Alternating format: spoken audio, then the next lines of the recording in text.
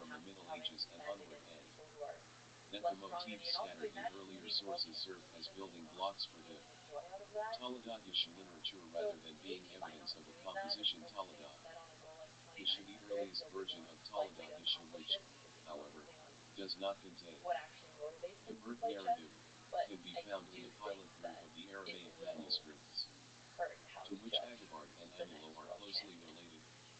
I The think next it won't nucleus in change him Christian being the best player in the world. sources appears in the And for 13th someone century in to a collection of mention, Hebrew even on passages say like Nepo versus from Dayton, Paris and in the even writings if of when the it's a anonymous win, of it's not even Pausel, some ca. fancy stuff done for the merits 1260, of now follow. who has the most by the famous lengthy title given quotation after the in fact that Raimundus well Martinus that Fugio has Fide, happened before in the around past, but still men make up the 1280, same effort to which prove corresponds to when the they would have had manuscripts been of like the 10, Helen 20 group, years but, to in become stronger contrast than magnets. I don't think to it them, changes the skill lacks the level that Greek narrative. becomes Another best Latin chessers. So translation was I published think for by the chess fans it's very Viennese disappointing, cleric and but I think that historian overall Thomas on grand Eppendorfer, schemes of like the d. public view, the people who don't really 1464, to like with what's the big number in popular of culture. Christian And I references to think it's Toledo less growing esteemed rapidly in the people 14th and who don't play chess like Bobby 15th Fischer did century. when people Parts know of Kasparov Toledo or Magnus were did. They printed just for the think first time by ability and Chris. talent and everything. Tien I think scholars it's in okay though if 1470 you're and playing a player 1520, who's not as followed by the strong. first printed edition But of the full I see your point as well. text I with know what Latin you're saying. translation by Let's. Johann I heard you Christoph ask actually. So what Wagenseil is in his your viewpoint? notorious Kila Igna Satani of 1681 Well, and by Johann Jacob his Wulbrich answer in is kind of cool, 1705. which Briefly he's not contrasting saying with this he's picture emerging from bored the of the world Christian sources, championship. the He's available Jewish bored sources, of a process Deutsch that doesn't notices that end the in latter best up to the way. 17th war, Like in even his 18th diaries, century, only rarely to refer to have Toledo a issue, small number of games. conspicuously, with He's only one he doesn't exception, mind losing IBN really Shapratz badly even Bohen. to a better All of player, these right? references belong Or somebody who's his to the level. Helen group of He's more manuscripts. anxious about losing From the combined to Christian and Jewish evidence, he to concludes weaker that the Helen players group because was of created smash sometime machine. during the Now, like 12th poker or the players have 13th that century, exact and from then on kind became of the dominant like version as to once he was of poker, Toledo issue.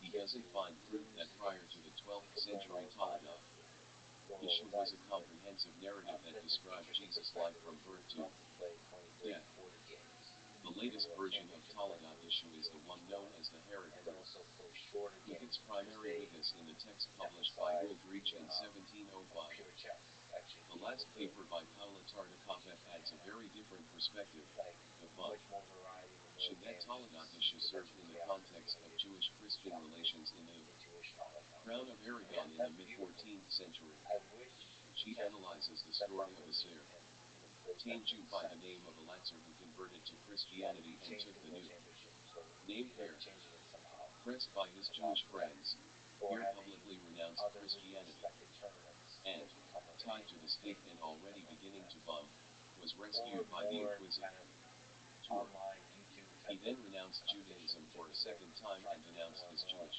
Like the crypto friends and all for this having kind of thing. Yeah, the rejudaized friends him. who are In the especially those who subsequent play it, which takes inquisitorial a lot of trial, the top players and Toledo, they do it online in shorter Isha format. played an important role So as the there's, Jews' major tool so to that's his convince perspective. Alatzer/Heir of Jesus' true origin as a Perhaps narrow bastard perspective conceived is through that he adultery. went to size the Olympic Games Tartakov for at 4 places. years into Introduction. the World Championships 11. because This they're trial there in its because historical it's context emphasized and this now. argues that the That's where the Toledo magic issue narrative happens. was Everything's on the indeed line used for in the medieval crown of Aragon not people only that to spend a rejudaize full apostates, 20 but years even to of force a dedication. repentant apostate to unveil Everything you have, Toledo every issue in minute of your public and day is hence spent at that to moment. instigate open People are confrontation with gymnastics in Christians. Olympic Games. This They're result, worthless in in turn, the state. deepens our And that understanding of stress, the text. that pressure, it can Yeah, I'm gonna break still people talking or about it some can create real magic. And shit. the person that's the underdog has the best night of their life. But the person that's been dominating for years all of a sudden slips up. And that drama from a human perspective is beautiful. So I still like the World Championships. But then again, looking at all the draws, looking at like, well, the magic isn't quite there. So to me, when I see faster games of chess, that's much more beautiful. So, but that I don't understand the game of chess deeply enough to know. Like, does it have to be so many draws? Like, is there a way to create more dynamic chess? And he talked about random chess, the random starting position. That's really interesting. But then, of course, that's like then you do have to play hundreds of games, that kind of thing. Right. But I think it's great that the world number one is struggling with these questions because he's in the position he has the leverage to actually change the game of chess as it's publicly seen, as it's publicly played. So it's interesting. He's still young enough to dominate for quite a long time if he wants to. So I don't know. I with Kasparov, the fight between nations. I hope there's never a world championship, and I hope changes his mind and comes back. some kind of dramatic thing. I don't know, but it is as hard as that, and then um, and then that's not easy, right? Yeah, it is beautiful that the thing he wants is a great game of chess against an opponent that's his level or better, and that's so cool that he's coming from that place. But I hope he comes back somehow because the world championship is a special thing in any sport. So you do wish that the person who wins the world championship is the best player in the world? No, I hope that the best people in the world, the two best people in the world, are the ones that sit down. But the person that wins, the person that's the magic of it. Nobody knows who's going to win. I think Magnus is so he really wants the best person to win. Like the that's why he wants the large sample size. To me, there's some magic to it. The stress of it, the drama of it. That's all part of the game. Like it's not just about the purity of the game, like the calculation, the pure chess of it. It's also like the drama, like the pressure, the drama, all of it. The shit talking that gets into the mind games. This is the part that's fun to watch, but less fun to be playing. But that's why it's great. Who can melt it? Who can rise under that pressure? That's what that's what I like. What there's a lot of people that look up to you and that are inspired by you because you've taken a kind of non-linear path in life. Is there any advice you have for people like in high school today that are trying to figure out what they want to do? Do they want to go to Stanford? Do they want to pursue a career in I don't know, like in industry, or go kind of the path that you guys have taken, which is have the ability to do all of that and still choose to do the thing that you're passionate about, your life. I always like the calculated risk approach where when you're younger, it's okay You're to take Canadian, more but risks. I don't You care. have a lot more time, Fucking but Carolina's there so has to be a Canadian. reason why you're doing that particular risk. Is it something that you spent a lot of time already really passionate and working on, or is it just something that's trendy and you want to do it because you don't have a better option? And that's actually similar to what Andrea did when she decided to go into streaming instead of school. Yeah, it was the reason I got into streaming is I was originally going to go to college, but the pandemic, it was right at the beginning of the pandemic, and all Itself, my since we classes were need to take online. into And I consideration never that the thought, ever since I was 12, Talladage narrative applying might to have been molded to schools, suit and I particular saw goals and myself nowhere else hence been than going to subjected to a university. creative process shaped And by the I thought of it ever-changing and kind of weighed out the risk. I'm like, well, if I take a circumstances gap of year and Jewish I try life. streaming with my sister, It goes without what do saying I that have to many of the like gain some questions raised experience by or the some risk enigmatic and so and on. So I was a lot more elusive advanced text than I knew. Talladot issue have And then not I been could go back addressed to in the school pages of after. this volume, And if I go to let school right alone now, been I do answered. online classes for a year, and But we that's hope something that that, I can do at in any time. presenting the So that papers probably of made our a lot of sense for me to go into that. appearance to the public, But of we course, at this least is also a succeed in very reopening unique the scholarly opportunity. discourse So I don't know how and applicable, but I encouraging do new think a questions lot and of answers. calculated risk is a really good The date I and like provenance of the ministry of Aramaic chess. Talmudot, issue exactly. on the basis Sometimes. of Aramaic You dialectology. also have you considered a Michael career in Sokology, professional fighting? I saw you did the a self-defense publication of class the Aramaic with texts, Joseph. Did you while a see late the Hebrew version of 10-year-old kid Talmudot being issue has run been over? known for centuries. Yes, and One, apparently too, what only very what little of it's the actually original starting with Aramaic chess version clubs. was available And it until has the to do late with a lot of stuff. But 19th century. I there's a lot to The these like first published honestly one Aramaic of my fragment favorite things to appeared in do, Jim and P.S., I have been a testing it out on polemic work of content. Sem And Tabai I and have a Safran, creator friend who's who supposed to lived do in chess Spain in boxing the latter tournaments, part of but there's no the limit 14th, to Th. Center sessions, 2 in unfortunately, because all the 1875. opponents are males, Abraham Harkabi Yeah. and published a I page can't of an fight a Aramaic guy. verb, How does chess Zion.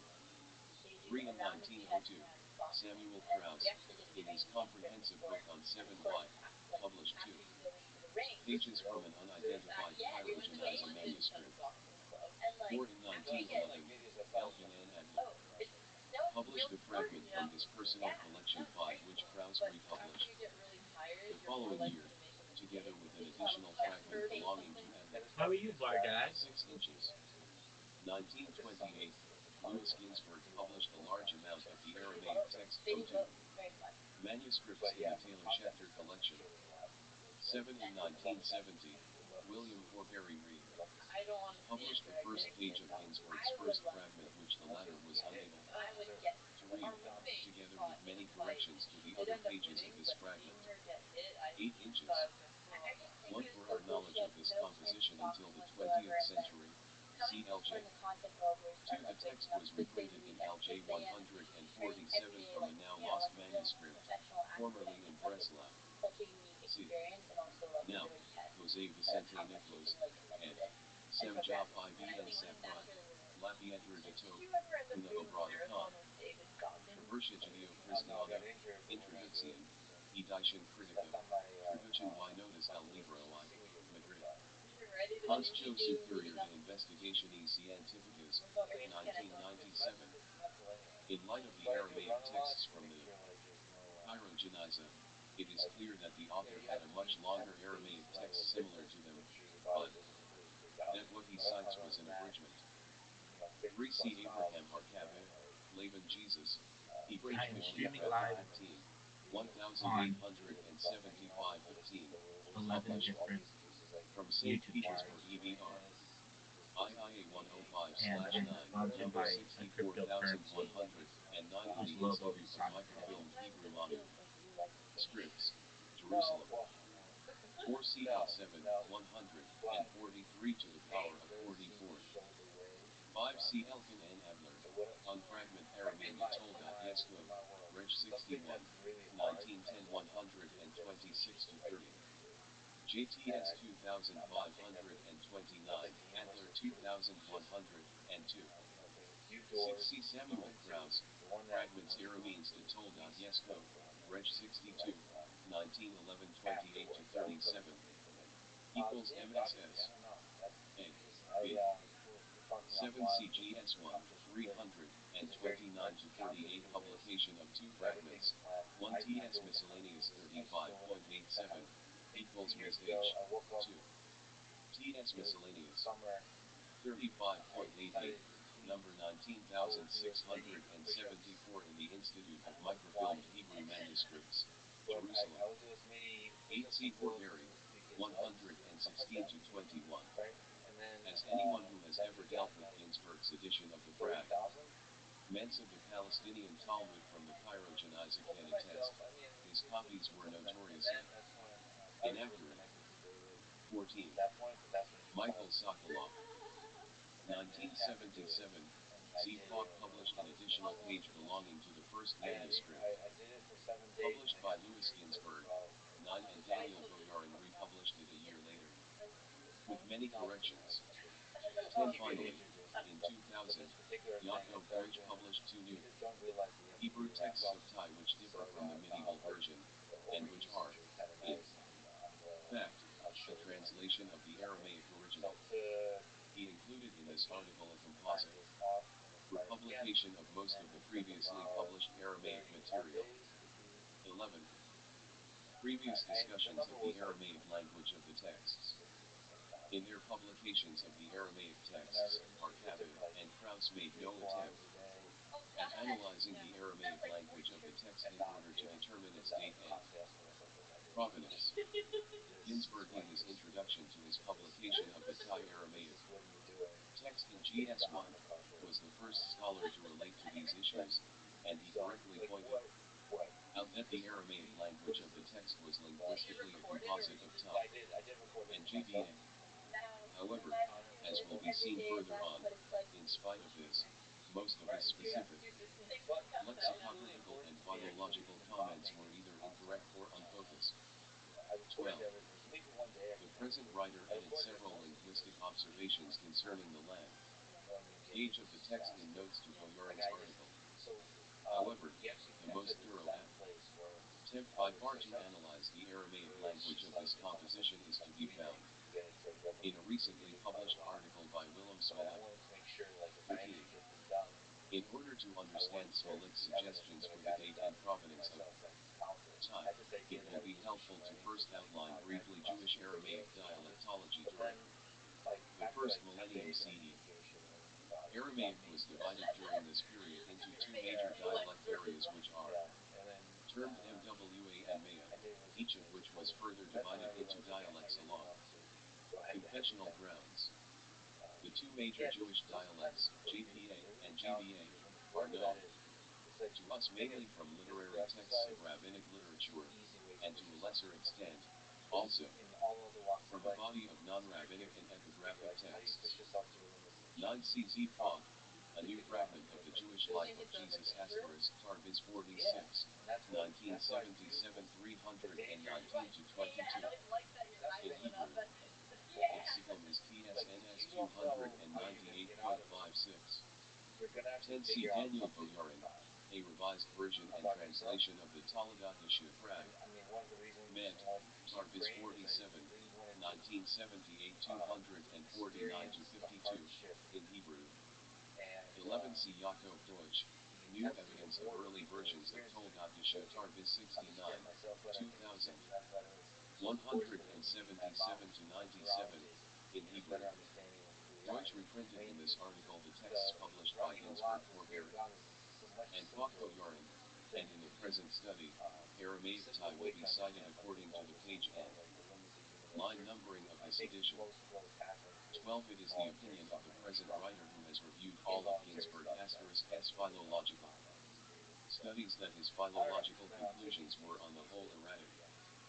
13c Smolik, Aramaic dialect. Smolik has been working on this text for the past few years.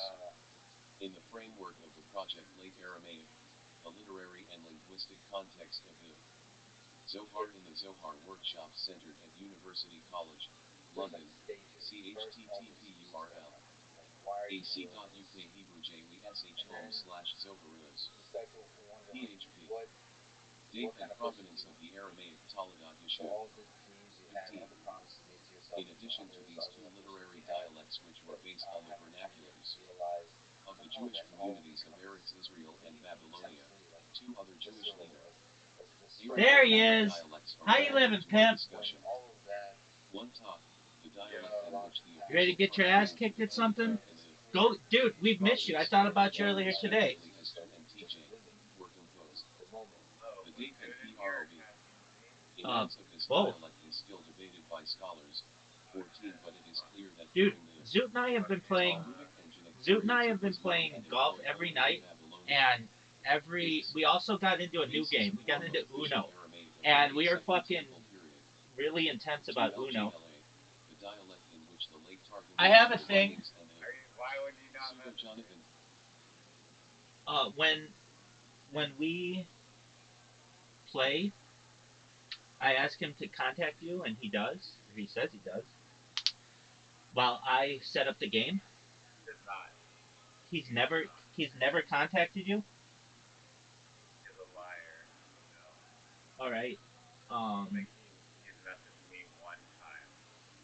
Okay. Well, That was a while ago. I know at least it was one time. And well, I've missed you. And what did we do? We've gotten really into fucking Uno. Hey, you want to play me 1v1 for old time's sake? In golf, In anything you want. archery, Yeah, we can do archery. archery.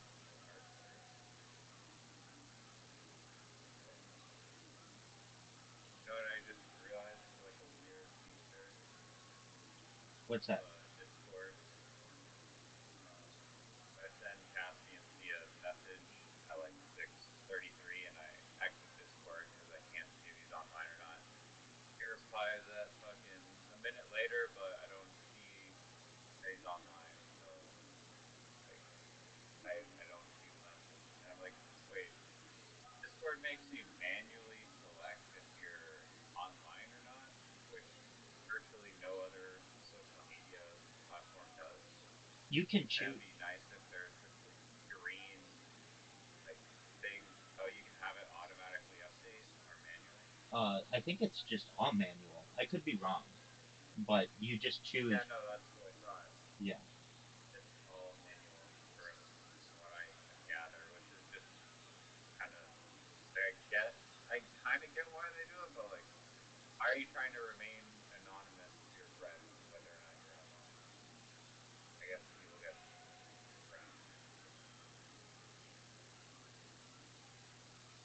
But that not being the case, okay, this is gonna be rough. This is gonna be pretty rough.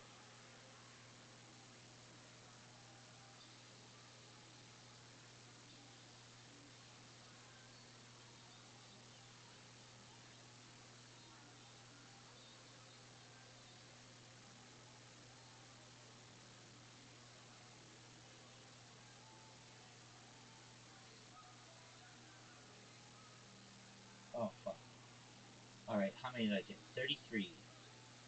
I don't think that's very good.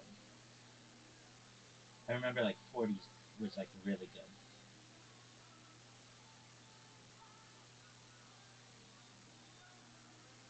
There you go.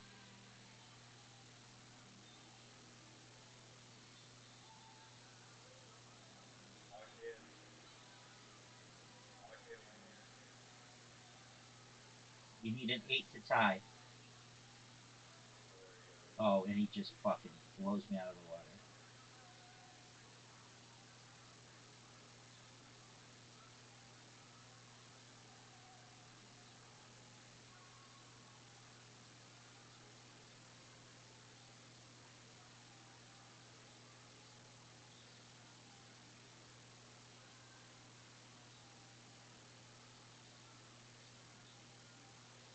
Shitty.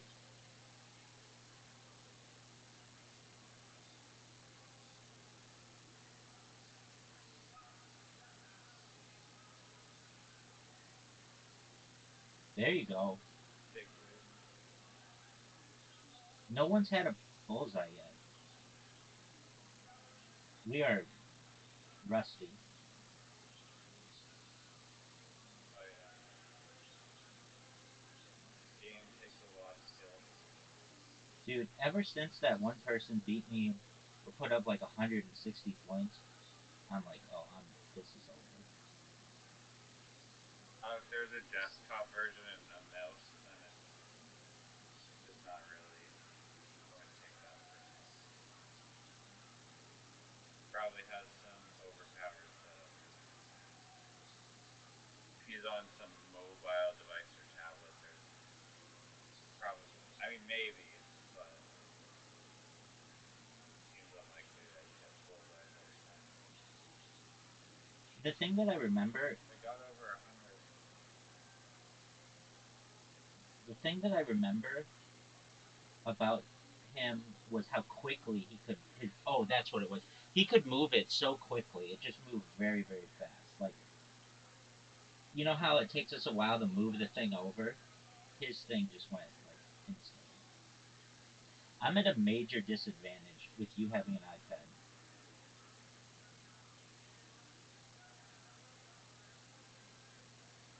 Oh god. Bye. I took a L that round. By 5 rounds. Yeah, Five I, rounds, I, but I think I made a mistake. I mean, I kind of forgot what we used to play. Oh, that's ugly. Still no bullseyes.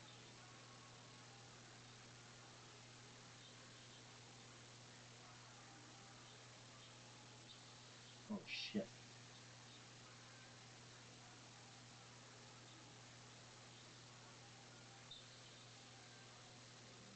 oh fuck. That was bad.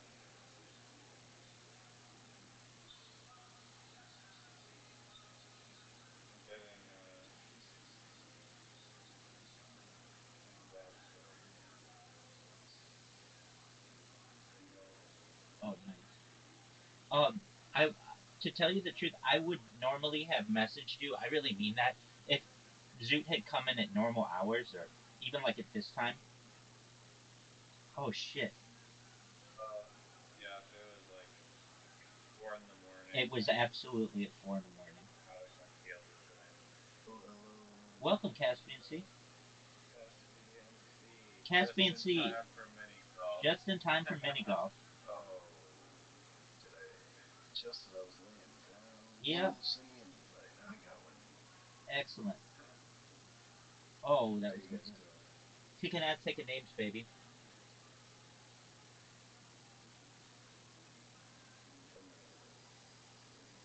As you can see, I have a amazing pangolin documentary to send you. You know what a pangolin is? It's like that thing they eat in China. It looks like a fucking like Are, armored oh, dog. armored thing? Are we talking about the coin? No, Are we talking about the swap? Pangolin swap? no, not a penguin, a pangolin. And Yeah. yes, they eat them in Vietnam. They're part of the anteater But they also that's the name of that's the pangolin swap on Avalanche chain. Yeah, no, I'm not. This is not a documentary on the pangolin swap on the Avalanche. Yeah. Oh man, can you send me the pangolin swap on the anteater team? I think that's hilarious. Pangolins are cool as fuck. They are. They're so fuck. The way they walk is so cool. And, I don't know. Apparently, they're poaching them for like the scales or something, and like Chinese medicine, but the scales don't do anything. But I don't know the reason why they're killing them. I guess for the meat. Does everybody? They straight up eat them in like Vietnam, but. Does everybody remember when Riser had an invite? There we go. Riser's watch Caspian see where Riser hits this ball. He's gonna hit it right off the little, right off the little corner. That's exactly where you do it. That's a really good shot.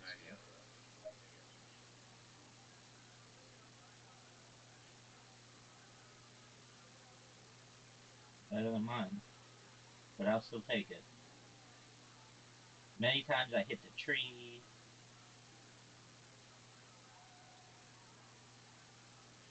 Oh, that's a. Ooh. Interesting.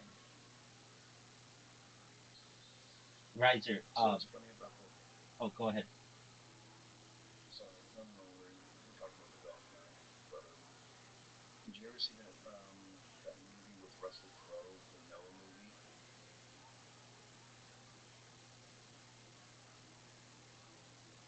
What a fucking shot! That deserved to go in. Oh, dude, fucking. You gotta hit it off that square more to the right. Yeah. Oh, what a great piece of advice. Thank you, Caspian C. Riser, seriously, when Zoot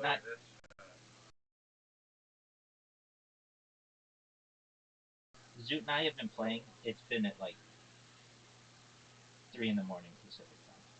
Like, I'm not gonna wake up. There was one time that it was at like a normal time, and that's when I had him messaging. I cannot believe I tied you guys. That was good. It was a good tie. I'll take it. Especially not getting that automatic 0. Why do I get to go first? Oh, so I'll just say it really quick. In that Noah movie, so they act like there's all these extra, and I guess technically, who knows? We do find like armored varieties of creatures that look like canids and stuff, and so what is it? God damn it. Whatever. I got this anyway. It's all good. What is it? So one of the first creatures they show in that movie is like it's like a dog, but it has the armor of a pangolin, and so that just popped in my mind because. Dude, fuck you. Wow. That was a fucking killer shot, bro.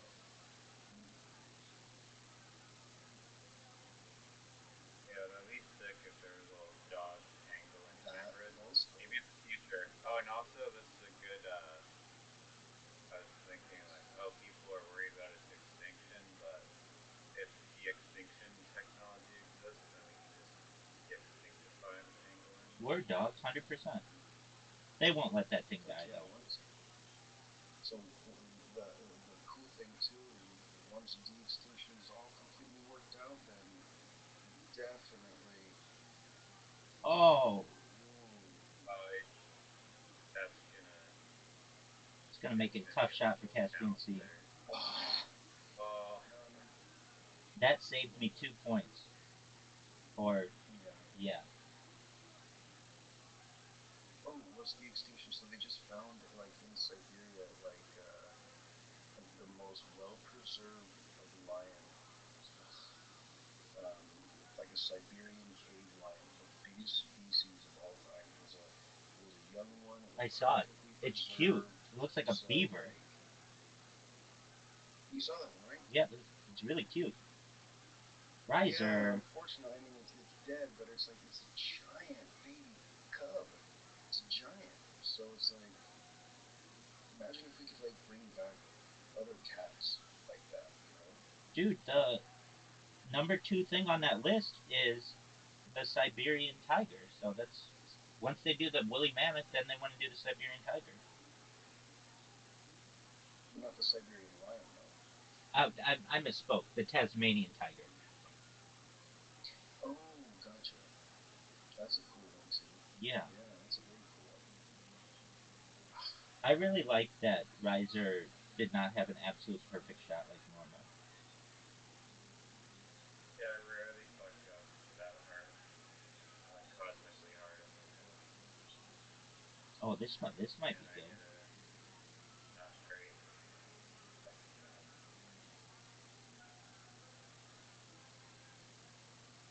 Get in. Why does the Tasmanian tiger look like a dog? Hello? What up? How are you? Fuck yeah! Hope you're having a great day. Fuck you. Thanks, big dog. I appreciate it. Very kind of you. What's good in your neck of the woods? Merry Christmas. Happy Hanukkah, Merry Jonzo. Christmas. What's good? Thanks, bro. What's good in your neck of the woods, my man? Just had a wait. All right. How was it? But I was thinking about you when I was doing it. Most people do. How can you not? Who else is that? I'm 11 years old. Dude, that's how you get Well, kicked out, man. yep, What? got him. There you go. Wait, what did he say? He said he was 11 years old. I don't I understand think why people think he might that's have been funny. trolling. I think he was too, but you know, I mean, what are we supposed to do? Trust someone who's now a proven liar? Right. When it says you have to be 18 in here, and they're just okay, troll all you want. You don't have to do it in here. That's not funny. There's so many effective ways to troll. Like honestly, I mean, Rabbi has fun with trolls a lot of times, but you gotta be kind of clever. Well, you can't do things against the terms of service of Discord, which that is. You have to be at least 13 to be on this fucking site, or to use this, and then you have to be at least 18 to be in here.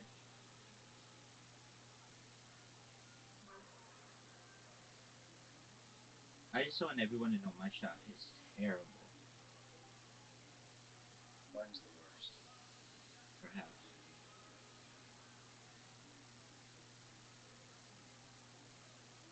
Oh, no way. Wow.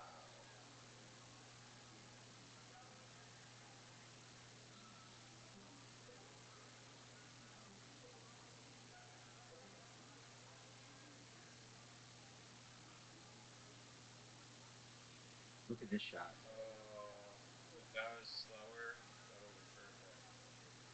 Somebody take out that fucking gnome right in front of the hole. There you go. That's what I'm talking about. Oh, wow. That was almost perfect. I saw that was something, yeah.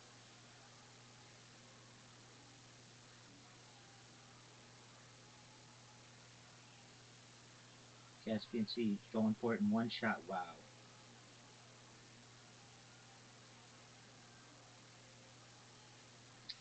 I do not like this one. Rabbi, call me crazy, but I was like, I wonder if Rabbi's.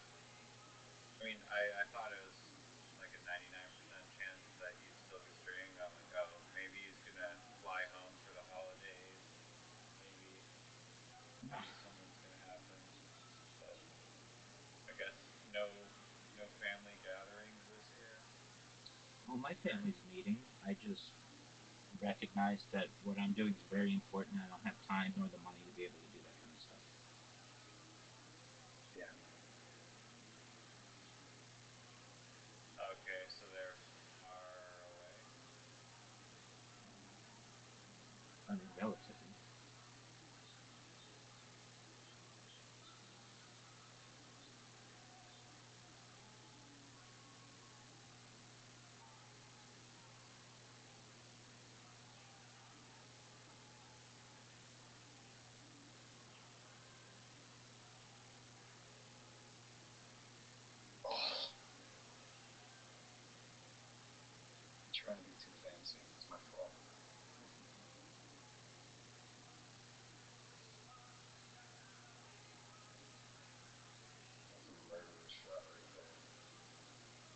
try to keep the lead on Riser. Cassidy, what happened on this little thing? Nope. Oh, now you're. Yeah. Unless he's up here also. I'll take that shot.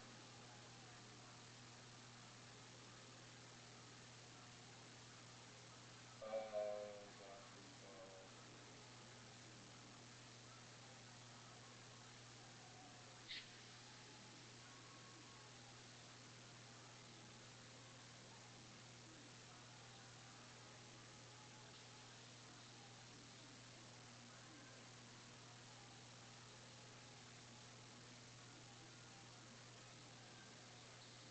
Riser needs to hit the shot.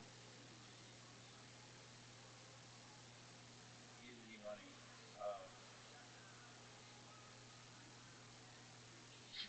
I actually almost made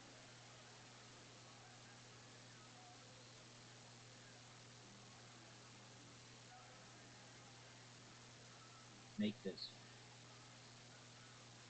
It's in the hole.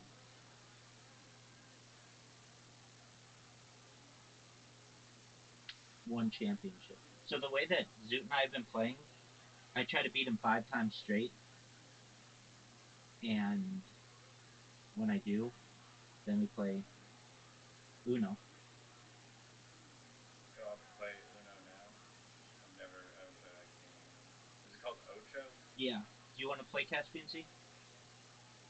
Yeah, I'll play one. Okay, so I'll just tell you some secrets to it. If you want, I mean, take it for what it's worth. But Equal. Whoa. yeah, like, well, I don't know if you've played much Uno in the past, but it's not exactly that. Maybe it is. I don't know. There's okay. So you'll get what is Zoo calls them premium cards, but I think they're called special cards. Waiting for other players. All right, so the one that has like a knockout, like a circle with a cross, like a like a crossing circle, is a skip. One that has a reverse. Uh, You're up, Rosie. I don't even know how to hit the buttons to play. that's okay. I Uh, think you tap the card. okay, so the big things are if you have like a draw four for someone else, like where it says +4.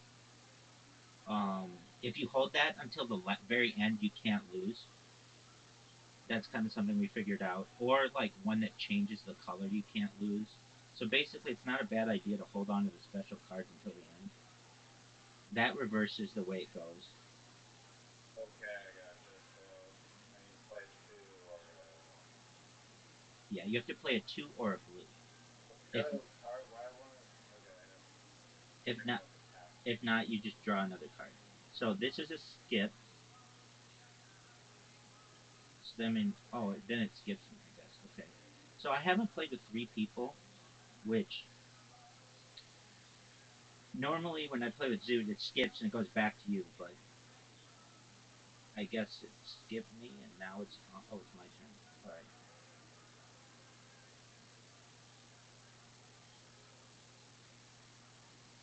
One other thing, if you have a card that's like makes somebody else have to take extra cards, and they have one of those as well, then they can reverse it on you.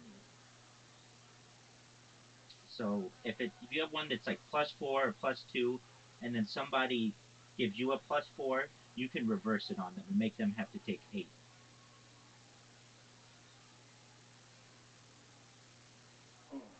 Yeah. So, well, you guys are doing okay. So like there, if Caspian Sea would have had a +4 himself, he could have doubled that up on Riser. What do you mean by double that up? Change the color? No, it would have been like, okay, so you put a +4 on him. Now, see how it just did 8 on him because you had a +4. Oh, he has to draw 8 cards. Right, it doubles up on him. Wow, Riser gets his first fucking win. right off the bat. I shouldn't give you guys any secrets. Yeah, no, I'm really good at this game. You got a ringer.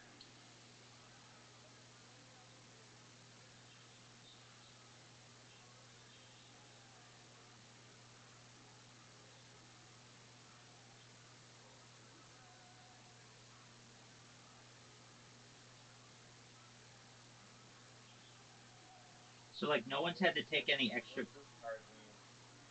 No one has drawn. Wait, can I just draw the two? Or like, what's the key? Well, no, you got I 6. drew 6 cards. Right, because we had each put down a +2. So it gives me 6 cards? Well, because you put down a +2, and then Caspian C put down a +2, and then so like you must have. I put down +2 too. So you have something to block it. So then they all go to Caspian C.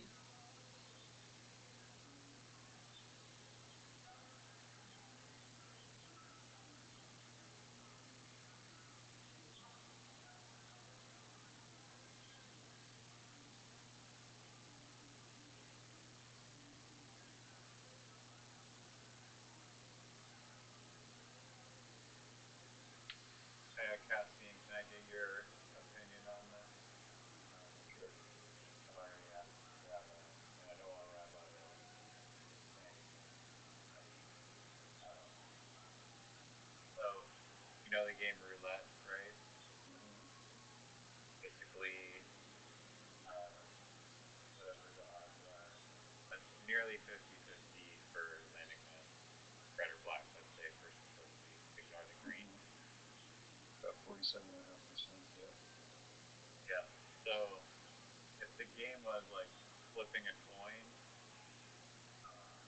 the odds of getting heads 2 times in a row goes from 50-50 to a quarter, 3 times in a row, 1 in 8, 4 times in a row, 1 in 16, 5 times in a row, 1 in 32, on and on and on and on, right?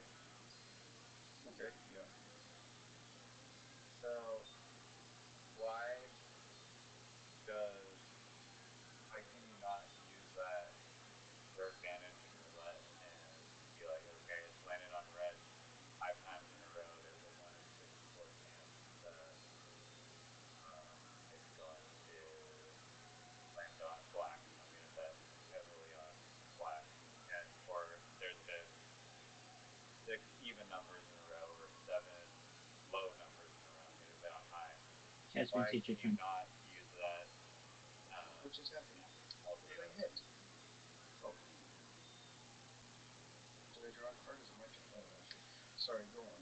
I thought I left the game. So, okay. Holy shit. The green numbers are one of the factors, again, because of lowering it.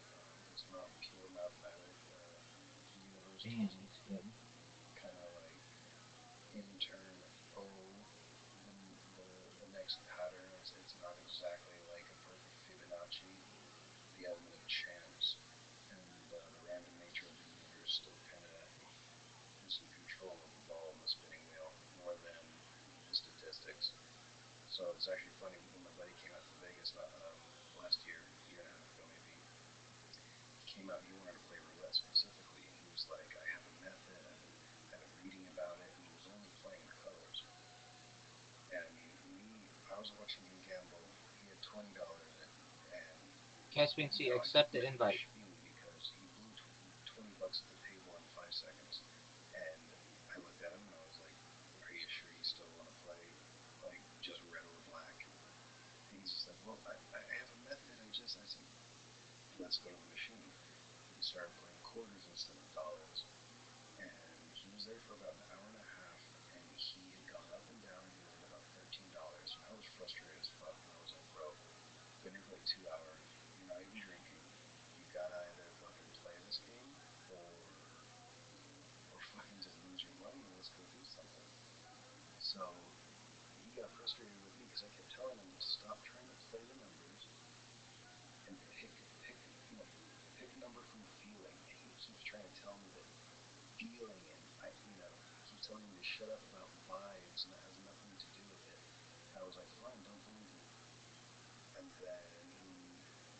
finally got frustrated. He's like, "Fine, you do it." I sat down for about 5 minutes. I got him up for $47, and I hit cash out. And he looked at me and he goes, "Why did you hit cash out?" And I said, "Because we won." I said, "We just beat Vegas. We were here for 2 hours. We went down $6. I took over and I went 250% your investment. That pays for dinner. That's winning in Vegas. Did you get a free drink?" He said, "Yeah." I said, "You just won. You just beat Vegas. I showed you how to beat Vegas. You have to take your winnings and go." But honestly, it's just about vibes. I lucked out fucking turning $20 into 46 or whatever, but ultimately, um,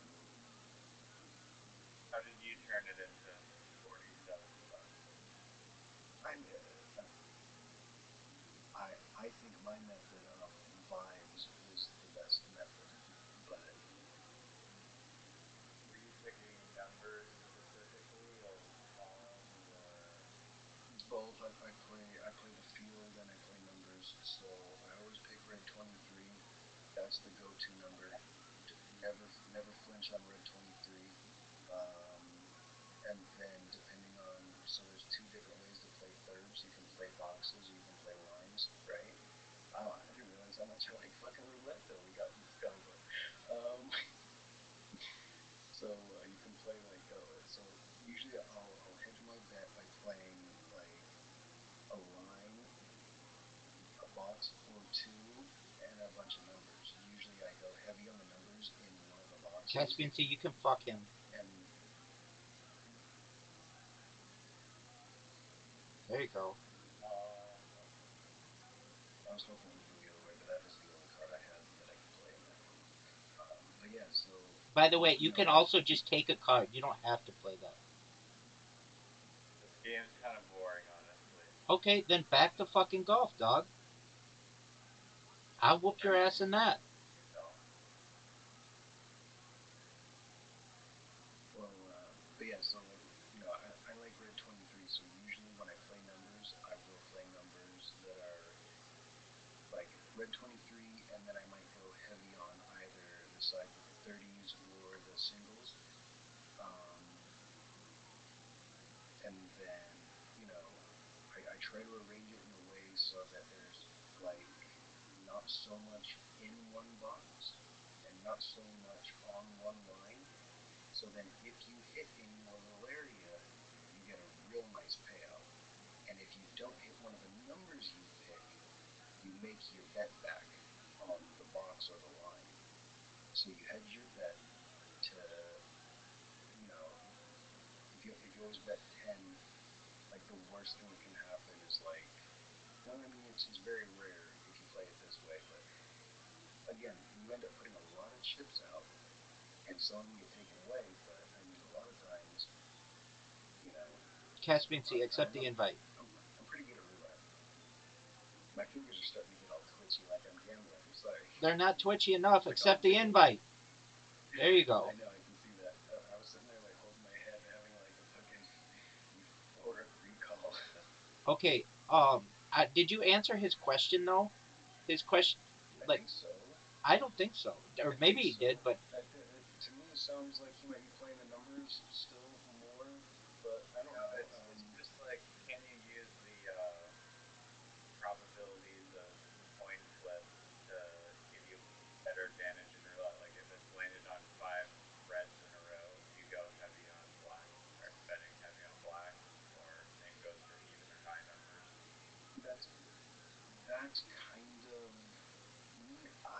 I don't fuck. believe in those, and I pissed my friend off because he's like, "Why are you putting money on red 23? You just hit on red 23." I said, "Because red 23 is going to hit again." He said, "That's impossible." And then I hit red 23 again, two in a row. And he looked at me and told me it was impossible. Like, this is a different thing. Um, but How is that not gambler's fallacy? what? How is that not gambler's fallacy?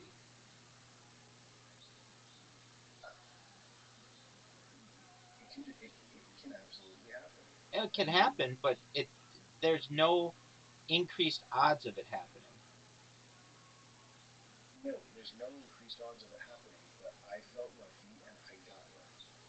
And personally, I think gambling is more about luck than statistics. So pray to something dark and evil and known for luck. Make it. Oh, no. Make it, make it, make it, make it, make it. Oh, what a great shot.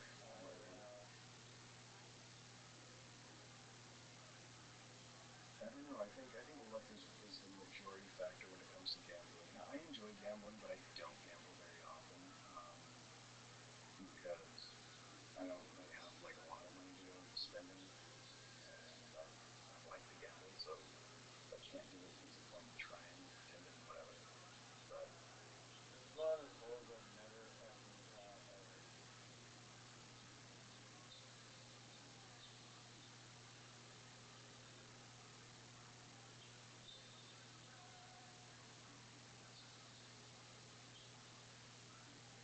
How did you get more momentum going that way? you know, I wish I could explain, but I think it's just luck. No. That was a fucking killer.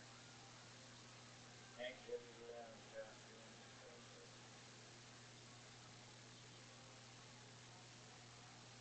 A little bit more pepper, I might have hit it, but you can't go around. Oh, wow.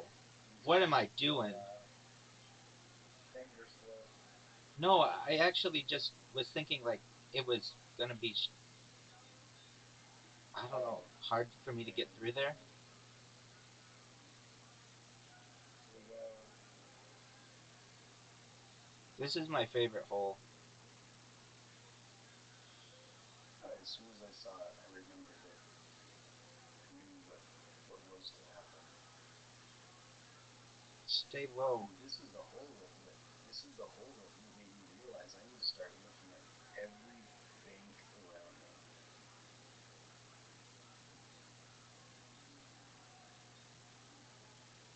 Oh no. No. He was gonna try to fuck me.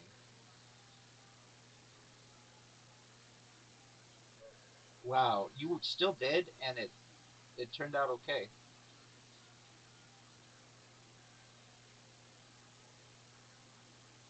Be the shot. Hey, Riser, did you see that Tiger Woods' son got a hole in one? Charlie?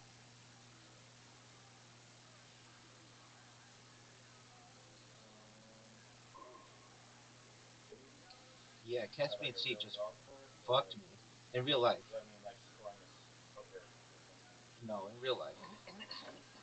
He's only like 12 years old.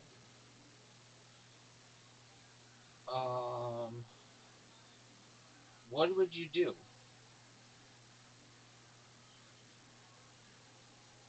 Yeah. Oh, that would have been good if there was more speed. Wow. Rabbi's taking L's.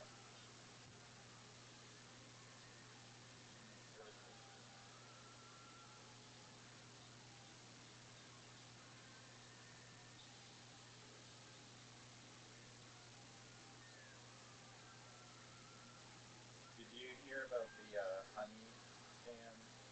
Australia? No, enlighten me, Did you say please. scam?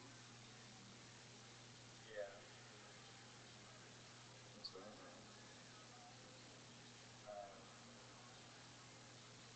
have you ever seen there's like countless amounts of YouTubers that were doing this browser extension called Honey, and Oh, that. Yeah, I remember that. yeah, so like What a literally they shot. have this like infinite marketing budget apparently because every damn YouTuber was doing this for like years, and it's a browser extension that is supposed to scan the internet for coupons and apply coupons to your cart Yeah, I before did hear about checkout this. and get you a better sounds simple and non-malevolent. However, like a video came out a few days ago, just exposing them, and That's an Amazon company too. Or is no, it it's owned by a PayPal? I can't remember. PayPal. Yeah. Okay. So basically, it would their YouTubers that were promoting it would get their own affiliate links. Oh, fuck off! Is it on this one? They get their You having a hard time with this one? Fuck! Caspian, this is fun to insult. Everyone hates this hole. Article. This is the worst one. I fucking hate this one.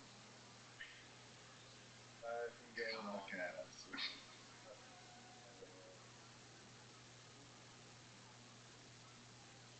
Oh, Come on. how these like referral links work? Basically, they have like a last click or like most recent link clicked to the affiliate link gets the whatever like the percentage of the sale. Oh, okay. So what Honey would do is like they would basically hijack the last click affiliate link. Fucking hate this. So Yeah. when you click, clicking through is irritating. When you click to scan internet for coupons, it'll say like, oh, we didn't find the coupon, but it'll still hijack the we were the last referral link that you it's like hundreds of millions of dollars of people still. Wow. It's crazy that it's not it should not get exposed, you know. It's just like for fun, really. But yeah, literally times. This is one of them ones I think. Damn, fuck this little too thin. That's what I'm saying. I don't know. Everyone fucking money grabbing with pictures these days. With corporations. How could PayPal do that though? I thought they had our back. Yeah, exactly. They were the OGs. Oh, thank you, Dexter.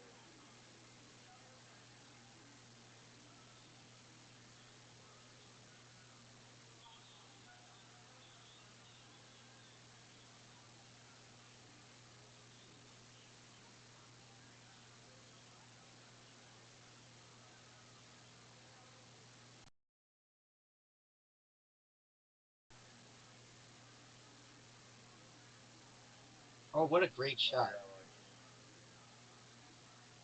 Too hard. Hockey memes. Riser. Riser has one, Rabbi has one. Caspian C is looking to get his first win on this next game. Here we go, folks.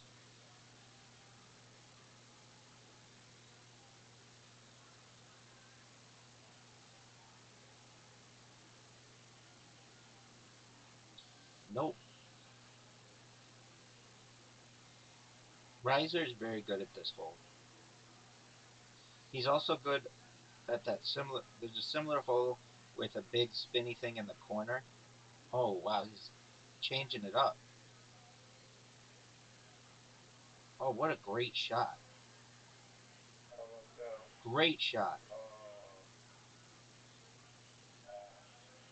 That was some murder sauce right there. Dude, I might have to do the same thing.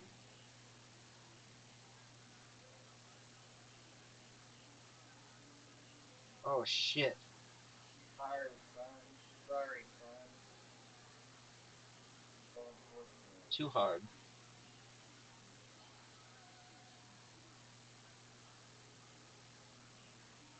Caspian C, if you didn't know, Riser has an iPad. If you're wondering why is he so fucking good, iPad. I actually upgraded. I'm playing on like this custom made tablet that's like the size of like the backyard of my house. So Oh, what a. Ooh. We all know the bigger the screen, the easier it is. But I think it is. Yeah, you have more touch points or whatever the fuck it's called. It's more pixels. Surface area. You can slide your hand all around and still end up. you're not as cramped as what you were. Hit my ball. Are you guys feeling cramped over there in your little your phones? Yeah, we are. My little phone. We just You don't. gotta take this game very seriously. We don't use performance enhancing. Performance Maybe because enhancement. the Master It's all Chief's not skill, all of a baby. sudden. I love this hold. You're gonna blame the iPad on my lead, but it's really the skill. No, it's not. It's your iPad. The skill that Because when you play with a phone, you suck. I've never played with the phone. One time you said you couldn't find your iPad, and you started playing with your phone, and you were not good.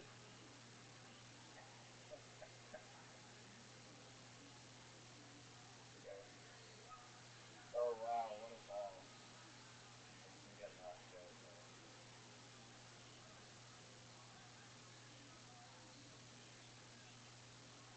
Oh, he protects me. No way. You got fucked. Done. Oh my, all of All lip, no hole. Uh-oh. Riser. sorry, His I lead is used in your iPad. shambles. Some ridiculous man at 21 extreme. Here we go. Here we go. Not what I wanted. Not the shot.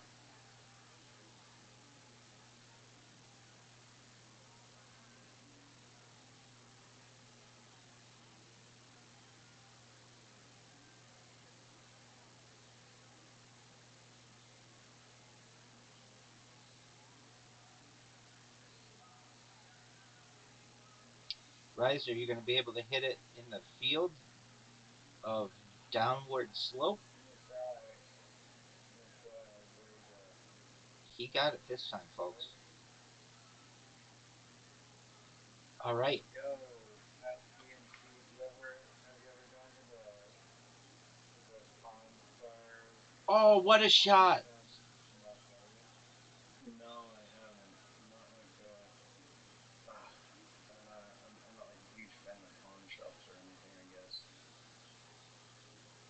Really? Why not? I don't know.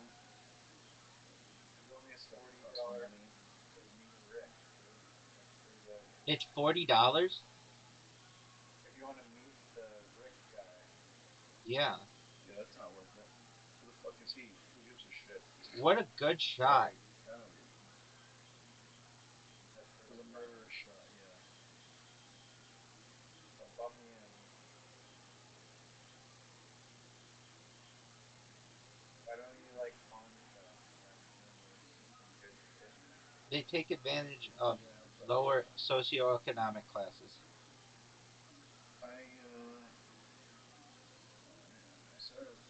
You know what's really funny about that David Chang thing you sent me? Oh, fuck. I've been giving away a lot of my stuff lately. I actually had like a run a few years, I mean, for years, I give stuff away because I don't like to have a lot of possessions.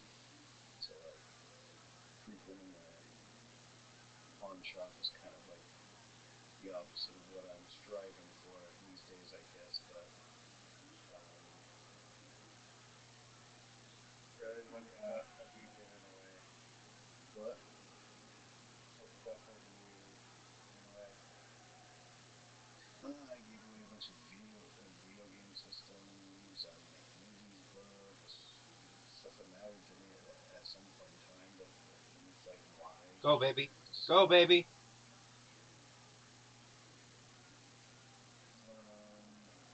so like yeah, that. I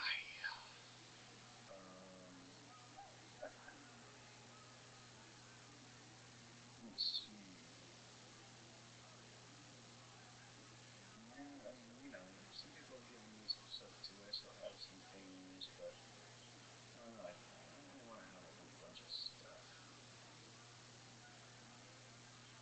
Oh, dude. Riser's making a comeback. Don't Hit his cast ball. his electric Or hit energy. my ball. Don't hit his ball like that.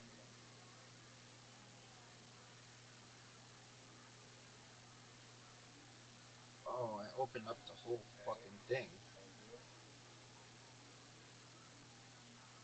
Get in. Get in. Yeah. What a beautiful shot.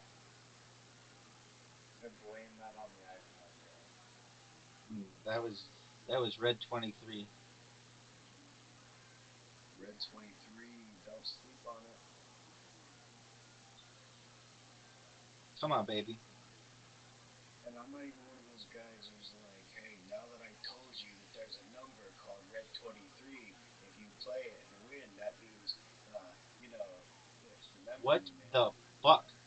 It's like, there's always been a Red 23 on fucking roulette. Every time someone says some stupid shit like that, like, oh, play my numbers for me. It's like, there's money in my hand. Oh, man, those are my numbers. You are not a fucking person. Get out of here. Yeah, I have a strategy that's like guaranteed to win. Uh, I hate this hole. Okay, down then. you freaking you wait for someone to win, and then you go and assault them and steal their shit. Hang on a second. How's this game in to get a friend? Oh, get ready to run that back for me. Yeah. Just let me know when you're ready. So you watch for someone else, please. What a fucking amazing shot. Dude, he just got the win with that fucking bullshit.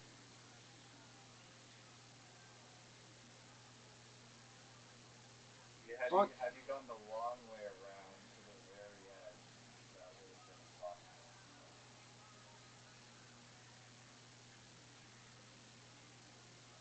Yeah, not. This is a trickier shot. Go in the water, hit the trees.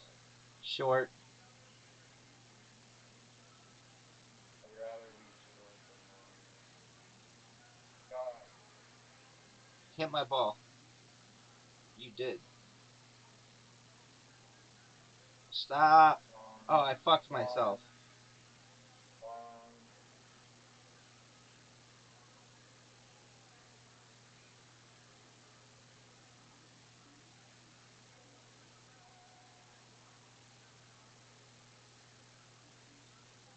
Make it. Do you have any strategy for beating this decision? Yeah, not playing. Do it. Yes! That was a fucking shot, ladies. If anything, it's probably sports betting, which I don't know. Do you guys do sports betting? Not anymore.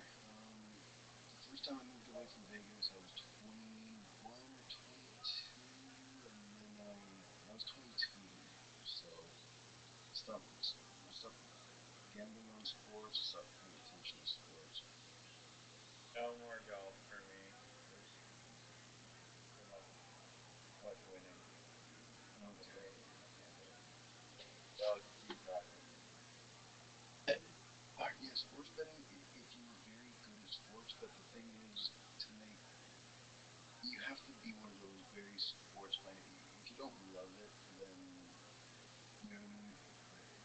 It's I got to be feel a you're a real passion. data analyst to speak of sports. 100%. What up, deleted user?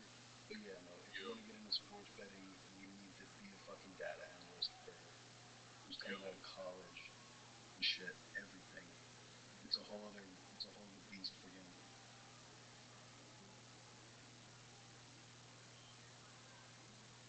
Here's one that's actually closer to like 50-50 on. Is I mean it's not early, but the this Bitcoin trader that I follow literally trades like binary options and like 1 minute to like 5 minute candles. And Mm. all you have to do is predict which way the candle is gonna land in the next minute, up, green, or red. Yeah, Like literally, yeah. that's how this guy has made like a lot of money by trading. But I've seen him lose like $40,000 in like a day. Wow. You if you're not winning like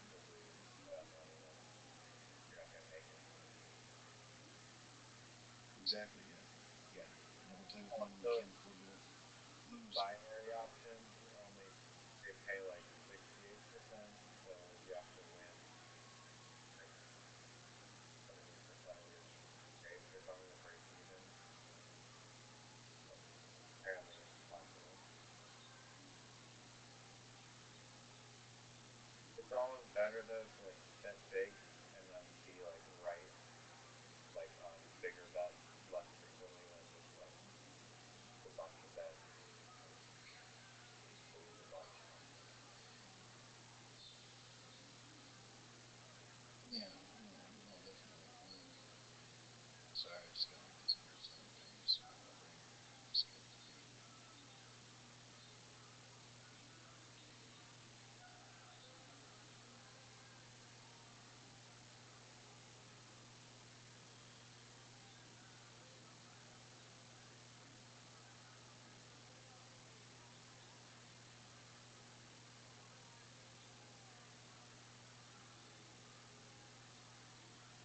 Have you seen some crazy shit happen in the casino?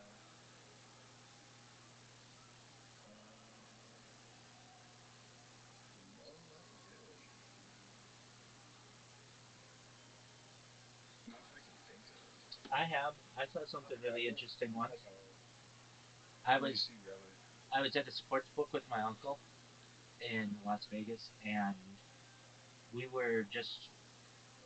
My uncle had these poker machines that he would only play at. They were only available at the bar, and he always said if they ever got rid of them, he wouldn't gamble anymore. But he would win like $10,000 quite often.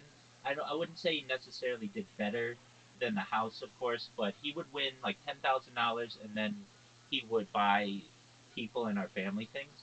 And so one time he was just playing that, and I was sitting next to him, and a guy at the bar started having a heart attack, and I got up and I ran over to him, Wow. and I told the staff that they needed to call an ambulance immediately. And all of a sudden, like all these people crowded around him, and the guy had a heart attack, but he survived. But it was just like something that we were not expecting, that someone would be having a heart attack in the middle of a casino. And I just I remember my uncle was like, normally people just let people do their own thing, but you noticed that and started telling the bartender they needed to call.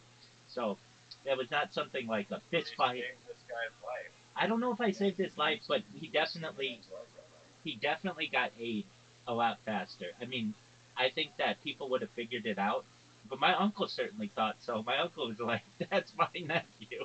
He saved this asshole's life." Fuck yeah, dude. I have one other Oh story. yeah, what if he has a what if he was an asshole? You don't know. No, You don't know no, what I don't. might I could don't. have saved. I did. He didn't say that. Well, He didn't say that. He said, um, if Rabbi would have factored in the other person's personality, then that would have no longer been good karma, a little bit of lack of judgment. there you go. Even if you decided that the person was good enough to save, Um, Yeah, the right me thing was just running up and doing it. Karma. the other, interviewing them before. the other story that I have, I don't gamble. Just I don't generally gamble, but um, when I just turned 21, and my uncle was turning 50, and he was throwing a really big party, and um, so like all my family from around the world went and um, came to Las Vegas, and we were having a really good time. And um,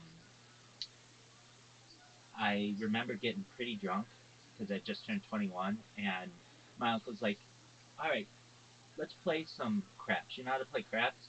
And I'm like, "I have no idea." And he's like, "Even better." So he's like, "I'm gonna give you $20, and we're just gonna see what happens." And I turned $20 into $2,600 over the course of like an Fuck hour. yeah. And it was just one of those things where I just kept throwing the dice, and people started just like in the movies where they get around the craps table, and I kept saying like, "Well, what do you want me to roll?" And they're just like, "Shut the fuck up! Don't put the heebie-jeebies on yourself. Just throw the fucking dice." And it was amazing. I remember I got super drunk. I was They kept bringing me drinks because they're like, we want this guy to just keep his like looseness going. And I remember my uncle was like, all right, so we're gonna cash out, and he's like, okay, so you've got to tip the teller or whatever. And I'm like, okay, like how much do we tip? Like, I don't know, 15%, 20%. He's like, nope, $500. So we tip him $500, and then we went back to his house, and I just remember calling my friends the next day and being like, "You're never gonna believe we turned $20 into $2,600 and then stopped." And it was just like a movie where we must have had, I don't know, 25 people around the table, and everybody's betting on whatever I'm saying.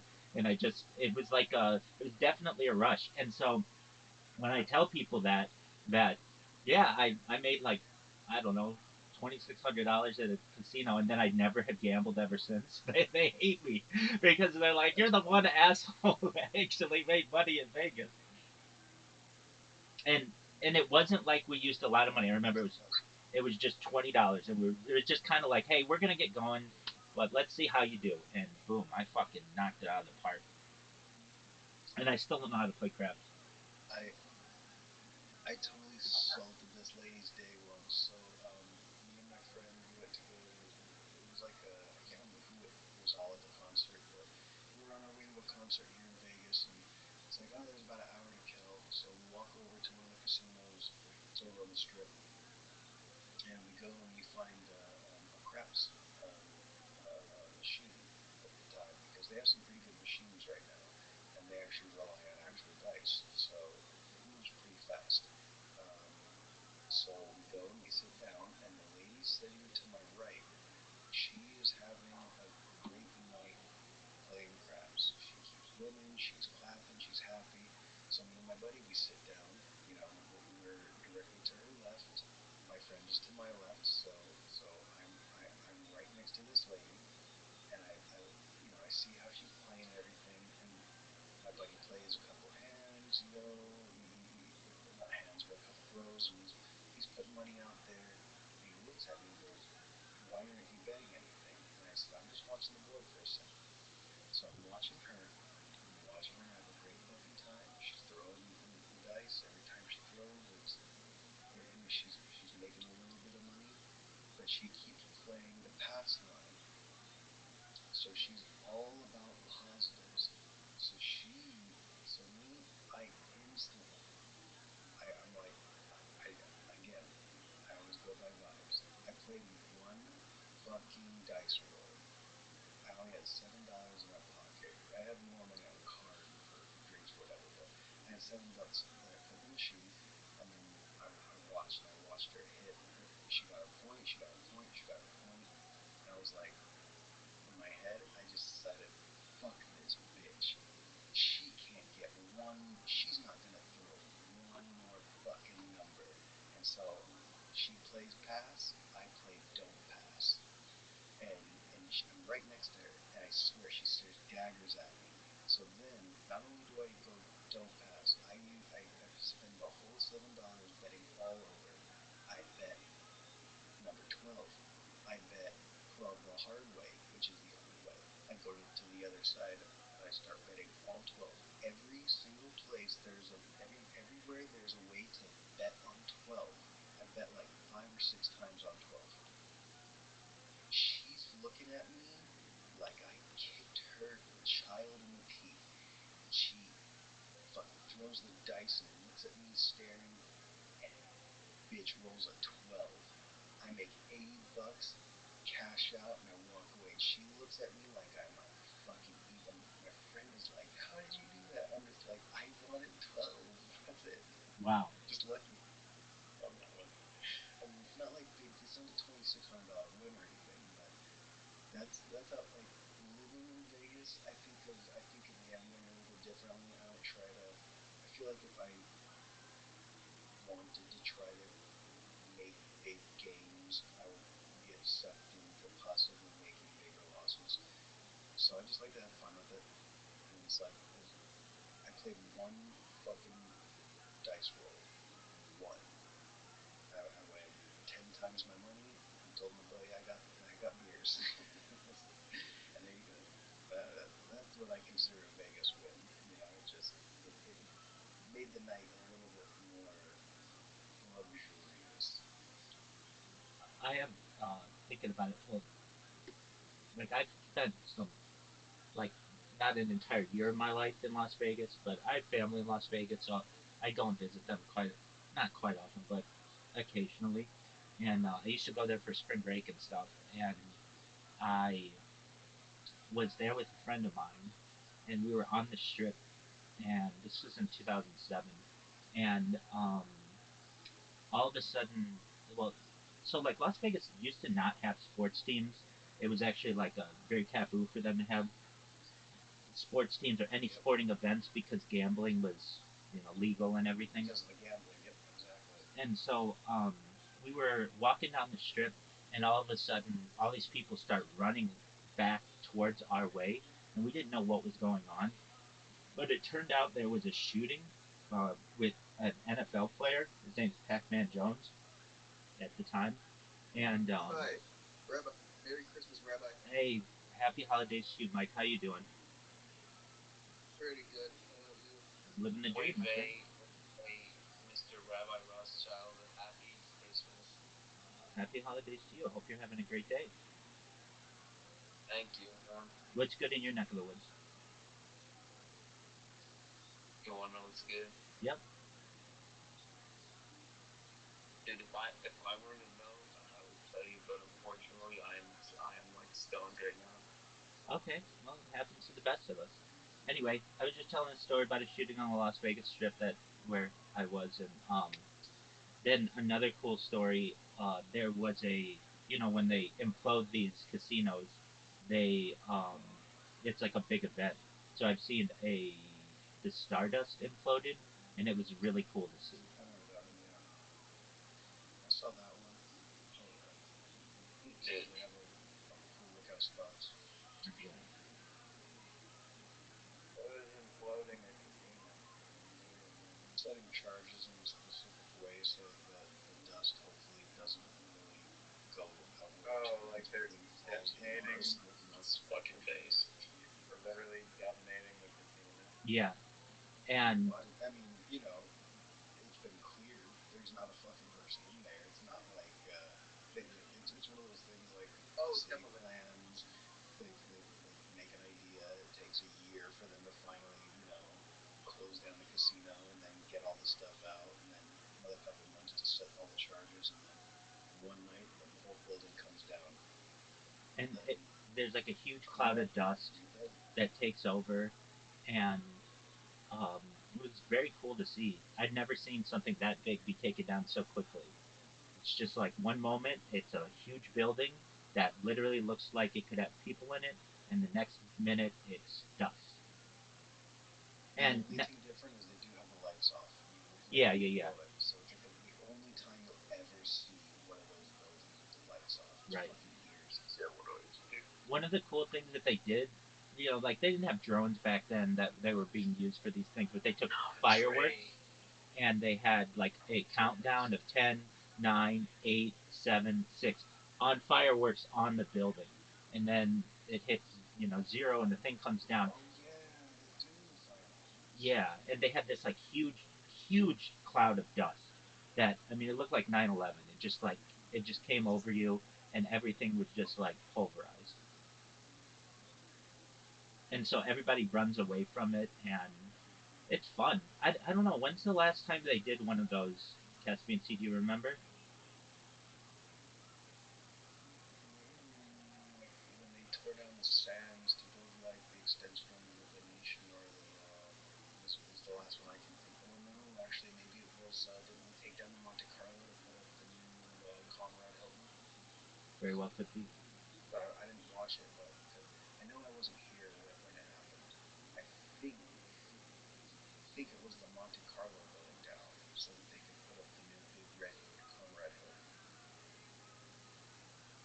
Very wrong. I could be wrong. I'm guessing there's no like neighboring buildings to this thing. There are. There's a lot of land in between, so there is more than enough to kind of cordon off and chain it off and everything. But you know, on those nights, I'm pretty sure the neighboring casinos don't have the pools open. You know what I mean? Yeah, exactly. And then they have to clean them all, like the exteriors off, or perhaps wait for a rain. But yeah, it's pretty wild to see that. And but I had only ever seen them on television, which is still something to see. But for them to go as quickly as they go, it's wild. I don't I don't know. Yeah. Go ahead. Oh no, I was agreeing with you. I just said yeah. They just closed down the like last summer. I want to say the Flamingo. Um, and but I don't think they imploded it. It's just I think somebody is going to just use the land for something. The, so where the Flamingo Oh, building is, that became the West Gate, which is okay, no there you longer go. the West Gate. Now that's something else. But that's actually what I was going to ask you when you said you went to the sports book with your uncle. Did you go to that one? That is the largest sports book in, it's not open anymore, but it was. Just as far as like actual square footage, the largest sports book in the world. No, we did not. So the family that I have there, they're locals, so they know that that's just like a den of thieves. So they have like, Exactly. yeah, Yeah. they're local casinos that they would go to. My uncle Best lived Valley near Samstown. on the east side. Yeah, Yep. and Yep. so Exactly. um, at the time, I Old think, Motor Highway. yeah, exactly. It was a major um, sports book because they had just opened it. But yeah, I mean, they all kind of try to one up each other. I think I've been there a few times when it was like, oh, this is the biggest one in the world, and then like Caesars will build theirs, and this is the biggest one in the world, and then MGM Grand will, redo theirs, and then this is the biggest one in the world. I have not been uh, since they, yeah, I would say it's been, I don't know how long it's been since I've been to Las Vegas, but really, there's just not, I don't know, I don't like, there's like a change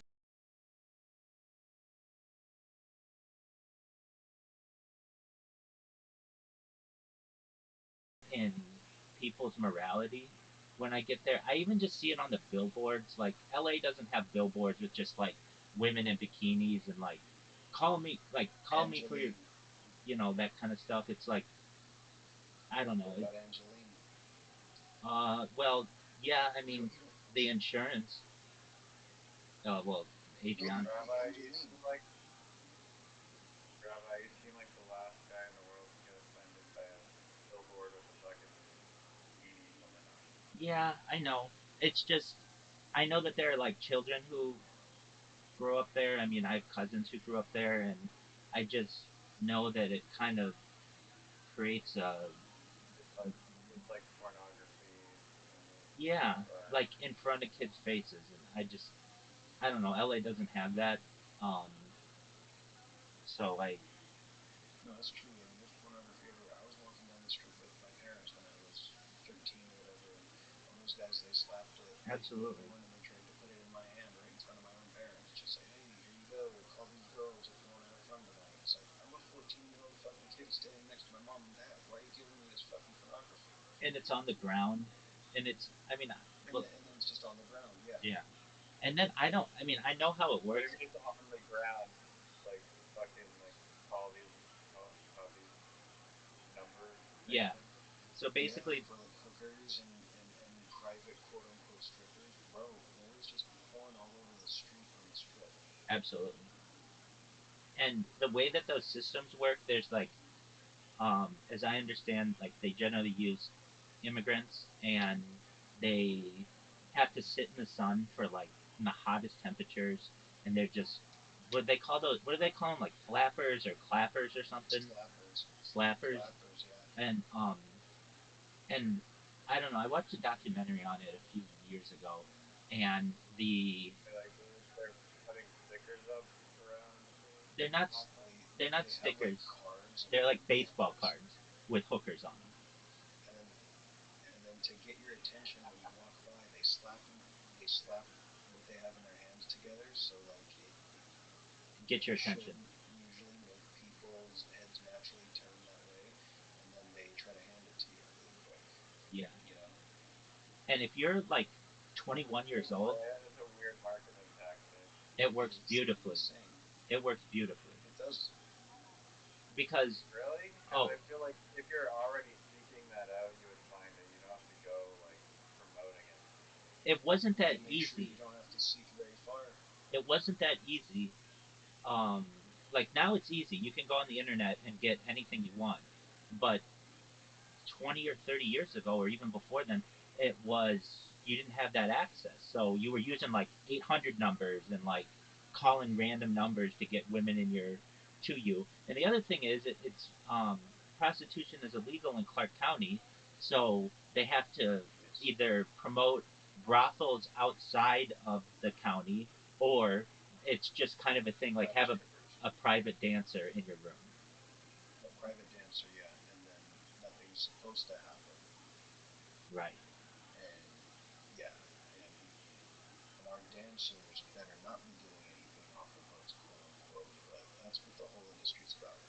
And the city changes.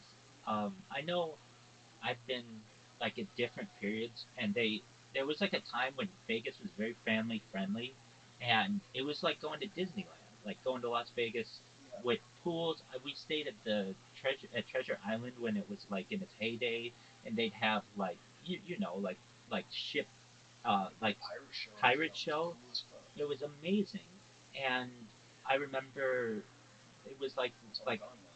yeah, I mean, I of course have been to Disneyland multiple times, um, and Disney World, and I Yeah, it's just like we had our own Pirates of exactly, the Caribbean type of situation here exactly, for real. exactly. And so there was a period of time when Las Vegas was doing its best to be family friendly, and then it changed. Then it went into the what happens in Vegas stays in Vegas, which backfired in a lot of ways, because people would just just um, destroy the town, and then be like, well, what happens in Vegas stays in Vegas, and they would. But the saying was, yeah, what happens in Vegas stays in Vegas, but I have to live with it, was the locals kind of phrase, Yeah, and um, it Do you just notice that, Caspian? It seems like it's just like attracts like the worst type of people. Less good. to be honest, except for the few people I like to hang out with, I think that most everyone else I look at is the worst kind of people. But that's just me being very misanthropic. I think that I noticed that kind of sightseeing or tourists mistreating the the land. I noticed it a lot more in Hawaii, but I mean, people do. They throw their trash on the floor. You know, it's Vegas. They get drunk. They piss. They get in fucking fights. They do things they wouldn't do in their hometown because it's Vegas, baby, Vegas. But as far as like people just almost seeming to show up for the express purpose of disrespecting a land, like living on Kauai, it was infuriating. Like people mistreated everyone who lived there, um, and Really? threw their trash I thought everywhere. Yo, it was that wouldn't be a insane. problem. Why do Hawaii, you think that happened in Kauai? dude, on Kauai, it, they fucking hate the tourism because of how bad people treat the land and like the way they, you know, it's actually really insane. But I mean, it'd be one thing if I was just like, I don't know, if I was like, oh, people are actually using the trash cans, but they complain. I would be honest about that. Like, you know, I think they just hate the situation. It's like, no, I notice Americans mistreat Hawaii. Now, other people from around the world are different. Hawaii's a beautiful place, and it's not really America. America fucking owns it like a commonwealth. It's an occupation, and so shit on Hawaii because America's got a stranglehold on it. That's it. That's really it. You know what I mean? It's a fucking island, peninsula in the middle of the ocean. So it's only Americans that mistreat. Um, like they treat everyone. They treat all the servers and bartenders like shit. It was really weird. Really weird. Sounds like when I have Canadian people at the table.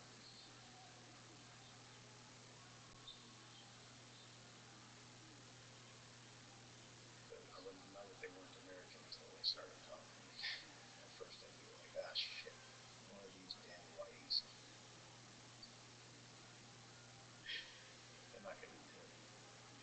And they'd be like, oh, hi, sorry, can I order a drink? And I'd be like, absolutely, sir.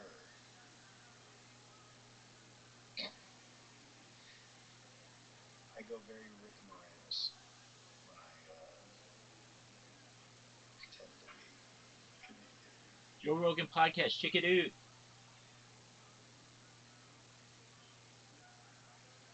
Are you watching Joe Rogan or Lex? I'm watching Lex, but I always do that Canadian accent when I watch the beginning of it. No. Joe Rogan podcast, check it out. The Joe Rogan experience. Train by day, Joe Rogan podcast by night, all day.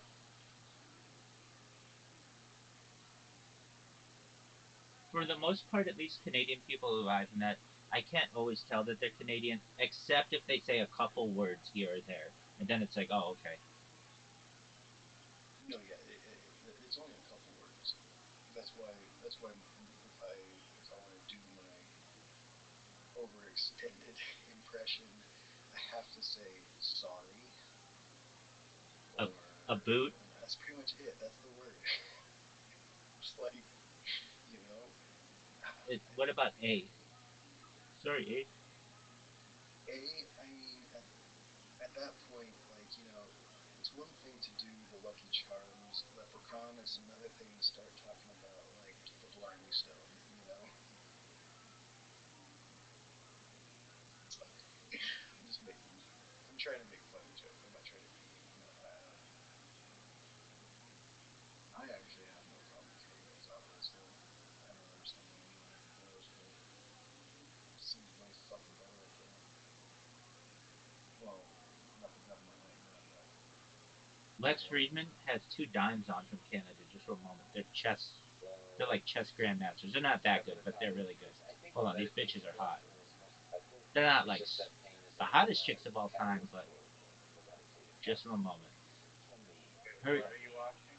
so Chess Masters or something? these Canadian ones, they're like they're beautiful.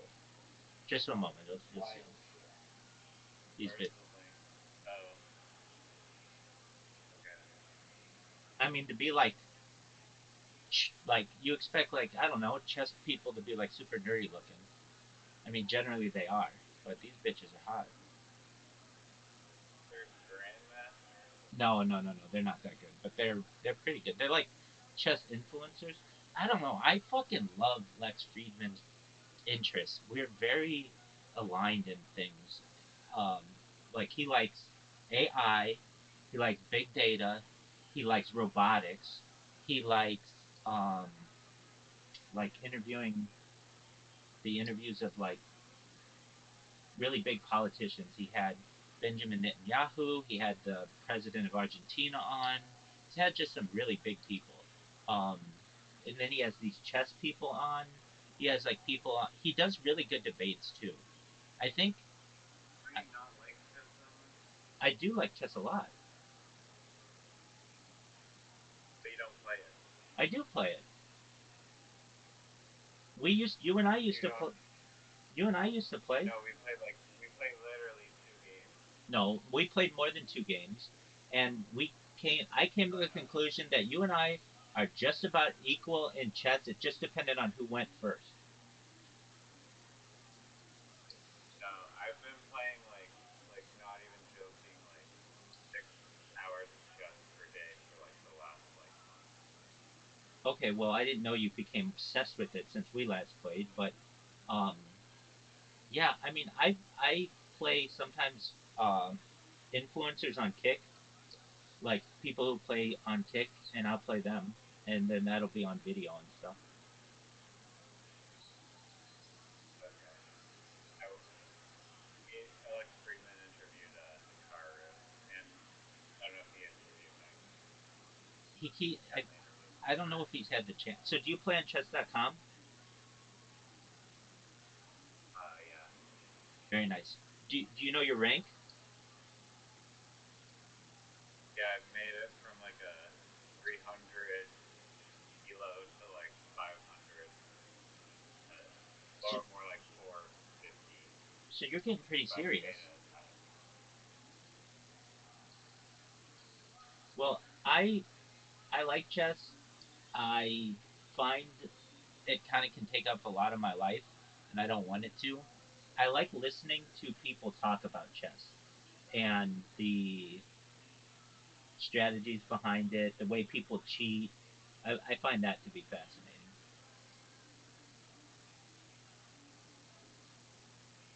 He had Word. um, Lex Friedman had on the other day. Well, he had him on a long time. I don't know, a few months ago, but I watched it the other day. Um, what's the big YouTuber? The big, what's the biggest chess YouTube channel? Do you know? Probably Hikaru or Gotham Chess. Gotham Chess. That guy. He had that guy on, and it was fascinating to hear like what he has to go through. Just um, like just determining if people are cheating and all the different ways people cheat. I think that's almost more fascinating to me than the actual games, because people just become so obsessed with just winning that there's the discussion of anal beads being used at length in that interview.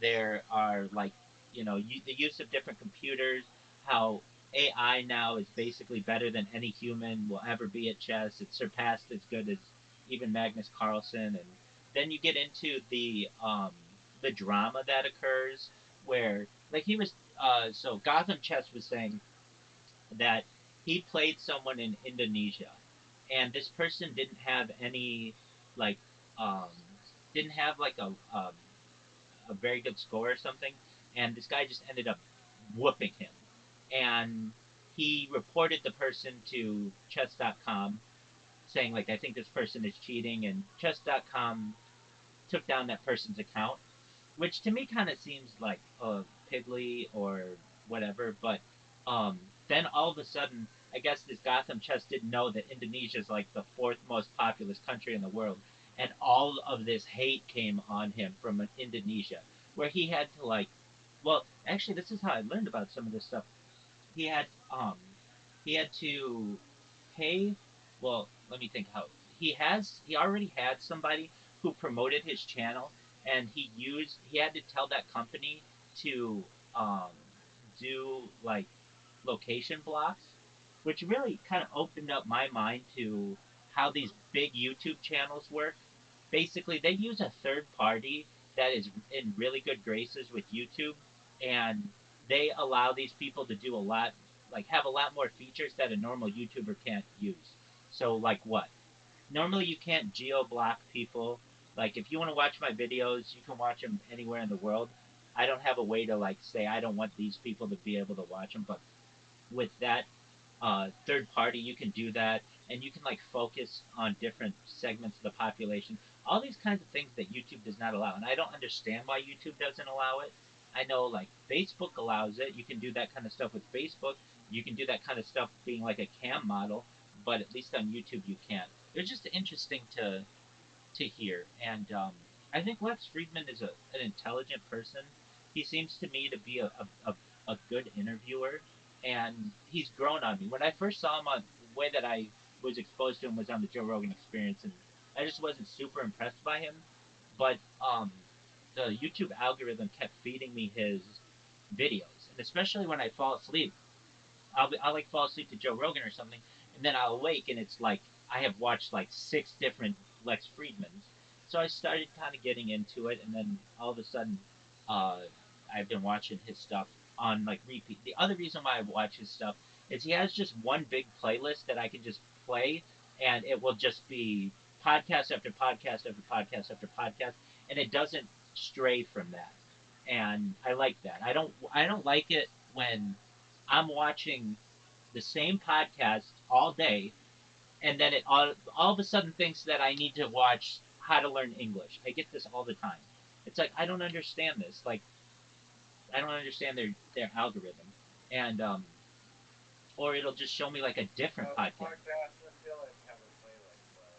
Like, most podcasts have a playlist that you can put through, like Lex Friedman's is, like, one of the big chunk, isn't it?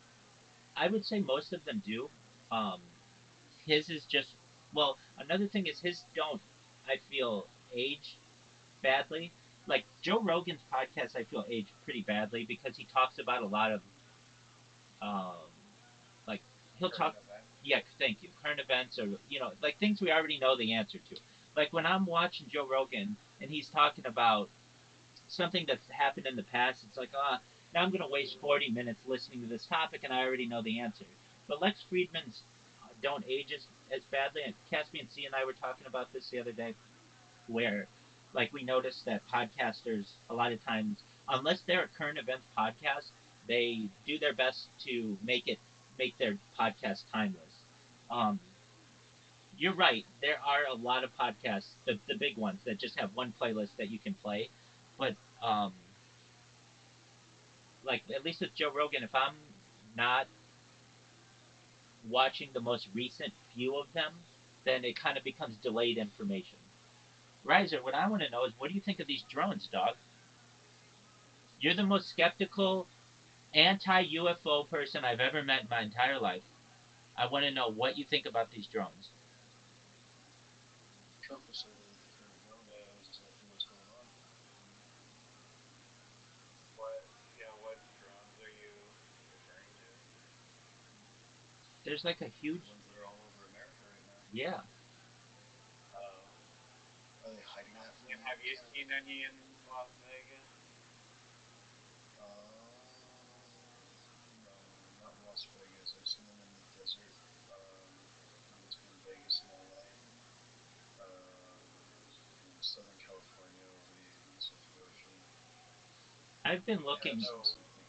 I've been looking since they've done what it, is and I haven't seen anything. I know they were seen in Temecula and like a little south, like off the coast of like I mean, like Dana Point. years ago, I saw these UFOs. I didn't see these current wave. Sorry. But like in New Jersey, they're shutting down airports. They shut down an airport in Japan. They shut down airports in England and I think Germany as well. And that's just what I know. It's just been a huge. shut down airports all the time from weather various delays? No, no, they don't. I don't know where you are. They don't shut down American airports unless there is like a homeland security threat.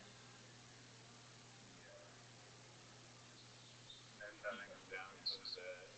of a Yeah, little because on the move. some kid flying a little drone. Well, they call them drones. They're not little though. They're like the size of an SUV. They're huge. And I mean, I've seen them do all kinds of interesting things. That I've seen them from planes. I've seen them from the ground, and this isn't just like two or three videos. This is like 300 to 500 videos of just like we don't know what this is. They're over New York City. They're over New Jersey. They're kind of popping up in random places. And they disappear. No one's ever tracked one with a drone. They They do. fly. They do track them with their own drones, and these things shut down those drones immediately. They kill all of the battery power, and then they fall to the ground. I sent there was an article in the Wall Street Journal today about these drones, or I guess it was yesterday now, um, that President Biden has uh, requested information about these and contacted the Department of Defense 4 times, and he's being told that basically he does not have a need to know what they are. I think he does have a need to know. Well, that's what you would think, but they usually don't brief So the. does every American if they are literally flying random drones everywhere. Right. Well, and that's the thing. They call them drones, but that's kind of a bad name for them because it's confusing with normal people drones. But the state of New Jersey and New York have put a ban on all residential drones or commercially available drones until mid-January, and these things are still all over the place. I mean, they had a meeting in New Jersey with every mayor of the state, like 100 and some odd mayors or something like that, maybe of every major city in New Jersey, and they're like, we don't know what these things are. They've had briefings on from the department. Serious?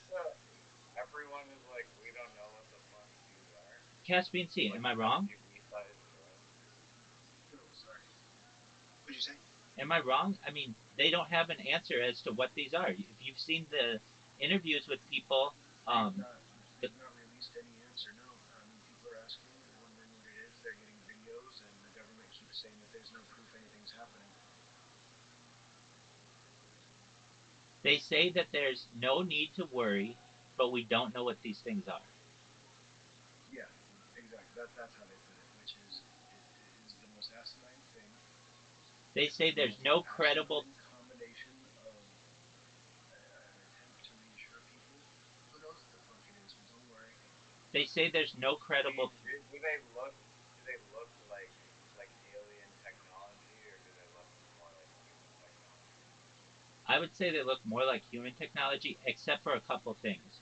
They don't have any thermal signature or any radiation signature or radio signature. Yeah, how about that? Yeah, so that means that they're basically not human. If they don't have, or they're, and they've also gone through all the things like they've asked the people at the Department of Defense and the White House. So are these man-made? They say no. Are these from another country? No. Are these some kind of classified contractor? No. But we can't tell you what they are. The only reason why I say I think that um, they look the only thing that I think about that makes me think that they're human, or no, I shouldn't say I don't think they're human. What makes them look human is the lights on them. They use red and green lights, and that's generally what the. They're the holiday drones, dude. It's the Christmas drone to get everyone in the fucking Christmas spirit, man. It makes sense now. No, it's. I mean, the argument is that they're just cloaking, so they. But I mean, the way that these things fly, they fly in these huge packs, and then all of a sudden it'll move like 200 miles in the air over the course of like 1 second. It'll just move faster than anything that we've seen, like faster than any plane can go. And then they'll be flying in the air, and then it'll just shoot up into the sky 50,000 feet in like the matter of seconds. They say that, I mean, they are non-human. They're like non-human crafts. Basically, any human would get killed in these things. And I don't know what they are. It's really of any time that they would have disclosure, it's with these things because at least in the United States, this is front page news. It is on every. Skynet, and it's just AI with fucking robots trying to scare us. Well, they did address that to some extent. They're like, hey, are these like Amazon delivery drones or Google? And they're like, no, it's nothing like that. And the thing is, they're just like the big thing that they say is there's no credible threat, but we don't know what they are. They've tried to shoot the. Now, are you at all spooked out by this, Rabbi? No, I see it as what's known as soft disclosure. It's been happening for like at least 80 years where little things are leaked out and it's just the people in the know what's going on and they are associated. It does not seem like soft disclosure if it's in the news that there's literally alien drones that are It is. signature. It is because this isn't the first time. Aerobatic. This isn't the first time that this has happened in the United States. It happened in the 1950s above the United States Capitol, and it happened recently over No, the. no, but this is the first time where there's like hundreds of them. Like, Not necessarily. I mean, well, it's the biggest one that we've seen reported. It's just the fact that people have cell phones, so they can record it now. In 1960, they couldn't record it as easily, so it would just be like, hey, there's a huge UFO flag. But it happened in the 1950s. It happened at least in the 60s. Um, it happened certainly in the 70s, the 80s, the 90s had the Phoenix Lights, and then most recently we've seen these these this wave of drones that have happened since like November 16th. And it's really interesting. There was some guy, I don't know who it was, but who predicted this. He said like years ago, December 3rd, 2024 will be like a date where we will have like an invasion or something. It's not like that specific. It was December 3rd, 2024, but I don't know if he said we'd have an. He said that's when disclosure would happen. And yeah, and it has been very very accurate.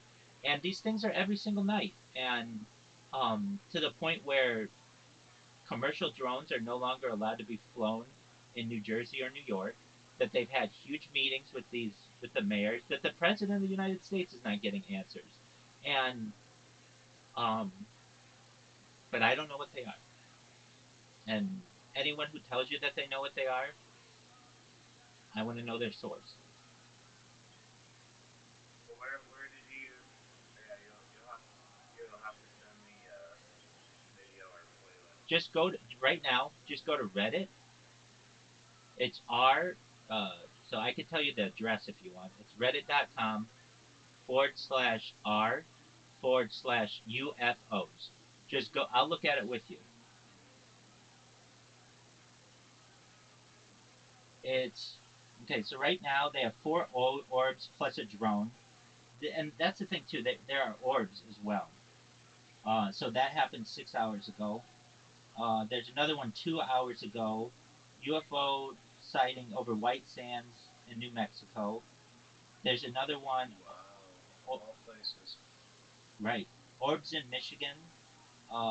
They have Toms River, New Jersey on 12/24 at 6 p.m. They have a bunch of them flying in the sky there. Um, the Bronx. They have them flying over the Bronx. This happened 5 hours ago. I mean, that's the thing. Normally, the UFO subreddit will be like one good sighting every 3 days. This is like 25 good sightings per day, at least. Um, they have another one 5 hours ago. Another one, um, let's see here, 13 hours ago.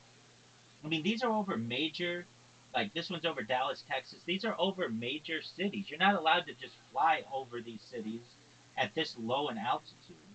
Um, in Germany, they had 149 incursions on German airports this year. Um, here's what they have one out of a plane. That's the other thing too. I've seen a bunch of them where people take them out of a plane, and you can see it. Normally, you're not allowed to get that close to a plane with anything, and these things are just like trailing the plane or just running parallel to them. I see that right outside of the wing of the plane. There's some UFO thing. Right. I've seen a few videos Crazy. like that. I see the one that you're looking at that was like 17 hours ago. Um, there's another one, 14. Jesus Christ, that's freaking. That yeah, 48 hours ago. There's like this crazy. I mean, Jesus. So there's one 2 hours ago in Arizona, 29 minutes ago in Rotterdam. Uh, they're flying over a city. Um, and that's the thing. A lot of like people are people will be like, "Oh, these are only happening in the United States." No, they're not. They've they've caught the attention of the United States, but they've happened over England. I mean, I think remember Riser? I showed you that one that was like a ball right off of the ground that caught a lot of people's attention. You may not remember, but like it was taken from a plane, and it was like this ball that was like 2 inches off the ground. It was like a blue ball. The one at the airport. Yeah, exactly. That happened like I don't know within the last 2 months, and ever since then, we've had just at least the United States tons of, but really just anywhere where cell phones are available. I've seen them in China, dude. And not only that, but if you know who Rosie O'Donnell is, she spoke out about him. Dane Cook spoke out about him. Joe Rogan spoke out about him. In fact, I want to watch this. Joe Rogan had an expert on it today at lunch. I just didn't watch it because I've been watching this chess one on Lex Friedman. But let's see what Joe Rogan has to say about it. Caspian, what do you think? Are being invaded? I hope so. Earth is boring. No, that's not boring, but we definitely need a little bit of pepper in the soup. I'll put it that way.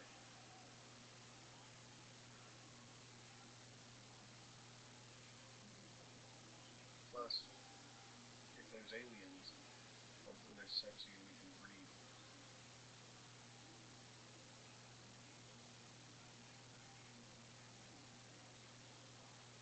I don't know. I'm not sure if we're being invaded. All right, so this If you look James up Fox, New Jersey drones, it's like he pretty is freaking Joe insane. Rogan podcast. Check it out. The Joe Rogan Experience. Train by day, Joe Rogan podcast by night, all day. Oh fuck! It's giving me like It's radio full time to blown do what's called schizophrenia. UFO expert in. A lot has been going on. He's gonna I find this shit kind of terrifying. I know you ran into him. I had Ryan Graves on this week. Oh my God! I'll tell you the funny story about how I ran into him. You ran into him in the lobby of the hotel, right? So the lobby told me they were all, don't use this one elevator. It's really rickety, and it makes a lot of noise, and it's not very reliable, and just don't use it. So I didn't. And then I was leaving. 24 hours later, I come down and get some coffee. And I was like, fine, let me take the rickety elevator. I was like, they told me not to take it, but I'm going to take it anyway. So I pushed the button. I'm standing there. I hear this. The door's open. I look. I see this shadowy figure in the corner. I'm like, Ryan Graves, what are you doing? And he goes, I know. What are you doing? I was like, are you doing what I think you're doing? He goes, yeah. Did he tell you that? Did he tell you that? Yes, he did. He told me that. He didn't tell me the whole story about the rickety elevator. Yeah. And he was like this shadowy figure up against the corner, like kind of just, I was looking at him and he was looking at me. It was really funny. We talked a lot of nonsense about aliens, but we also talked about the technology that he knows is state of the art when it comes to drones. Yes. And that some of these ones in New Jersey, they're doing things that you can't really do yet. Yes. Yeah, which is really fascinating. Because it's like, okay. And they're the size of SUVs. Right. So is it ours? And we somehow or another have some stuff that mainstream drone manufacturers at the highest level aren't aware of yet? Is it ours? Is it like some crazy military stuff? Because if it's not, and it's coming from the ocean, like, what do you mean it's coming? What the fuck? 50 of them. What do you mean? What do you mean 50 suburban-sized So check this out. UFOs are coming out of the ocean? This is really funny.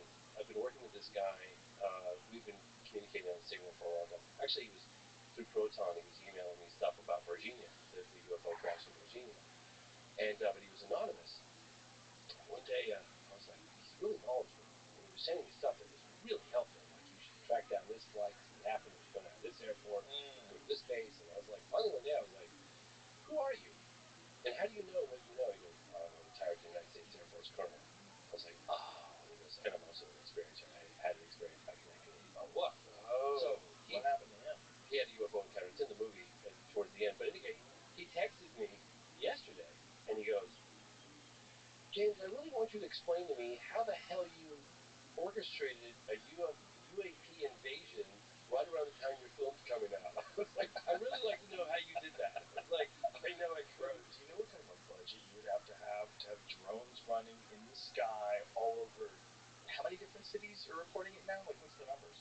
It's exploding all over the place, and it's getting bigger. I've heard California, I've heard Europe now, bases in England, New York, New Jersey. I've heard San Diego. I definitely wasn't there something in Ohio, right? Right, Patterson Air Force Base. They had to shut that place down. Yeah, that's Ohio. So I've heard New Jersey. I think Florida, right? That was the one that Ryan Graves showed us a photo of. That was from Florida. So, like, who fucking? What's going on? Who fucking knows? I was super busy. I had the release of the film going on, and so I was trying to focus on that and getting everything lined up, and there was a huge push. And all these texts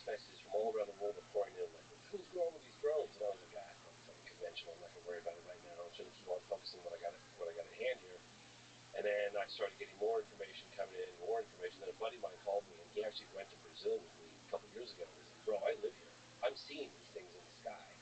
I've seen them 7 times now. They're the size of an SUV. I was like, well, what do they look like? What do they behave like?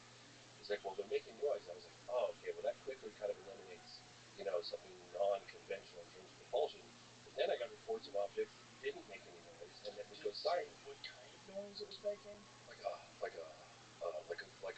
a propeller's drone would make, but loud, and they have a loiter, but they're big, and they have a loiter time of hours. The average drone, like I fly drones for my films, is like you're lucky to get 25 minutes. These things are hours. Yeah, 5 hours at a time. They go dark when they're approached by other objects. They're not getting picked up on FLIR at times, and then some of them have no noise. I've heard crescent shape, and then I heard about the ones that really got me because I contacted Christopher Mellon. I was like, Chris, what is going on, buddy? I really rely on him for good information. And he's like, I really don't know, man. It's a real shit show.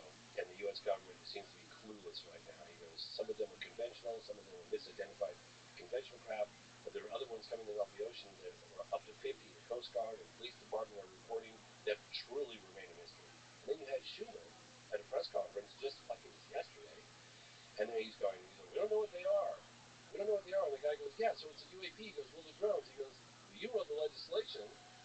It's a UAP. It's unidentified anomalous phenomenon. Why don't you just use UAP? I think he's using the word drone because UAP is almost too scary. Like some kind of invasion's happening. That's what UAP is, unidentified anomalous phenomenon? Yeah. So, well, that's the thing, because it used to be unidentified aerial, well, it was UFO, unidentified flying object, then it was UAP, unidentified aerial phenomenon, but then they're coming out of the water, right? I feel like this is so they said anomalous. Why don't they just keep using UFO? Because people associate UFO with otherworldly, and they wanted to take that and remove that baggage and make it a little less scary. That's my personal opinion. I kind of get that, but also it's just an unidentified flying object. If we find out what it is, then it becomes an identified flying object. It doesn't necessarily mean it's alien.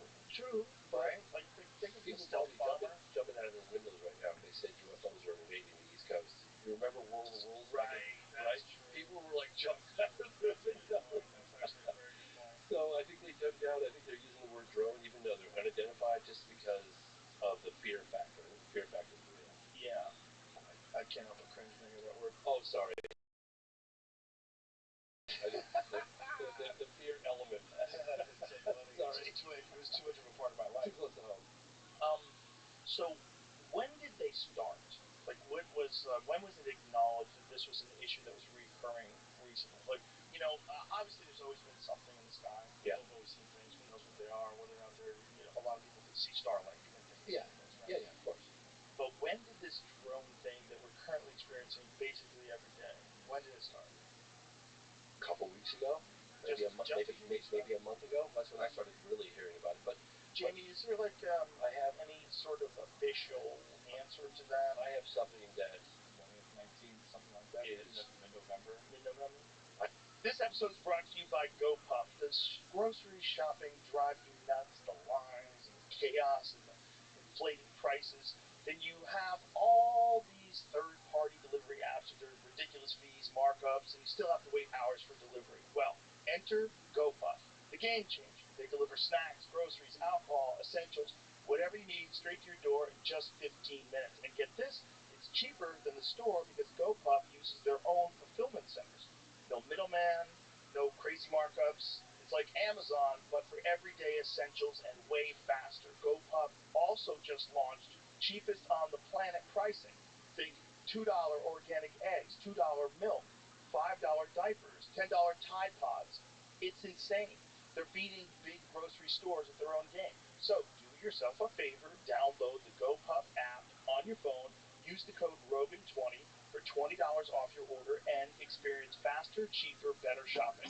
Trust me, you'll thank me later. I have something that, this is about an air base in Vandenberg Air Force Base in 2003. And this is not an anonymous, but this is about incursions over, listen to this. I promise this individual that I met at Seoul Conference. He's a witness. He's a military guy. My name is Jeffrey Nusatelli. I served 16 years in the United States Air Force as a technical sergeant and a military police officer. In October 2003, my coworkers series of extraordinary UAP incursions at Vandenberg Air Force Base in California. The initial event is known as the Vandenberg Red Square, and it was first mentioned during the historic UAP hearing held in 2023. The case involved Boeing contractors who witnessed a huge red square-shaped object, roughly the size of a football field, hovering over a missile defense system. The object was silent and had no visible means of propulsion. The contractors watched in amazement as the massive object slowly drifted east and vanished over the hills.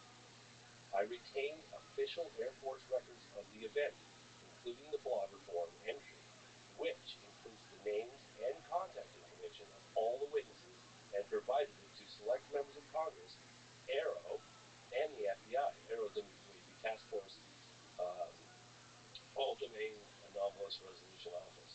After the initial event, several other UAP incursions took place at Vandenberg. I was on duty during many of the encounters, and I investigated the incidents as they unfolded. Now remember, this is not anonymous reporting here. They include a football field-sized craft that terrified security guards as it silently hovered over a bunch of launch facilities before flying off at an unbelievable rate of speed. A brightly illuminated silent object that landed on the base flight line before accelerating instantaneously and disappearing into space. A huge triangular-shaped craft larger than a C-130 that hovered 50 feet over a police officer before it drifted slowly over the base. A blue-white liquid orb, roughly the size of his house, that hovered over his house on the base. The object made no sound and had zero obvious means of propulsion. And he says, my experiences with UAP were awe-inspiring, exciting, and terrifying. I don't know why UAP are flying over our bases and our neighborhoods, but I do know the UAP phenomenon is of the utmost importance to all of humanity. I currently have 5 other military witnesses to the Vandenberg incursions that are all willing to testify tomorrow under oath that these statements are true. We need answers to this mystery and better government transparency. Thank you for the opportunity to share my story. Former United States Air Force Technical Sergeant and witness Jeff Busatelli. Crazy, right? I mean, we're talking objects the size of a football field? That's very nice. And then they take off insanely fast, just like the Tic Tac. Straight up into space. So, this was it. What was the exact date of this? This was 2003. There was a number of incursions during that year, up all the way into 2005. And he has the names, and they submitted it to the new head of Aero. That's interesting, because that coincides with Tic Tac. It does coincide with Tic Tac. I wonder if there's like, vacation season. It's like every few years. Let's go check out what those guys are up to. You know what I mean? Maybe it's like a real pain in the ass to get here. Maybe it's one of those things like you can go to Australia, but it's just a pain in the ass. 16 fucking hours on a plane. It's a long flight. Oh my gosh. You know what I I was in mean? South Africa one time, and that was like 22 hours. Yeah. I was like, this plane's going to run out of gas. That's exactly what I'm saying. It's like one of those things. It's like you can do it, but it's a pain in the ass. So maybe they only travel to Earth every now and again. How could these incursions have been taking place, and like here we are 20 years later, and only now really starting to talk about them? I think the reason being is if you don't understand it and you can't protect people from it because it's so beyond our capabilities that it's just describing it accurately removes all confidence that our government has everything under control. That's one reason why. And also, if you have no answers, you don't know what the hell it is. Like, That's a very good point. If you don't know what the hell it is, what are you even going to say? Hey, there's something that Jane, we don't know what the fuck it is. It's a big football field, shot off into the sky. We have no idea. They'd be like, what do you mean we have no idea? Hire somebody who understands this, and then they'd be like, hire him, get him out of hospice. I remember, like 20 years ago, bright-eyed, bushy-tailed, totally naive, still naive, but I was meeting with a general, and I said, God, it would be so amazing, the story is like so unifying, and we had this kumbaya moment and discovery that, we're not alone in the universe, and wouldn't that be amazing, and blah, blah, blah, the implications for all humanity. And he sat there almost chuckling at me. And he looked at me and he goes, you got it all wrong, man. You got to see this through our lens. I was like, through your lens? He goes, yeah, the military's perspective. I was like, okay, tell me. And I never thought about this before. You just mentioned it. He goes, okay, imagine this scenario. We sit there and we say, my fellow Americans, it's been brought to our attention that there are craft of unknown origin whizzing around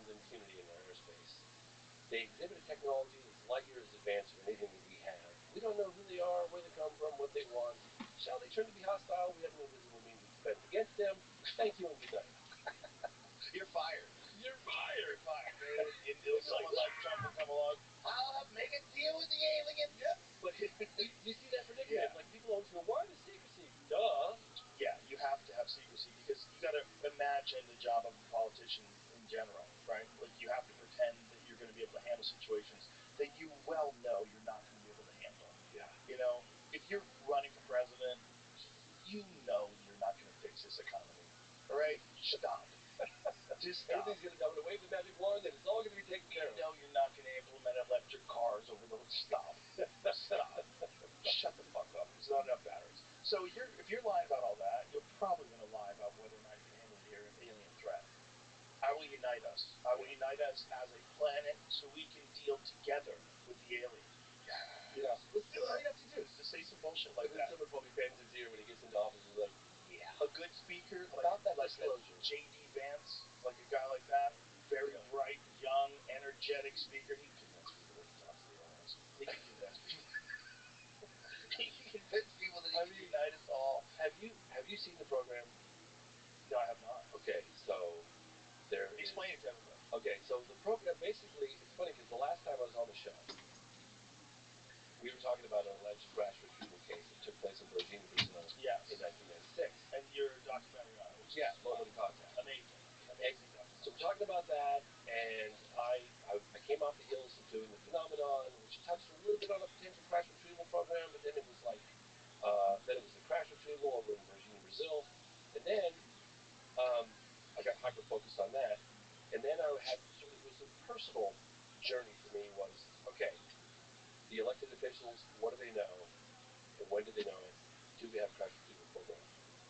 That's what I set out to do. And then 3 months after I was on your show in April of 2023, the highest level intel officer, David Grush, testifies under oath that there is a crash retrieval program and that the government does have definitive proof that we're not alone. So he kind of opened the door for me. And a lot had happened since the release of the phenomenon and Moment of Contact. There was all this legislation. There was the first congressional hearing. There was behind closed doors meetings with a number of intel officers and witnesses. And then you had the second congressional hearing, which was David Grush, which was absolutely phenomenal. I'm sure you saw that. Yeah. Right? And then just recently, just a couple of months ago, we had the third congressional hearing, which I actually, funny enough, got to attend. It was the first time in my 30 years investigating.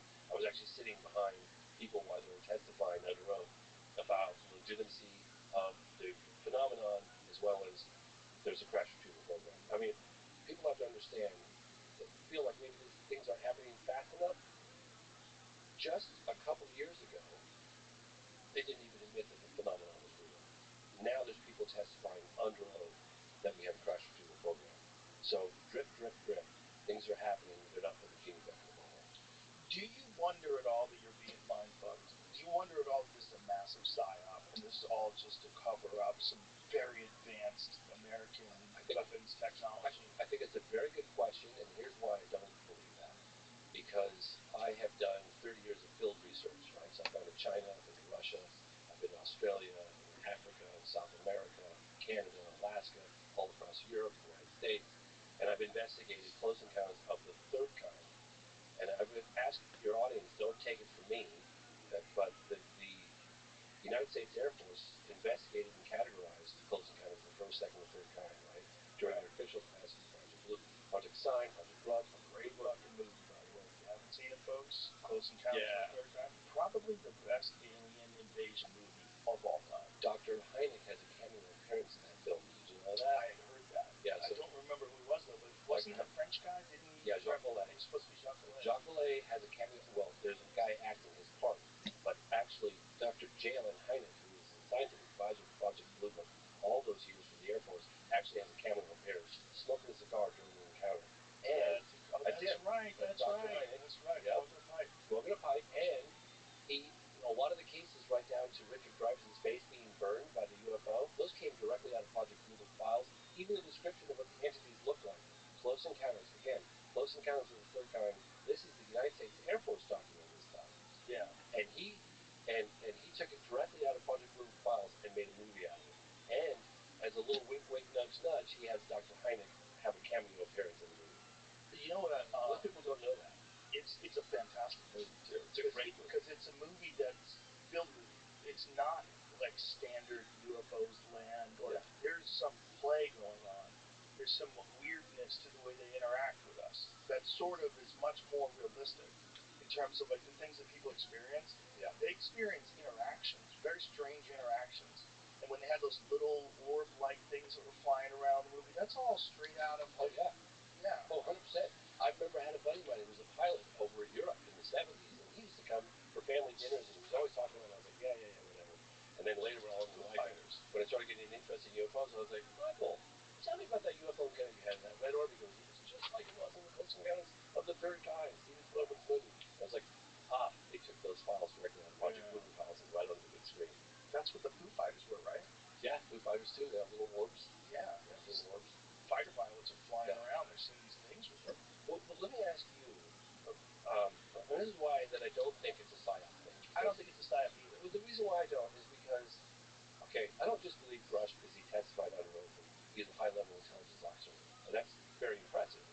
I believe Grush because his claims align with my personal research in the field. Remember, I've investigated crash retrieval programs, crash retrieval cases, right? Mm-hmm. And so when I put out Moment of Contact, well, actually, when I went in to put out Moment of Contact, people are going, James, you just dropped one of the biggest, most successful UFO films in terms of transcending the UFO community and penetrating a much broader, more mainstream audience. Are you sure you want to put out a documentary that deals with an alleged crash and live aliens walking around the town of Virginia, Brazil? Like, seriously, that's what you want to put out there? You've got access to like Harry Reid and all these intel insiders, and now you want to do that? You're going to tarnish your reputation. It's a bad. Who gave you that advice? A lot of people did. I wish you called me. Well, I was like, James, you can handle it. You probably heard about Moment of Contact, and then you thought, yeah, this sounds too crazy, and eventually you watched it. No, I thought, well, I always think a crash and contact sounds crazy. I know, and it does. I always think that. But I would have never told you not to do it. Oh, okay. I would have never told you not to do it. You're really good at this. You know how to, you're really good at, explaining. But you look at half the town talking about it, including the that's an incredible story. It's an incredible story. It's a phenomenal story. It's one of those stories where you're like, if everybody's in on this is crazy. If everybody's telling me, there's not one contrarian that comes out and goes, they all told me to lie. I'm not fucking lying. This is stupid. They're doing it for tourism. Oh, not one person? Come on. There's always some hater. There's always some hater who wants to ruin your gag. I remember. You know what I mean? Oh, yeah, I totally do. I remember when I was making Moment of Contact and I wasn't done with it yet, Lou Elizondo was like, he's like, James, he called me up. He goes, I need a copy. I was like, but the film's not done. I don't care. I need a copy. Give me a rough draft. I don't care. I was like, okay, what's the urgency? He's like, you don't understand. He's watching this right now. So I was like, okay. So I'm giving them copies, and I had absolutely no idea ever in 100 million years that I think we're going to be having, months after the release of Moment of Contact, a congressional hearing under oath that there's a crash between What year did biologics. Moment of Contact come out? It came out at the end of 2022. Do you think Biden watched it? Do you think he sat down with Biden? That would have been wild. He's been so dismissive of it all. Like Obama said a lot more about it. Why? Because he's already in space. He's in space right now. He's like, go talk to Obama. He's in orbit right now around Saturn. That's the best he can do. He's like Dr. Manhattan. He's on the moon in a glass house.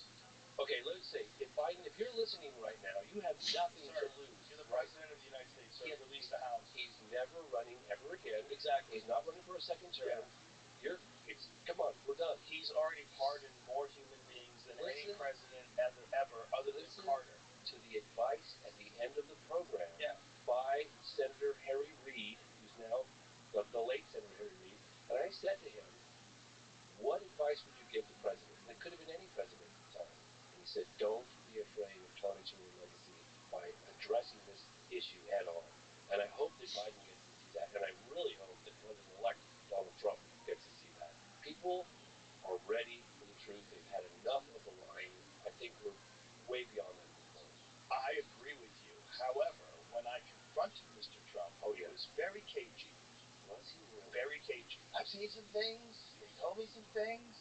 He didn't tell me shit. He basically, it was basically like neither confirm nor deny. No, there was no eyes. I don't do that shit. As especially to a pro like Donald Trump. Like you're not. Really? Yeah. If you're gonna do it to an actor or something, shut up. You're Really? not gonna know what the So fuck just they think. poker Yeah, face. Daniel Day-Lewis told you that he just ate a baby. You fucking believe him. You know what I mean? You know what I mean? Like this idea that The like little what did his muscle eyes things tell out. you? What did his eyes tell you? It depends Oh, on the right. person. Depends on the person. If it's your regular crackpot and they tell you a Yeah. lie, you're like something's up. But there's people that can hide things. They can hide things behind their eyes. But I think he knows something. I don't think he's that interested. I think he's more interested. I think he's a sort of a no-nonsense type of guy. This is why. You kind of have to be managing multiple businesses simultaneously, right? Yeah. He's always done that his whole career, right? Yeah. Managed being on The Apprentice while running these golf courses, while having these buildings, apartment buildings, hotels. He's constantly doing something, right? Yeah. So while he's doing all that, and he's playing golf, while he's doing all that, there's no time for fucking aliens, man. There's no time for nonsense. There's no time for sitting around with your buddies, smoking a cigar, going, "What do you think, man? I mean, if I was them, man, I would do what they're doing.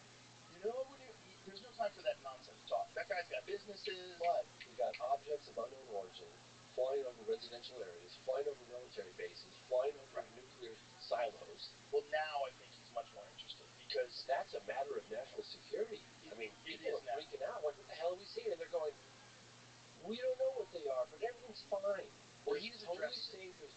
There's no national security issue here. We don't know what they are, but you're fine. Don't worry about it. Remember, what was the Steven Spielberg movie with the shark, the great white shark? Yeah, Jaws. Yeah. Everything's fine. The mayor's like, keep swimming. Yeah, keep swimming. The water's fine. Everyone's saying people are getting bitten in half. That's the perfect analogy. Dude, that is the perfect analogy. That is it. Everything's fine. Go about your lives. They're definitely not nuke-sniffing drones. Come on, nuke-sniffing drones. So what if some nuclear material was just stolen off a cargo ship? Whatever. Guys. All the online conspiracy stuff is crazy, and I get a lot of it because obviously what I do. Of course. And people send me all kinds of stuff. I was like, well, hang on a second, I wish I could do this on the ground, but no, there's something really weird going on, and the fact that they don't know and they're claiming that they don't know what it is. And here's another really funny thing. I actually in the program that I did now, and I hope you get a chance to watch it because it's crazy. It's got. Tell people what it is. Okay, so. Basically, I was talking about earlier. Tell people the title, the whole thing. It's called The Program. It's going to be on Amazon. It just came out. It's at #1 right now. It's on Amazon. When did it come out? Yesterday. Oh, beautiful. I know. And so it came out yesterday. It's on Amazon. It's on Apple TV, and you can Google because the algorithms are just starting to catch up with it on Google right now. Because everyone's like, nice. I can't find it. Look up The Program, and then Google James Fox UFO documentary. The Program. You will 100% find it. It's being also made available internationally. They're working as fast as they can to get it up. It just went up yesterday. It's the most independent film from start to finish that I've ever made. And it covers what happened, because everybody thinks the government suddenly had this epiphany to decide to be more transparent with the general public. That's not what happened. What happened is there were a couple of intel insiders in the Pentagon reviewing some of this classified data, so-called classified data, and resigned in protest of excessive secrecy. They found a loophole. This is Lou, probably Jay Stratton, I don't know for sure, definitely Chris Mellon, and they walked these evidence tapes out of the Pentagon through this loophole. They bent the rules a little bit and onto the front page of the New York Times, right? So that happened, and it was exploded. You remember that. And since then, there has been this unprecedented push by a bipartisan group of lawmakers to find out what the intelligence agencies know and when they knew it. And so that's already happening behind the scenes, right? So it was 2017, 2018, 2019, 2020, 2021, and then in 2022, they're like, we're having a congressional hearing.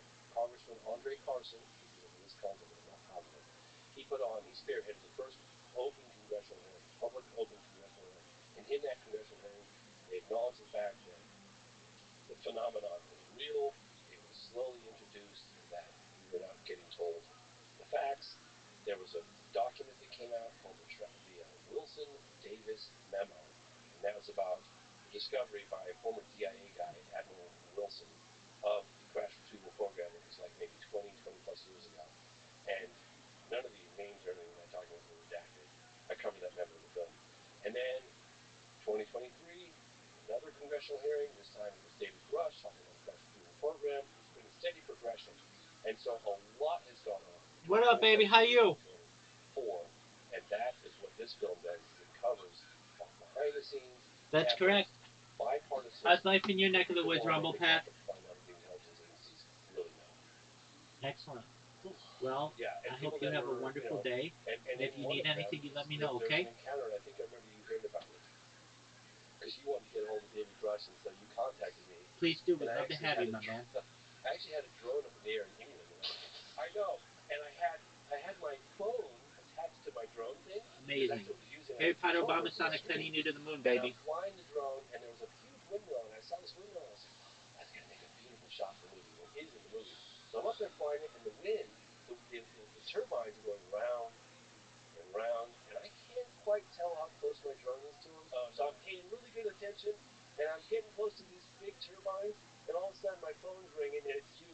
I'm like, oh my God, I can't not answer this. I got to answer, so I answered it while my drone was up there. Oh no. And we talked briefly, and you said, hey, can you get me in touch with David Grush? I said, yeah, I got a guy that I can put you in touch with. That was Jason Sands. And I guess you and Jason Sands talked about this alleged encounter in 1994 with this entity, alien, whatever you want to call them, in the desert. Yes. So that was a crazy story. Crazy story. But in any case, so when you watch the movie in the program, you'll see the drone flying dangerously close to these, and that's funny little inside thing. So it didn't crash. It didn't crash, but I was on the phone with you when it happened. But when you watch the footage, it's like, wow, that's really close. Is that guy public with that story? Because otherwise I would discuss it. Yeah, yeah. Because it sounded so nutty. No, yeah. Okay, so here's what happened. This is funny because when I was in Washington, D.C. with Mellon and this gentleman, Jason Sands, I'm using his name now, and Mellon looked at me and he goes, this guy's story is pretty wild. I was like, what do you mean? He goes, really wild. And we're sitting down having dinner, and Miss Mellon orders a drink. He had a tequila or whatever. Anyway, and we were all having dinner, and Jason Sands starts telling the story about this alleged encounter in 1994, and it's one of the craziest stories. And I've been doing this for 30 years, and this story is nuts. Okay, you remember it? Oh yeah. So yeah, I went like this to my phone each time so I know what's lying. Yeah, me too. Yeah, me too. So it was one of those. Wait, what the fuck did you just say? Insane. Yeah. Okay. So I will. We'll get to that in 1 second. This is the reason why I can. Well, this is the reason why I can discuss it publicly. I know. The reason why I can discuss it publicly is because he was going to appear anonymously in the movie, and I was debating on exactly how to go about doing this because I was torn. Because you got to step in from an individual, you don't have his identity. But hey, I was in D.C. I put the whole thing down, and I said, look, he was worried about his security. He was a whistleblower. He's already testified to a number of Senate Intel Committee, Senate Armed Services Committee, and all about the UFO phenomenon. Yeah, about the UFO phenomenon. They're part of the UFO task force. They found him, and he was giving them information and reporting on things. And so he goes, I'm really fearful. I don't know if this witness protection program is going to be that helpful. I'm wary. And I said, look, if you're concerned about the story getting out or not getting out, if you want, I'm here. You can come to our studio. We can film you on camera. If anything happens to you, it can be released. And it can be a little insurance policy for yourself. He goes, that sounds great. Let's do it. So I did a whole film about it. And then I'm periodically posting clips or just still frames and updates on the movie as I'm making it, as I do on social media. And I posted this one scene, and it had a clipboard in the scene, and on that clipboard, if you zoomed right in, it had his name. So I posted it, and by accident, I posted the damn thing, and my phone starts blowing up 10 minutes later. You just revealed this guy. What are you doing? Take it down, take it down, take it down. Too late. Too late, so it was out there, and he's getting all kinds of heat. So as a result of it, I'm giving you the truncated version. He basically had to go through the DOPSR process, which is basically pre-publication of authorization of what you can and cannot say. Excuse me. So he basically could talk about a number of cases that were in the film. We had to blurb out one particular word, which in the movie is blurred out. We had to do that. That was DOPSR. So it was the winter of 1994. There was a unidentified flying object that was picked up on the base. Old school UFO. Oh, yes, sir. Old school. It was a UFO. It was picked up on the base, and it was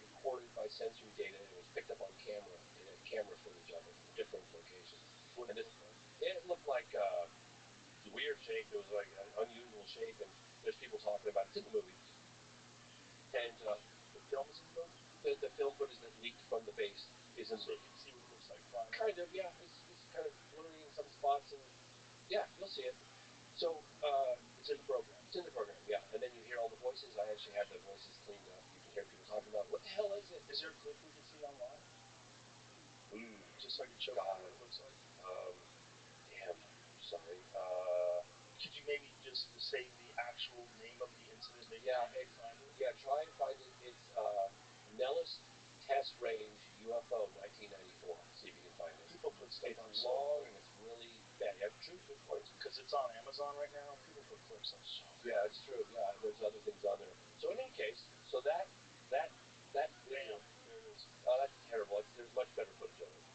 Yeah, there's much better footage of it. It's in my movie. I had it cleaned up. But yeah, that's it basically. Can I see it again?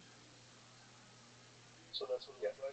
Wait, the footage I have is way better than this. Yeah, there's something wrong with it. So what did it look? Jesus Christ! You know what that looks like, Jamie? Very weird shape. Jamie, you know what that looks like? It looks like Terrence Howard's creation, doesn't it?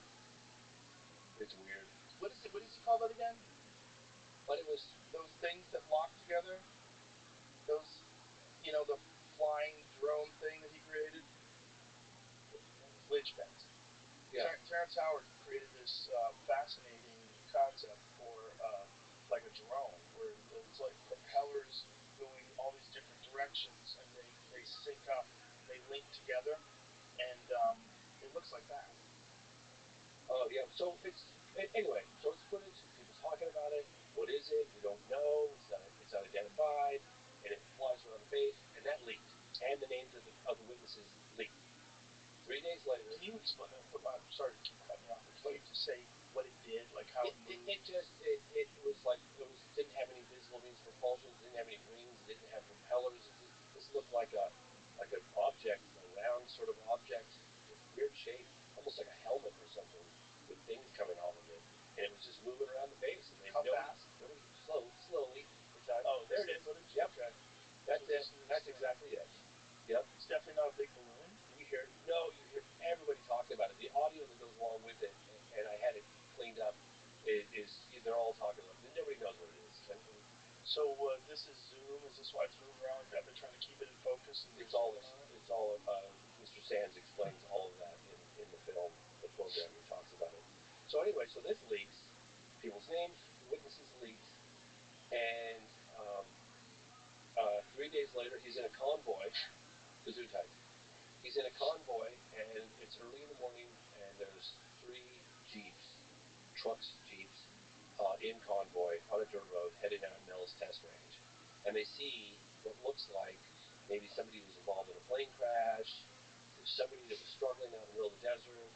It was early in the morning, wintertime, and they're looking at this individual like, oh my God, is that a person? That individual needs some help.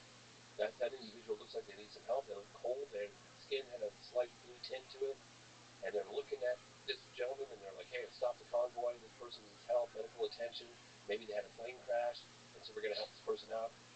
And they pull the convoy over, and this individual comes up to the car.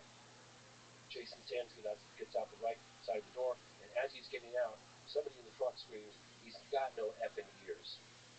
And Jason says he turns around and he looks at this guy, and he had the same kind of uniform that they had on, but the uniform was just immaculate. Like, there wasn't any dust on it, or dust on the boots. And he was thinking to himself, well, that's weird. This guy's got no ears. Is this guy some kind of mutant? And he looks at him and he says his eyes were a lot bigger. It's all illustrated in the movie. And then he starts talking like, he said it was like a snake bite him, and he was just paralyzed with fear. It was really scary. What am I looking at? Is this a human? Is this a mutant? Is this an alien? What is this? And he starts talking to him in gibberish. But he said he started to understand, like telepathically, everything this person and entity, being, creature, alien, whatever you want to call it, was saying to him, and he was looking for some kind of metal. And he didn't know tantalum, and Jason Sands was like, I don't know, I don't have any. You mean titanium? He's like, no, tantalum or something. And this conversation goes on for a bit, and then the guy just wanders back off and gets into that little craft that looks very similar to what you just saw there, and flies away. And he sort of stair-stepped away, and everybody sort of came out of this comatose state, and off they went. And we have the names of the other military witnesses that were on duty during the encounter, the alleged encounter. People are going to criticize me because I'm reporting on the close encounter of the third kind. But this, Jason Sands says he's willing to do a lie detector test, like public. He's willing to testify under oath that everything he's saying is true. We have a date, we have a location, and we have the names of the other on-duty officers. So what I'm hoping is, despite the level of criticism I'm going to receive for reporting on this, is that other individuals that have more information on this are going to be inclined to come forward. I also met with people in the Senate Armed Service Committee, Senate Select Committee on Intelligence, in the House, and they said Jason Sands is who he says he is. He checks out. He's named previously classified programs. He's identified. The guys in legit, his credentials check out, and so I opted to go ahead and report on it with the hope that more information will come out on it. Listen, man, there's nothing wrong with reporting on a story like that. There's been a bunch of them. It's not a small number of these things where people have experienced these things. And imagine if it's true. If it's true, they're not all liars. I can't believe they're all liars. But imagine being that person who had that experience and not have anybody believe you. Not only that, but it can actually ruin your reputation and your career to talk about this experience, which is the reality of it. It's one of the things that stifled discourse on this until I think the New York Times really broke the ice. I think in 2017 when they published that, all of a sudden serious people who were unwilling to talk about UFOs before just for the ridicule.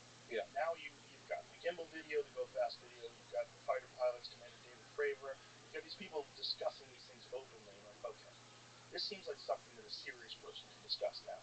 And so then it's open. But actually meeting one and talking to, it's like the Varginha story. Like when I told people the cop picked it up and carried it in the car and the cop died. Manhandled it. Some horrible bacterial infection that they couldn't cure.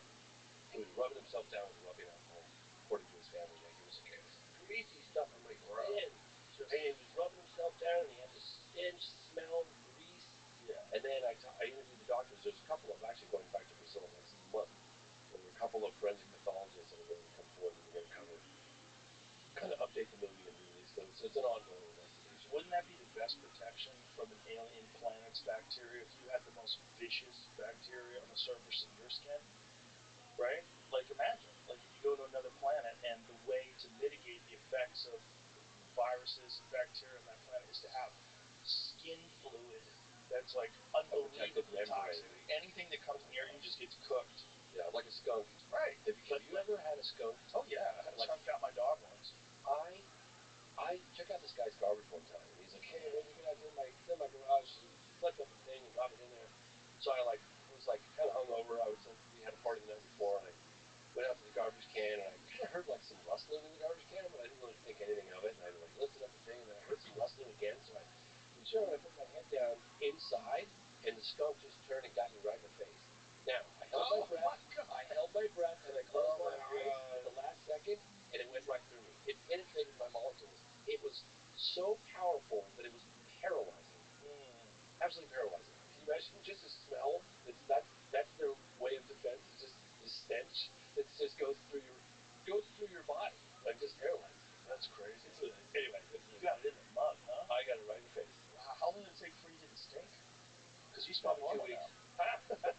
I was just wondering how long did that wait? It was several weeks. Yeah, and I tried the tomato, and I tried the baking soda. And I think they have special soap now, just for skunks.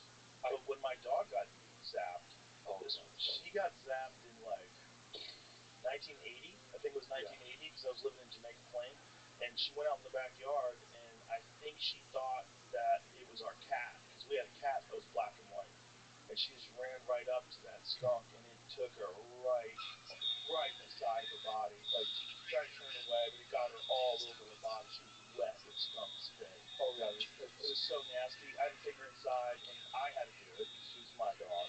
They're skiing. I had to cover her with tomato juice and wash her down. She still stunk. Well, house stunk. It's so funny because I was getting ready for a road trip. This is a couple years ago, And I looked over and I was like, did we walk to this at 9 o'clock at night? We're exhausted, packed everything up, and had to call everybody guns the next morning. Did we walk to? Did we walk to? I see our dog. So I was like, it's 9 o'clock. I'm standing outside. And I hear him like, run, run, run, run, run, run, no. And then he goes, and I thought, oh my God, he just got eaten.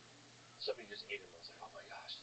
I ran out there, looked for him, and he comes running in, and he jumps in bed, covered in skunk. The whole house, like, it was so strong.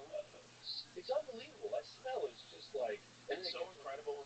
The way someone explained this to me, you know, like animals, like bloodhounds and bears, they have an insane sense of smell. Oh God, like 100,000 times stronger than ours, right? Right, but they can pick up parts per million the way we pick up skunk. Really? Yes. Oh my God. So think about that. So if a skunk gets hit by a car like a mile away, you can smell it. Have you ever driven in your car? I don't know if it's a mile. I can drive over it and my car smells like it. Yeah, if you're in the neighborhood where a skunk got something, you can smell it. Yeah. For some strange reason, it permeates. Like it carries more than any other smell. With dogs, that's how they smell everything. They're like, oh, that's really cool.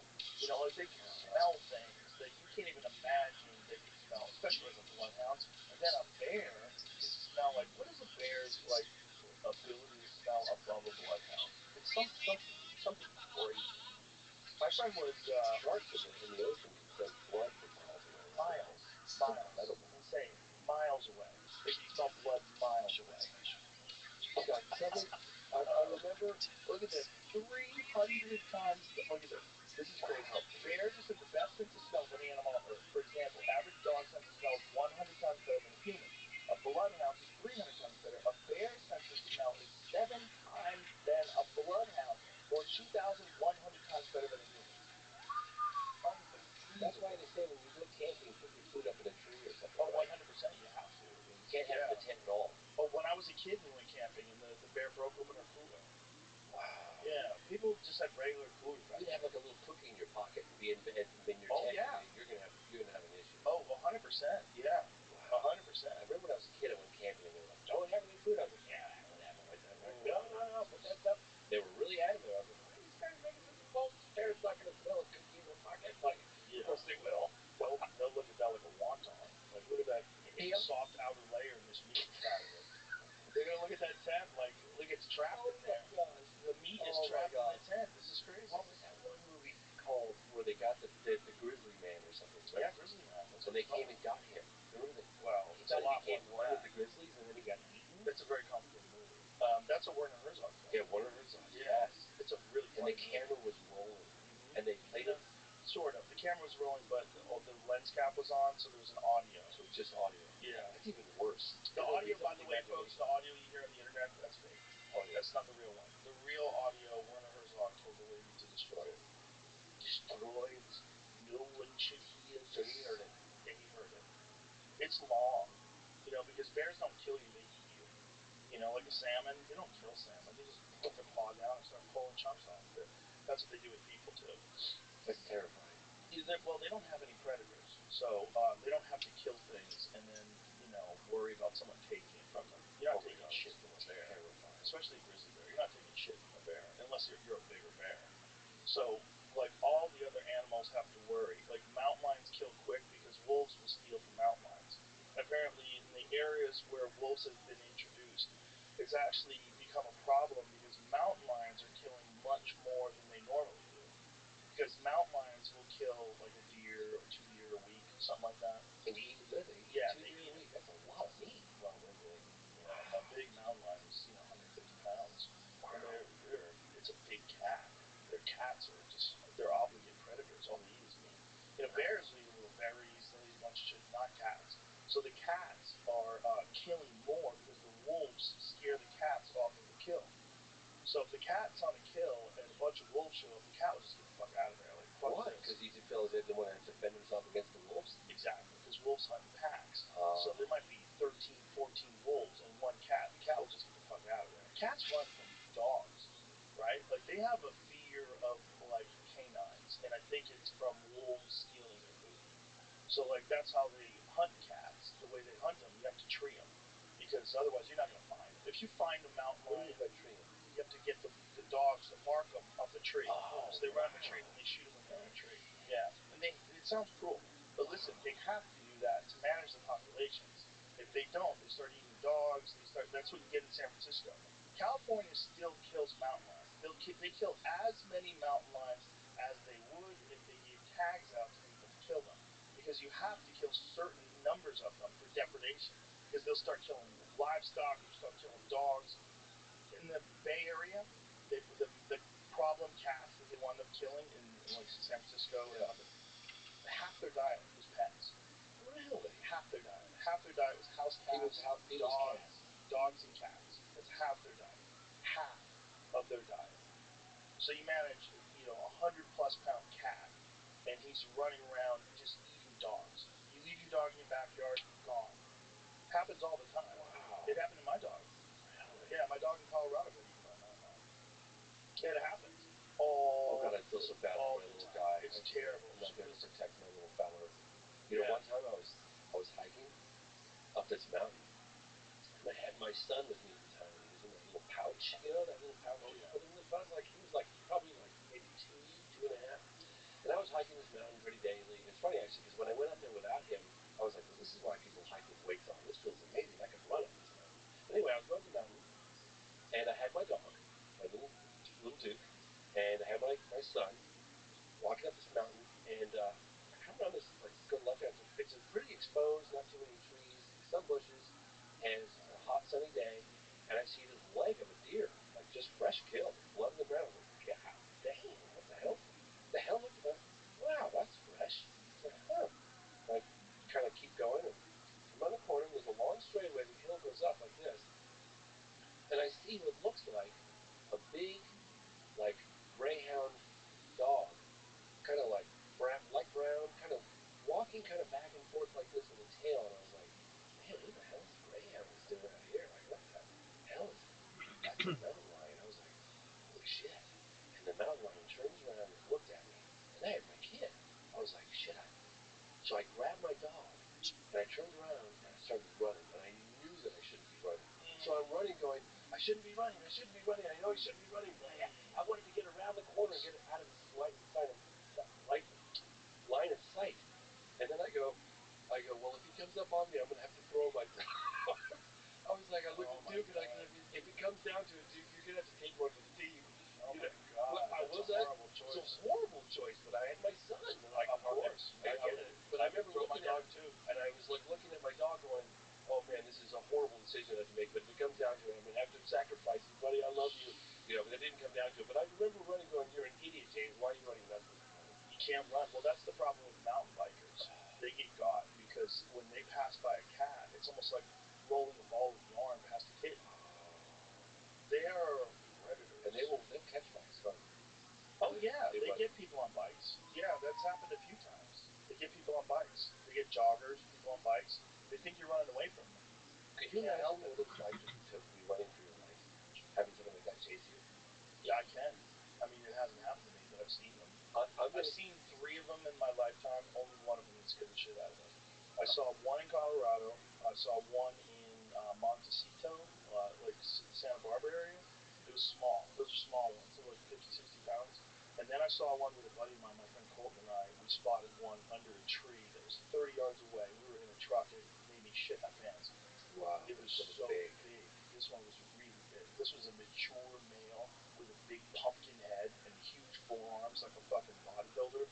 It was freaky. It was freaky to see because, it was, first of all, it was dusk. So the sun was going down, and the lights of the truck, even though it wasn't quite dark yet, the lights of the truck were making his eyes glow. Oh my God. And you could see him with the naked eye. And then I put my binoculars on. And so I've got these 10-pound binoculars. I was zoomed in on this thing's face. And holy. Looks like he belongs in Africa. Well, he belonged right where he was, yeah. man. He didn't belong there. Hey, let me tell you a really cool story that's a UFO, the best UFO picture I think has ever taken. You have it? Can I look at it? Yes. No. We're going to look for it. Okay, so can you find the program trailer on here at all? Or? Yeah, for sure. All right, find the program trailer. I'm going to tell you about this. So, yeah, let's just watch the trailer. All right, let's watch it. Exposing a secret government program investigating UFOs.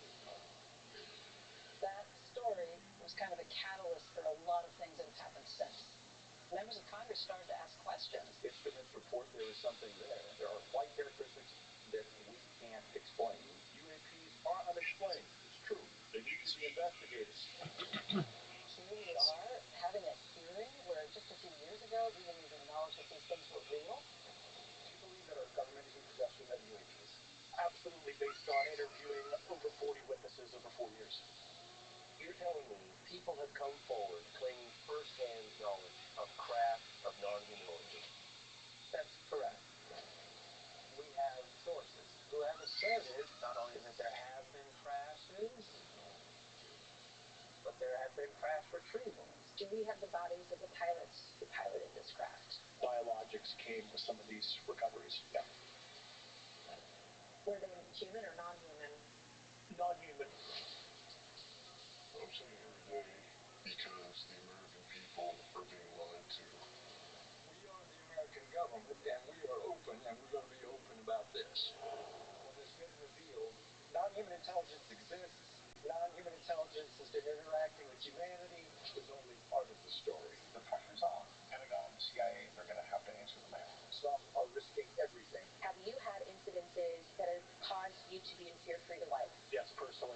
To uncover the rest. What is being done to verify the assertion that the U.S. government has spaceships of non-human intelligence in their possession? That kind of revelation unearths people's beliefs. I would go to jail to say things that I've been exposed to in the program. Bro, is that Mick Jagger? Was that other guy Mick Jagger? In any event, That's Hal Puthoff. Hal Puthoff? Oh, No, yeah, I know. Mick Jagger's Doesn't in look there. like Mick Jagger? That's not Mick That's Jagger? Gary McKinnon. He's Oh. the biggest computer hacker in history. Let me see what he looks like. He almost went to jail for life because he was like, I'm going to find out what the government knows about UFOs. So he hacked into the systems, NSA, CIA, DIA, like, where is it? Yeah, you want to see that really cool picture?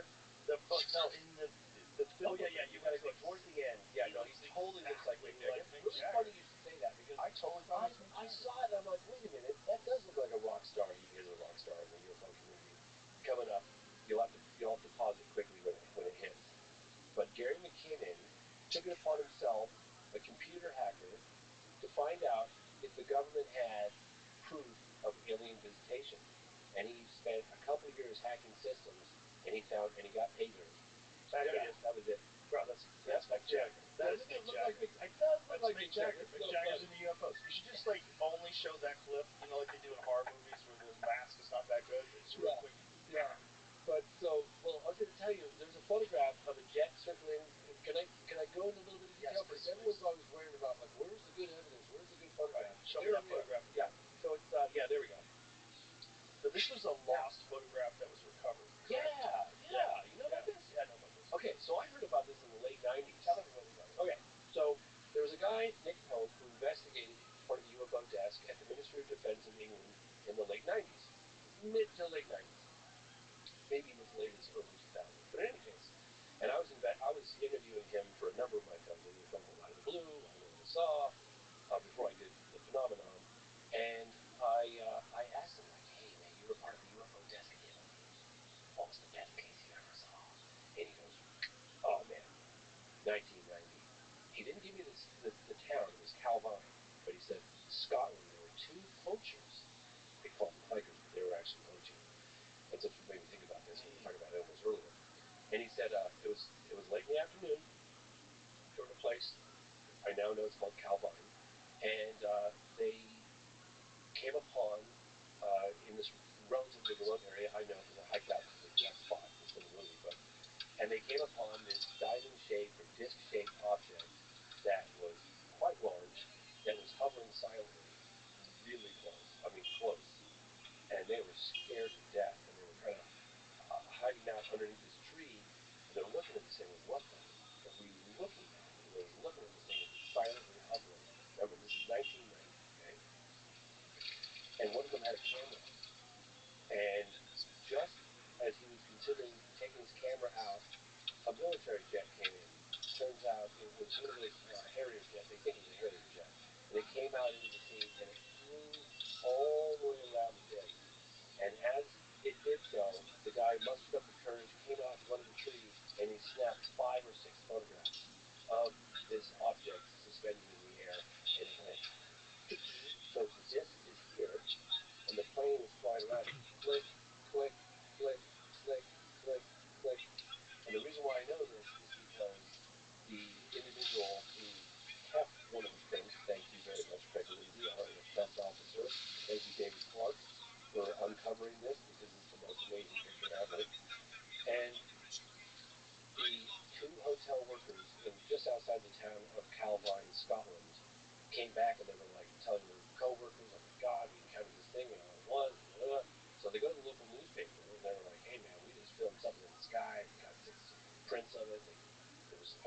35 millimeter film footage, right?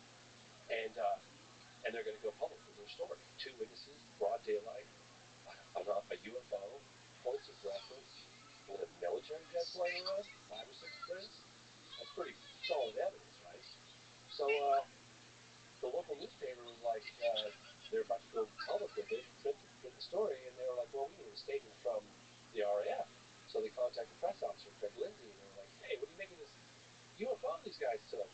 And Craig Lindsay goes, I don't know what you're talking about. I haven't seen the picture. You haven't seen it? Well, let me send you a print. This is the newspaper. Sends him a print, big print like this, the one you see today, and he's like, holy shit, the hell is this? He's already a press officer, Craig Lindsay, so he starts getting in touch with the MOD, and he goes out and he investigates this, goes off to talk to witnesses, and they tell him, and he goes, well, they tell him what happened, and he goes, well, what kind of noise did it make? They say it didn't make any noise. No, he goes, no noise, that's impossible. An object that can hover like that in the sky for that period of time, we're talking 34 years ago, didn't make any noise? And the witness said no. So he was like, holy, this is crazy. So he takes a color Xeroxing machine and he sends it to the MOD in London, and he says, hey, there's a case that you might want to check, you might want to look into, and here's a Xerox, which is really crappy. It's just a scanned Xerox, like a fax machine over in MOD. He said he went from the office where the Xerox machine was, and before he can get back to his office, his phone was ringing off the hook. MOD. The MOD basically stepped in, took over the investigation. They said, you can step down to Craig Lindsay. He steps down. He keeps the print, right? He steps down. They take over. Witnesses gone. 5 or 6 prints gone. The story's done, right? So 30, and we rumored about it because Nick Pope had talked about this case in a book he wrote called Open Skies, Ghost Crime. And then I talked to him about it in late 90s, and I talked to him about it again in the early 2000s, and I was like, Nick, especially 2007, I was like, tell me about this photograph. And he's like, oh, we had a big poster of it on the wall, the MOD, and I was like, well, where is it? He goes, well, I don't know. I stepped down and no longer at the UFO desk. And I said, well, they didn't just throw that away. Why don't you get in touch with the people that were there and find out? He's like, oh, well, Dave, I can't just make these inquiries. We killed the story. It was like, so I was incredibly frustrated. So discreetly for over a 20-year period, I was making inquiries because I don't like to let things go, right? It was like, this picture exists. Bloody hell, let's get this one out there. But the story went dark.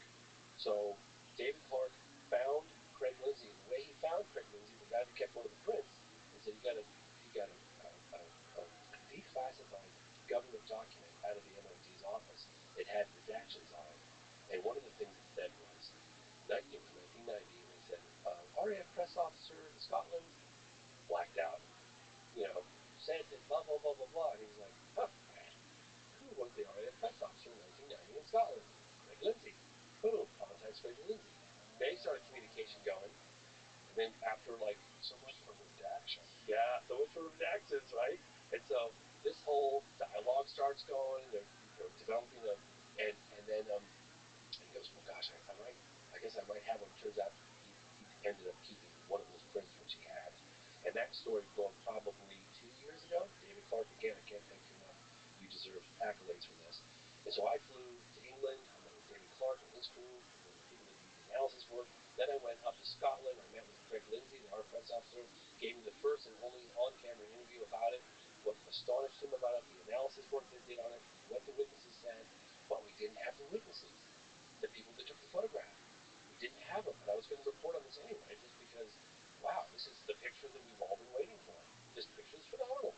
But if you don't have provenance and you don't have the background story on it, it could be AI, it could be, right, it could be a hoax, some people call it a reflection, not a reflection, not a hoax. So, I'm ending production of the program, and I get a text from David Clark, and he goes, something big's about to happen. And I said, what? He goes, just sit tight, I can't go public right now, something big's going to happen. There's a new development. This is just teasing. Well, I'm coming out with it, I promise. But he teased you. He did tease me. He did tease me, but I was like, well, I'm almost done with the movie, and if this is something I can include in the movie about the case, please let me know. So long story short, this guy, Richard Greaves, who was one of the hotel cooks, worked in the kitchen with the photographer, with the 2 witnesses that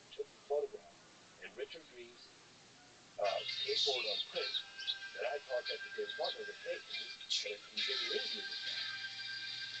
So he kept putting it off, and then finally I didn't want to be, I wanted to be persistent, but I didn't want to annoy the guy to the point where he's going like, hey, you know what, Brad, you're being annoying, you know. Yeah. But I got it right up to that point, right, where I was like, I was wrapping the movie's done, and I want to get this movie out because all the people that participated wanted it out. And then I finally sent him one final text, and I was like, look, I'm really sorry to pester you, and I know you're probably really busy, and I really appreciate the fact that you even said that you'll meet with me, but that you'll give me an interview. And then probably about 10 o'clock that night, I'm in the edit room buttoning the film up, and all of a sudden I get a phone call, and he's like, I've just come out the pub, I'm ready to go. I was like, okay, grab a camera, roll it, let's record this. And he reveals that he knew the witnesses, he worked with them in the kitchen, he gave all the specifics, provided their names, and then he said that 4 nights after they took that photograph, they were all on a cigarette break at the hotel, early evening, pissing rain. He said a car rolled up, there were 3 guys in it, a driver and 2 men in suits in the back. They roll up, they come out, they say cigarette break's over, they pull the 2 witnesses aside, and they grilled him. And you got to hear it directly from the horse's mouth. Victor Reeves said that when they were all, the people that were not involved in the incident were told to go back inside the hotel, which they did, and they looked through the window and they saw in the pissing rain, he said they were out there for 10 or 15 minutes in the pissing rain, and that these guys, they came back inside and they were white as he said, he literally goes, they came back inside and they were white as a fucking ghost. And which we all get a good laugh out of, but and then they started drinking heavily, and within a couple of weeks they vanished without a trace, and they've been gone ever since. So we report on this, and yeah, that's a replica. That's a replica. That's a replica from Nick Post when he did it for some series talking about it, and that was before the real photograph was found and printed. Let's see the real photograph. Yeah, show the real photograph again. I got it in. There it is. Yep. Okay, so what was he doing? Show the fake one more time. Yeah, that's a recreation before it leaked out. So was he just recreating what he remembered? Yes. Let me see the real one again. Pretty damn good, isn't it? Not bad. Not bad. Missed the barbed wire fence, but not bad. Put in a bunch of bullshit background. I went to the exact location. Bullshit he put in there. Put in beautiful hills. I know. and that fence is still there. There was a go back to the room. Yeah, that fence is still there. I took a So what is that jet in the background? A Harrier jet is what I'm told. They're 99% sure. And was that Harrier jet trying to figure out what this was? Well, like I said, in the other prints, according to Craig Lindsay, the RAF press officer, he said the other 6 prints or 5 prints had that Harrier jet in a different position. So he said it was as if the Harrier jet flew around checking that out. Now, where are those other prints? We have other MODs just they're gone. They killed the story. I mean, the guy at the MOD worked for Nick Post told me that they did everything they could to squash it because Greg Lindsay probably have it out of the way somewhere. Of course they do. Of course they didn't throw those pictures away. They Can you zoom in on this, Jerry, please? Yeah, that's a really crap copy. You're looking at a really bad print. Could you zoom in? I've got a much better. I've got a much better version of it. You got it on your phone? Yeah, I do. Text it to home. This image is it's weird. Yeah, it's hard to see what you're looking at. You know? Yeah. Well, let me show you a much better copy of it. Again, let me just scroll up here because I've got a really good. I got the original print of this copy, but people talk about the more compelling data and the links. So this is the photograph that I took at the site. You can get an idea of that. Okay. See how how similar, right? Yep. And then here's the print. I could text that to you guys if you want. Yeah, text that to me. I'll text it to you. Both of them. Send both of them. It's very interesting. Very interesting thing. I mean, again, I think it's one of the best photographic cases because you're not dealing with just a UFO. You've got a military jet in the background. And if you have a date and a location, guess what? That pilot's still out there. That pilot probably got it on radar and probably got gun cam footage. He's still alive. Well, he would have been probably young, right? Pilots are young. Sure. He would have been in his 30s or maybe early 40s, and that was 34 years ago. Right. So chances are he's still alive. They're pretty fit, right? Yeah, maybe he's in the 70s. Okay, I'm gonna text this to you right now. Boom, here we go. Boom. You should have that. Did I get you through all of them to you. And here is a picture of Craig Lindsay. This is great. You're gonna love this. Okay, this is the guy that kept it. I didn't get it yet. Didn't? No. I wonder if it's because I have my phone on airplane mode. Yeah, take it off airplane mode, bro. I told you. Okay. Oh, you did? I was trying to explain to you. Oh, sorry. Okay, it's off now. I'm sorry. Otherwise, it won't actually send it. Oh, it won't. Okay. All right. Yeah. Here we go. All right. It's like dealing with my dad. I know. I'm so bad. I know. You were telling me how to do it. I was like, I haven't done that before. It's funny, people that don't understand how to use it. Tell me if that goes through. Okay. Great shot. You need me to send it? Here, you do it. And there's that one, and there's flipped left to right on it. But, it just goes to show the lengths that the intel community, the Ministry of Defense, the DoD go to hide the more compelling photographic data, because it's so easy to complain like, oh, well, if they were real, there would be good.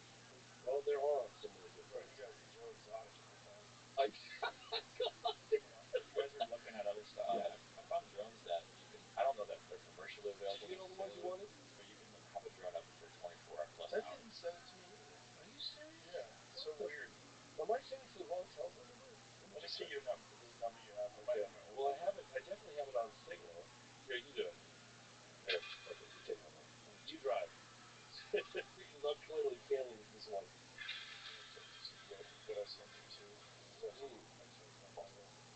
Is it weird? Oh, I can totally imagine that. This is a separate. I found some drones that these companies say that you can take off anywhere. They're showing them taking off like small platforms in the ocean. They can stay up in the air for 14 plus hours. They're small and they do have propellers. I will say that. But yeah, and like I said, I mean, it's not, the question is, are all of these drones, explainable by aliens? And the answer obviously is no. The question is, are any of these bona fide UAP? And there's definitely some evidence to suggest that's the case. But again, there's always misidentification of more conventional stuff, right? Right. And there's always, and then there's a stubborn core percent. I'll give you an example. This is something that I've discussed a little bit recently. Do you find it okay? Yes. Okay, good. Finally, we got that enable worked out. Yeah, it's just your 5G is very slow. Oh, really? Yeah, you're using AT&T with 4G. Oh, I'm using Verizon. Yeah. Verizon. Really? Yeah, it's just real slow. Do I have whatchamacallit on? Actually, I accidentally sent myself these other ones of the guy holding it up too. Oh, cool. Yeah, that's cool. That's Craig Lindsay. So, I'll send this to you, Jim. So, let me tell you a little story. It's pretty cool, which I never thought that this would happen. There's a guy, Kurt McConnell, from the Senate Armed Service Committee, and he participated in the very last minute in my film. He's in the trailer. And he, in an official capacity with high-level clearance, he had been investigating UFOs ever since the New York Times article in 2017. So he was behind the scenes 2017, 2018, tail end of 2017, 2018, 2019, 2020, 2021, 22, 23, 24, and then he stepped down. And he came through some intel folks. We got in touch, and I said, hey, man, my film's almost done. If you want, I can squeeze in one final interview. He decided to participate. Up we went. We became friends. We've been talking. And he said, hey, I could probably arrange a meeting because there's some mutual interest in some UFO cases and evidence that I've been going after as a civilian. But he goes, hey, on the inside, if you want, I can hook you up with the heads of Arrow, the new heads of Arrow, John Kostlowski, and this other guy, Ryan, who's Air Force Office of Special Investigations. This is just a couple weeks ago. So I went to the congressional hearings, which was incredible. And people say, oh, it's a big nothing burger. But you know what? It's very exciting. Seeing people testify under oath. It was a crash through the program. Seeing a rear admiral, Tim Gallaudet, saying that they're under the water. I mean, it's pretty fascinating stuff. Yeah. So I had to apply for a security background on me, which was about 48 hours. And then I got approval for that. And then I showed up waiting across the street from the Pentagon. And I had to go through the metal detector. And then there were these, kind of exciting for me because I had never had this kind of experience before. And there were these glass tube type things lined up like in a row. And only one person can go in at a time. The doors open just like in Star Trek, and you walk in, and that door closes, and the other one opens from the other side. Then I had to get rid of my phone and everything and leave it outside, and then I go into a SCIF, which is a sensitive compartmented information facility. A SCIF, like super top secret, whatever. And I got to meet with the new head of Arrow, John Konstanowski. I was like, I can't believe I'm in the belly of the beast. This is crazy. Like, I thought, how could I? And I said, well, look, I don't belong here. But we started talking, just very nonchalantly. And I said, hey, you guys got to throw us a bone. I said, we're not going away. The story's not going away. And I said, what we're ultimately dealing with. I mean, obviously, the vast majority of UAP or UFOs can be and have been explained away in down-to-earth conventional terms, right? There's a stubborn core, 15, 20%, that really defy conventional explanation, not because of the lack of data, because they truly can't explain what these things do. And you know well, you've had many UFOs. These objects exhibit technology that's just light years advanced from anything we have. And it's been well documented since the 1940s. And possibly some people would say way before that. But modern day UFO wave, no question. So there's two stories. One is someone's been in possession of this revolutionary technology for 85 plus years and kept it secret. Or two, we're not alone, right?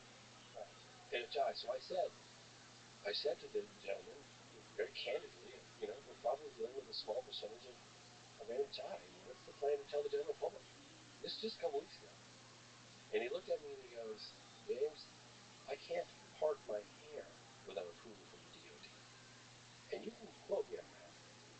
And that was him, in my opinion, telling me, hey, this is structured in a way that my hands are tied. I can uncover all the things in the world, but I can't tell the general public or even Congress without the DOD approving it first. Yeah. So that's what's kind of happening right now. And one of the reasons why we were so fortunate to get the number of whistleblowers or potential whistleblowers or people who come forward in this program is because they were super frustrated with the previous head of Arrow, which is this guy named Sean Kirkpatrick, which basically just kind of blanket, denied pretty much almost everything. And people were extremely disappointed with that. But just like Blue Book. Yeah, kind of like Blue Book. Yeah, They've always done that, right? Yeah, but yeah, again, it brings not us everybody's back. doing it. Not everybody's doing it. Right. There's a bunch of. Well, I think now also with the internet, there's ways to get information out that's much quicker and cleaner. No question. Than trusting a reporter. Yeah. And then your life's in danger. And yeah. the reporter gets threatened. And yeah. Yeah. Now things just kind of get out. So I've thought about this. Like, I'm going back to Brazil, and I thought, I'm obviously going after, like the additional eyewitness testimony. I'm going after the photographic stuff, and for those of you out there that are like tired of hearing about it, well, I spent 20 plus years in search of the photograph that I featured just now, that one, with the background story on it, provenance, that sort of thing. Jamie, go look at the one that I sent you. It's a better version of it. Yeah, and so I was telling you, I just because you can't, after a year or two, haven't successfully obtained stuff. So this is a better version. Yeah, it's a better version that you can see the granular of the film footage. It's weird. It almost looks like there's something in the back. It does look a little bit like that. A little propeller or something, like a Jetsons type of. But let's just say that thing was silent. Silent, according to the witnesses, it didn't make any sound. It hovered there for an extended period of time, but when it took off straight vertical like this, straight up. Fast. It started going faster, and then it was gone. Yep, that was Craig Lindsay who interviewed the witnesses who told me that. And it's so weird though. According to Richard Greaves in Scotland, the Americans got involved. Of course, we get involved in everything. Yep, they showed up and they intimidated the shit out of the witnesses. And I know people can criticize me for reporting on these alleged men in black, but it's not me saying it. It's the witnesses that are saying it.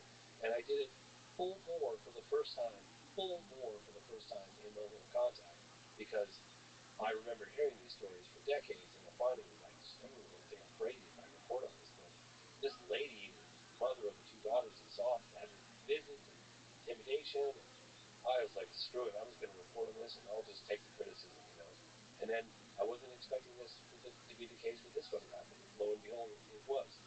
But anyway, it's a huge story.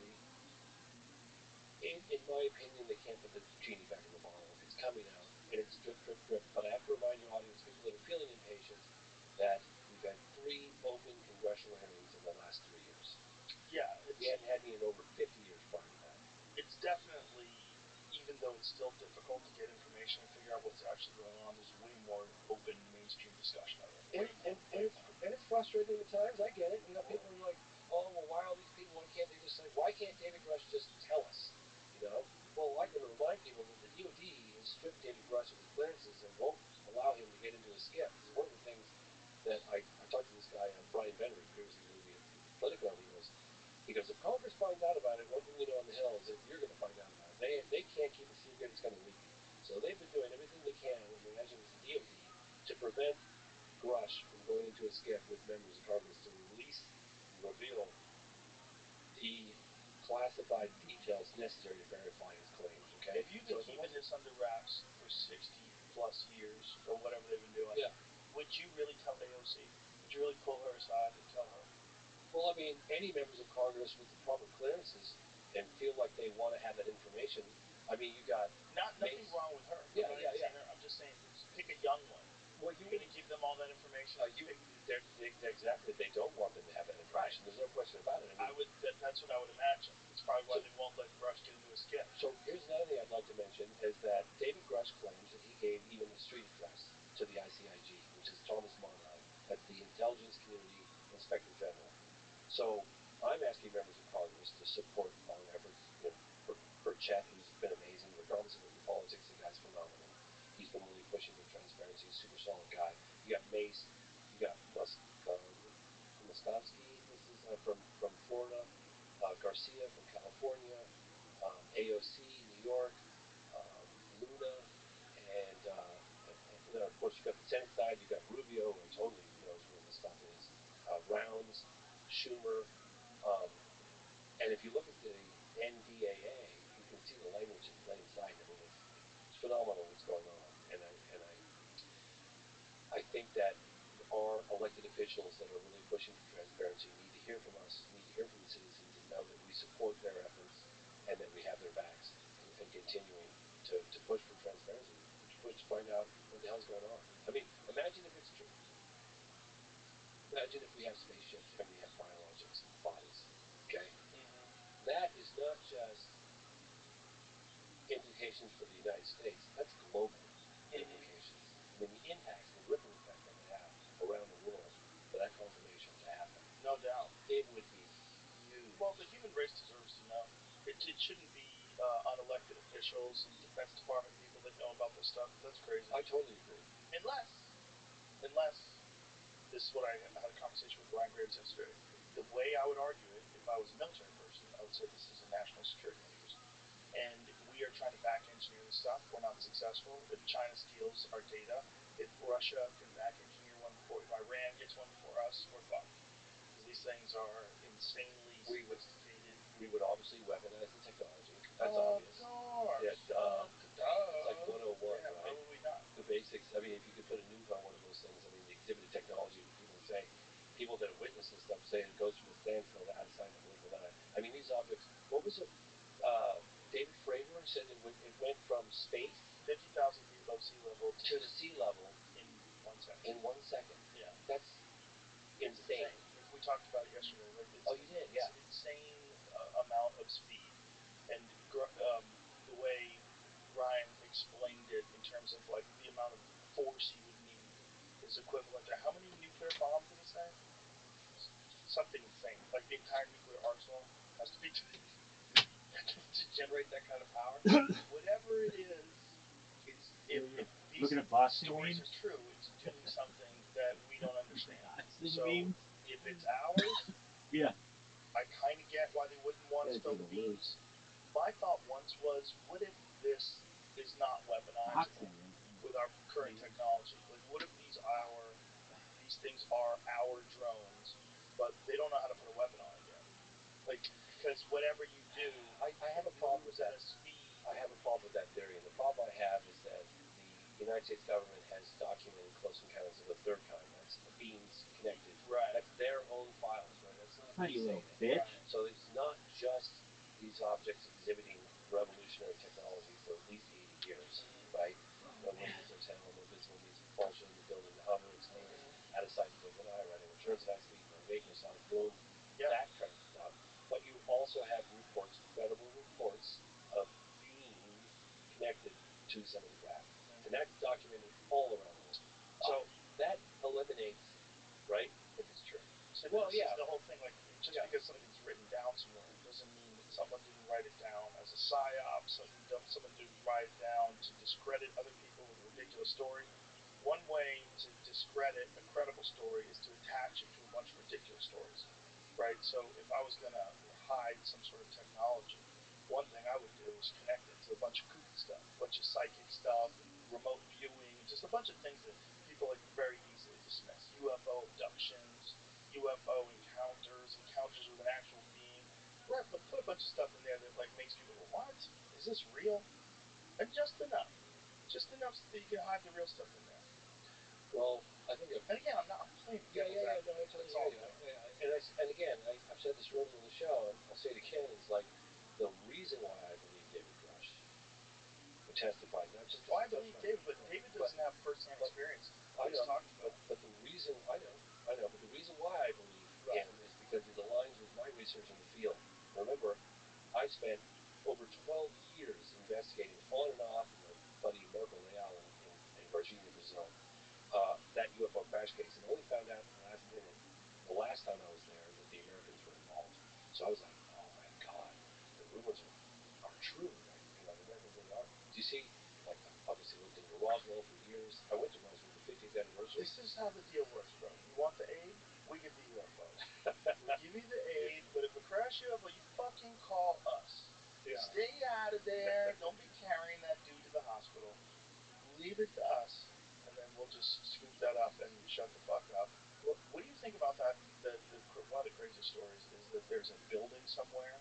It's an enormous building that was actually built around the UFO. The UFO was too big to move. Have you heard the story? It was reported on News Nation with Ross Well, Coulthart. It's gotta be real. And Ross Coulthart is incredible. He's legit. He's got an accent. He's got a great accent. He's got an Australian accent. Not quite British. We believe you if you have an accent. But it's close. More credible than a New York accent. There's something about a British accent that just adds credibility to anything. You know, some guy from New York. So we got this fucking car. Right, but sorry. We put it over here. This spaceship's so fucking big. We build a building around it. But they talk about it now. What is this building? And where's it supposed to be? I don't know. Oh, you're holding it back. No, you haven't investigated this? No. I have a little bit, but I don't have the same connections on that end. But I'll tell you a case that I do think needs to get looked into. Oh, you're gonna move us around. Yeah. Because this is a craft. He's a government agent. This guy. So there's a memo in the program that was through the doctor process was released. Unfortunately, some of the names are redacted. Christopher Mellon obtained it. It was from correspondence he had with a high-level government official back in 2020. It just got approved for release, I don't know, maybe a year ago. It featured in the doc, and in it has the names of not just the gatekeeper, but other people that named who found the gatekeeper to the fractal tumor program. I'm told that unredacted versions of that have been handed to select members of Congress and people that are investigating in the official capacity of the government. But in it, they specifically mention a case, not crashed, a landed case that happened in 1953 in Kingman, Arizona. So I've made some inquiries with aerospace folks that I've been meeting with quietly, and I'm like, what's this case that you guys keep talking about with the Kingman, Arizona? They're like, oh, it's like they just landed and left. I was like, well, how do you know they landed? What do you mean landed and left? And they were like, well, the doors were open and nobody home, and they walked off. I said, you mean somebody just flew this thing down and landed on the ground in the desert in Kingman, Arizona in 1953, and they left the doors open and left? And I'm like, yep, that's pretty much what happened. So they left the craft there. They flew it down and left a craft on the ground. I was told that, and I wouldn't be repeating this if I didn't think there was some serious credibility to it, but apparently doesn't that align with how Diana Pasulka and Gary Nolan have started describing these things as donations? Well, the individual that I talked to was so funny because this individual was like, not a scratch. I go, not a scratch? Not a scratch? Not a scratch on the... No, it was perfect. It didn't have a scratch. I was like, oh my gosh. This sounds like somebody who's bored and just heard about this. But one of the aspects of it didn't have a scratch on it. So I think that's a case that I think that people should definitely... the first-hand witness said it didn't have a scratch? I don't know if it was the way they described it. This is the problem. This is the problem I have with all this stuff. But here's the thing. If you were Travis Walton... Yes. Okay. Love that guy. I love that guy, too. Fascinating. I really enjoyed... You got Ball Road. That's Travis Walton Ball Road. Oh, no way. Guess what? I guy from Travis. That's him staring at the sky. Oh my gosh. When he was a young man. I went to the location. So, but that is, I'm interested in that because that's a first-hand witness. Yes. Right. That's a guy. Yes. Who's explaining his bizarre experience. He's told the same story. No question. For whatever, 50, 60 years, whatever the hell it's been. 1975. Whatever it was since he got abducted. 50, almost 50 years. So this guy was there. That was his story. That I'm interested in that. When I hear a guy told a guy that this is what happened and this is how he described it, I'm like, super frustrating. So talking to Jay Sands. Yes, firsthand. Yeah, firsthand was like, what? Yeah, face to face. Yeah. Tell me what it was doing. What it looked like. Yeah. He said he thought it was an adolescent too. He didn't think that it was a full-grown one. He thought it was young. Well, he's got an illustration of it in the documentary. I tell you, it's one of the great. I remember after. Can you imagine? I know. I was like, this is true. I was like, crazy. Could you imagine being that person? This is something that we didn't reveal in the documentary. It's really funny. He thought that this individual was suffering from frostbite or that when you get really cold. Hypothermia. Skin had a blue tint to it. So he took his jacket off, and he very insistently put the jacket on this individual because he was thinking this person's really, really cold. He's been out in the desert, probably had a plane crash or whatever. Right. And so he put his jacket. The person was kind of resistant, but Jason said I insisted. I took one layer of my jacket and I put it around this individual, and that individual left with the jacket on. So I jokingly say, where do you think your jacket is now? Wow. He's like, probably out there in Elvis Centauri or God only knows. Or right here. Yeah, or this is the thing that gets me. Right here. Logistically. Yes. Okay, if these things are coming from the ocean, just logistically, you'd have to have a large ship. So we were talking about this flying yesterday, and I was saying, like, if they had a battleship, we'd be able to see that, right? Like 100%. So it would have to be a submarine. So I'm like, Jesus Christ, what if there really is some sort of a civilization underwater that has coexisted with us forever? Did you hear about the testimony by Rear Admiral Tim Gallaudet just recently in Congress? Is this the one where the thing's moving underwater at 500 knots? Yes. He's reporting. Explain to people what he said. I don't have all the. You Just can look it up. Yeah, what I can remember basically is confirming that we have objects that are exhibiting the technology underwater that defies any conventional explanation. Things that are just virtually impossible. Like so much faster than the fastest submarine or anything like that. And they're really big. Yeah, it's moving as if there's no resistance underwater. Yeah, and then it's moving like a fighter jet would in the air. It's moving like that underwater. Yeah, they call it transmedium or something. Yes. But confirmation. I mean that's. And I actually spoke to Rear Admiral Tim Gallaudet on a couple of occasions recently, and I thanked him for coming forward and testifying. And he said, I felt an obligation to do so because a lot of my men, the pilots, were coming forward, and I wanted to back them up. And so that's why he stepped forward. Well, if you're coming here from somewhere else and you wanted to hide in plain sight, you would hide in the ocean. Especially if you have the technology to like completely negate any of the effects of the water and the pressure. At least explore place on Earth. Yeah, we can't get to it. We don't have the technology here. They know we don't. They know it's really hard to get a submarine out to wherever the fuck they What's his name? Went to the bottom of the Mariana Trench. Cameron by himself. I would never do that. He's a wild boy. Yeah, isn't that like 35,000 feet down? That's something bizarre like that. I mean, that's those poor folks. Would you go down in a submarine by yourself? No, definitely not a homemade one like the one those people died in.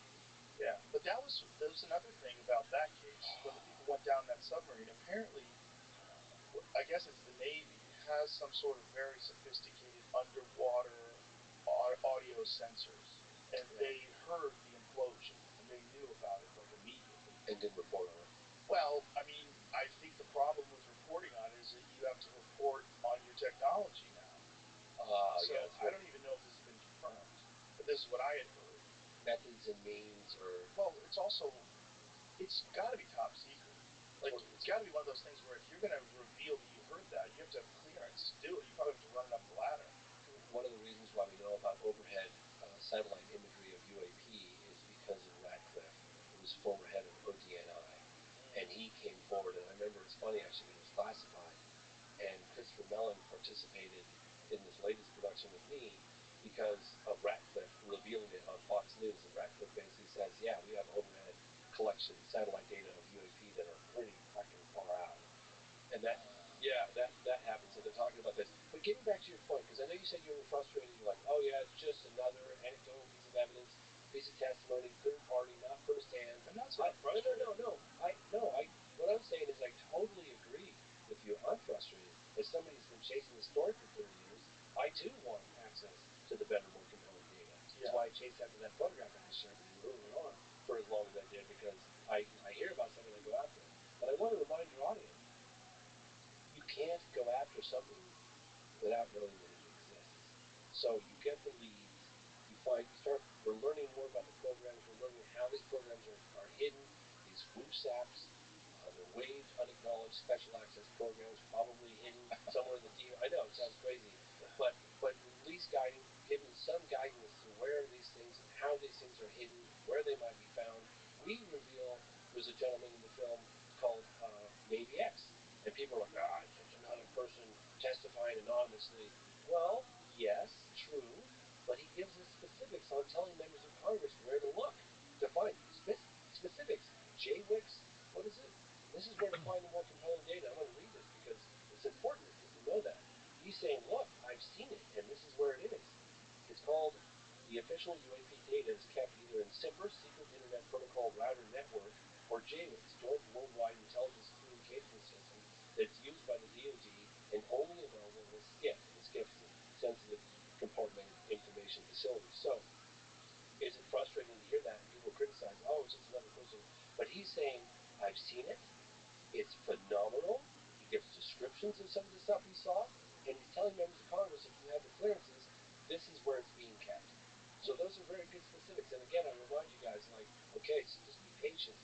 This is not a 100-yard dash. We're running a marathon right now.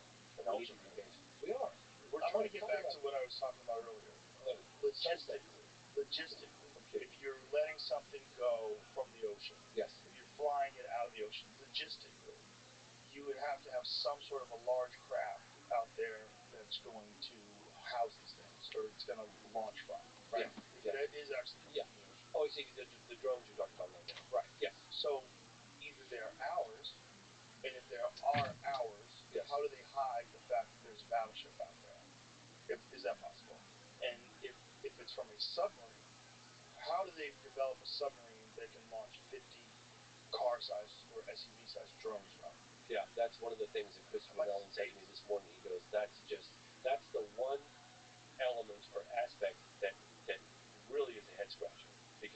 But this is the question. 50 of these things coming in off the ocean. That's just confirmed. Right. No one's but here's the question. Yes. Is it possible to classify the location of a U.S. battleship that's capable of having these things? It's so big. How could you how big would it have to be to launch 50 drones? God, you're talking, I don't know, man. But that's the question. A lot of drones, especially the size they're reporting. They're talking about drones the size of an SUV. Right. So let's imagine you. So when you take a ferry, how many cars can a ferry fit on it?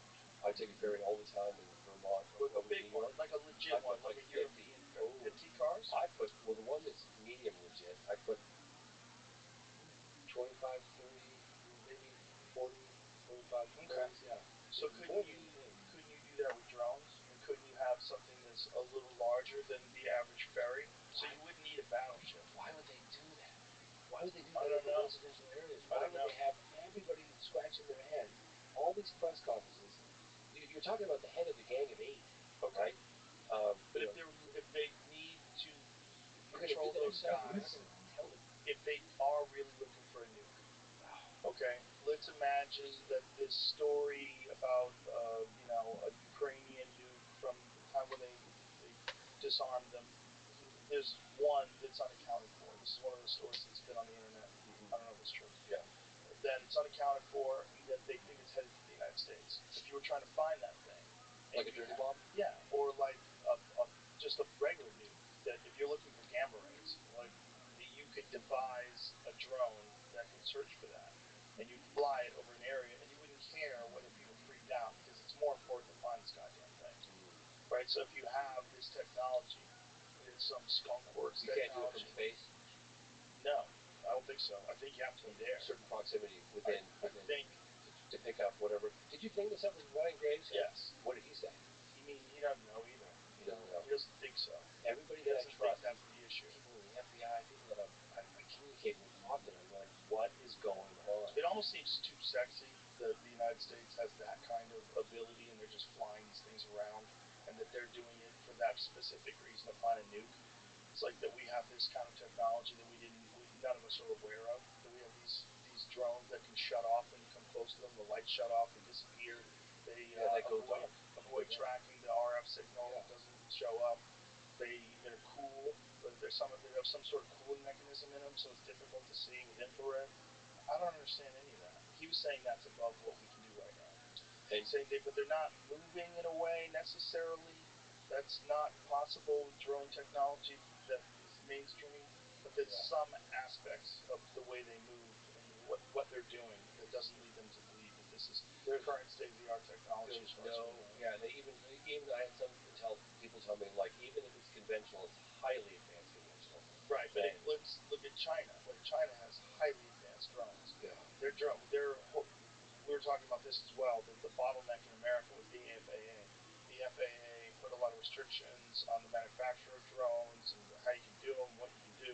China doesn't have any of that, so they're full steam ahead with innovation. If you look at what drone manufacturers in the United States have been able to do, and then imagine untethered, if they weren't fucked over by all these regulations that got in the way of innovation.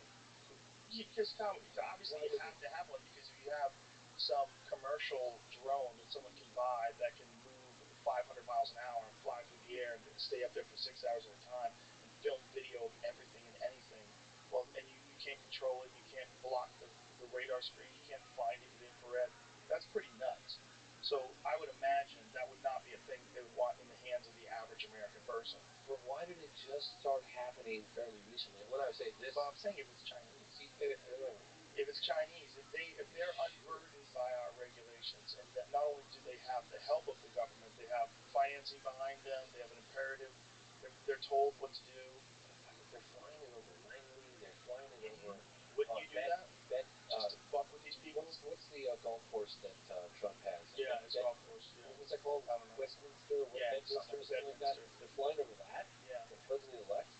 So Langley Air Force Base did experience incursions of unauthorized unmanned aerial systems in last year, December 2023, says Sabrina Singh, Pentagon spokeswoman. The number of those UAS incursions did fluctuate, but they didn't appear to exhibit any hostile intent. It's something that we have kept our eye on. Well, thank God you're keeping your eye on it. Yeah, we have no idea what they are, but they're fine. Nothing to worry about. Yesterday, this has been happening. This is the third year in a row. This has been happening right around Christmas time. Well, that's one of the reasons why I wanted you guys to hear that account by the guy at Vandenberg Air Force Base. This is not anonymous reporting.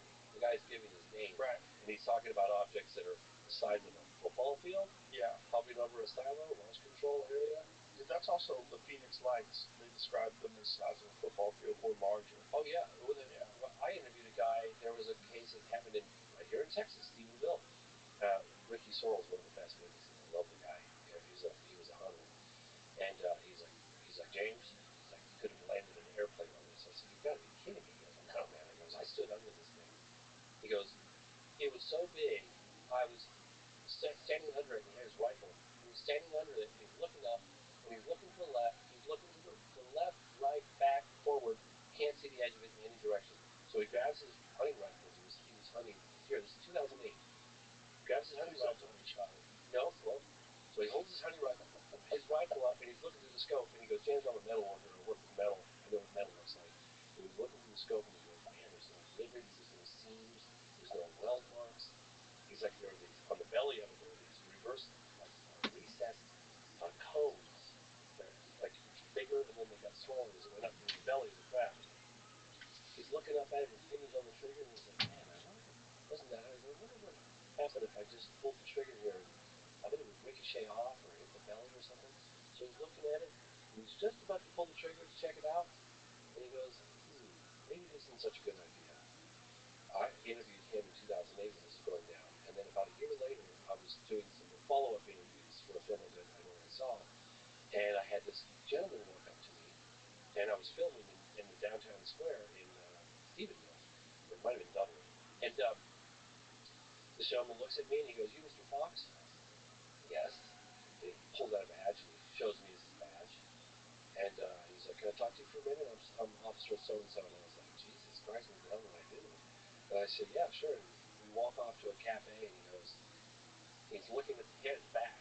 He had his back to the wall of the cafe so he could see everybody coming in. He was really paranoid.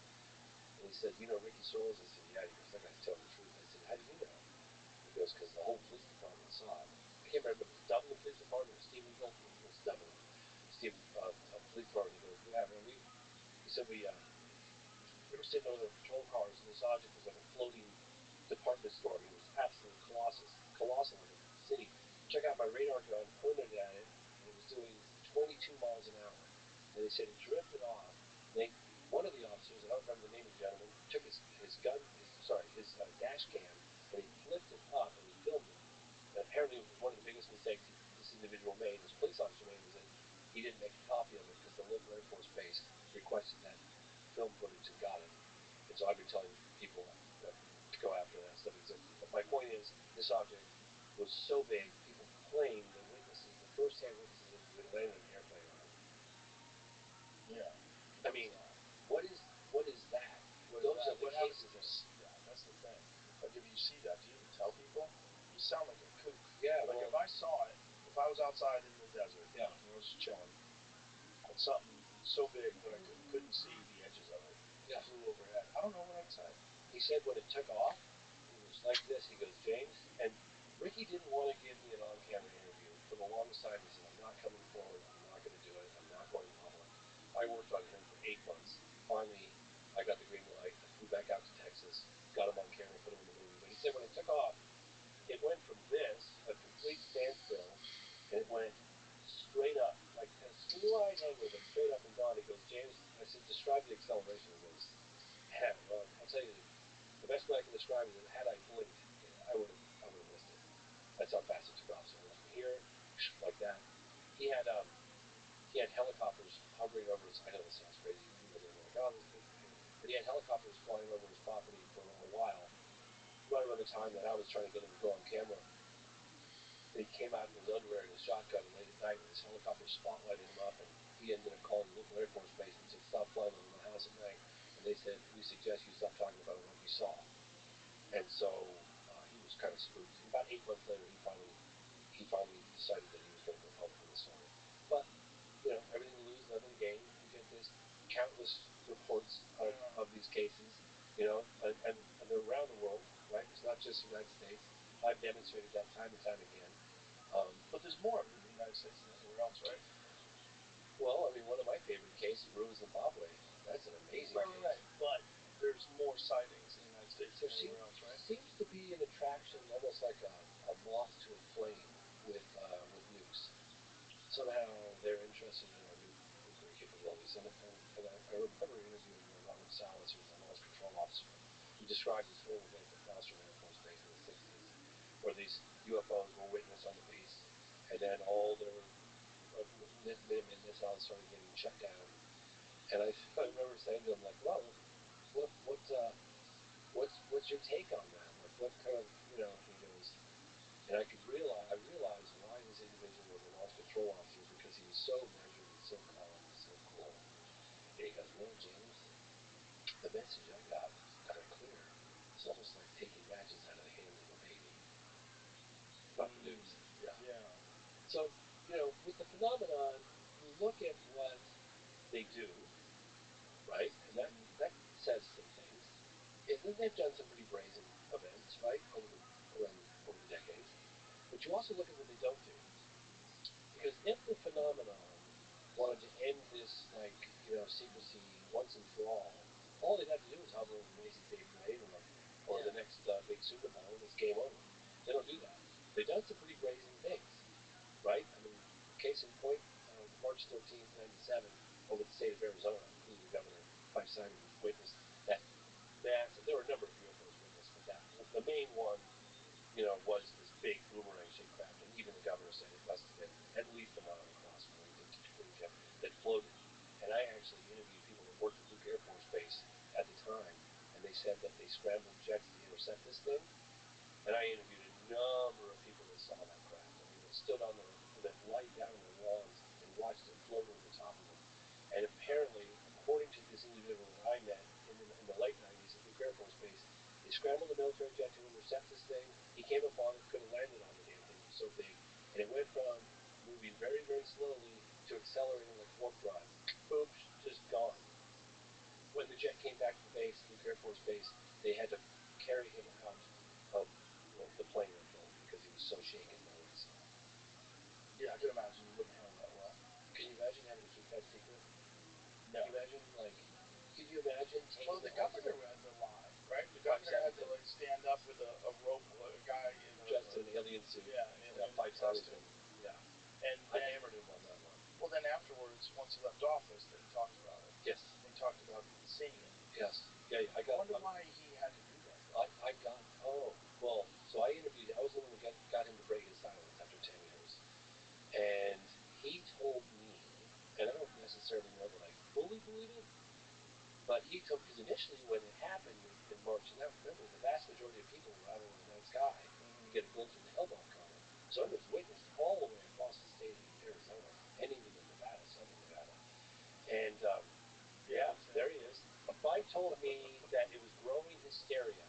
But initially, he had set out, and he said, we're going to find out. I'm contacting the Air Force Base, we're contacting the Pentagon, and all these various services, and we're going to get to the bottom of it.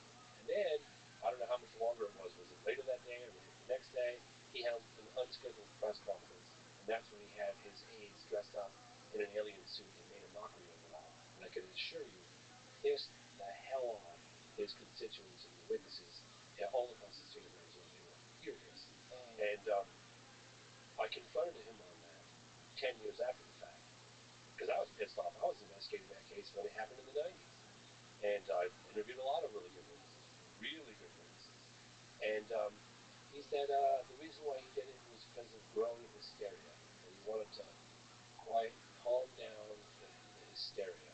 But did he get a phone call just saying, hey, kill this story? I lean in that direction, but he's never, even when we're having cocktails together, he's never confessed that happen. But it's awfully suspicious the way it all went down. It's a little weird, especially considering he actually saw it. That could have been a turning point in the UFO phenomenon reporting, era, right? Like suddenly you get this massive sighting, which would happen today, and we would have been covered by, everybody's phones and whatever.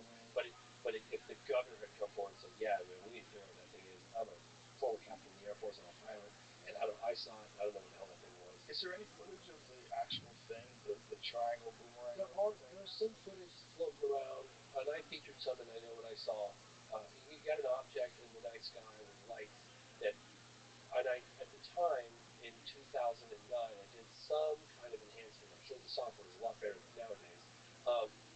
It looks like a big, I can draw it. Like a boomerang. Yeah, but more angular. It was like this and this. And my drawings are terrible. Like that? Look up at the screen? Yeah, kind of like that, yeah. Yep. And so that image in the far left, that's it right there, so, right? Yeah, and here's something that kind of throws off the trail here because, the object came down of the state of Arizona and went from north to south. Is that legit? On the right there? Yeah. I honestly, I can't say. I'd have to really do a deep dive into it, but let me tell you what happened, because this was brilliant. So what happened was, you got this massive object from around 5:30 at night in southern Nevada, and then it drifts down very slowly across the entire, from north to south, across the entire state of Arizona.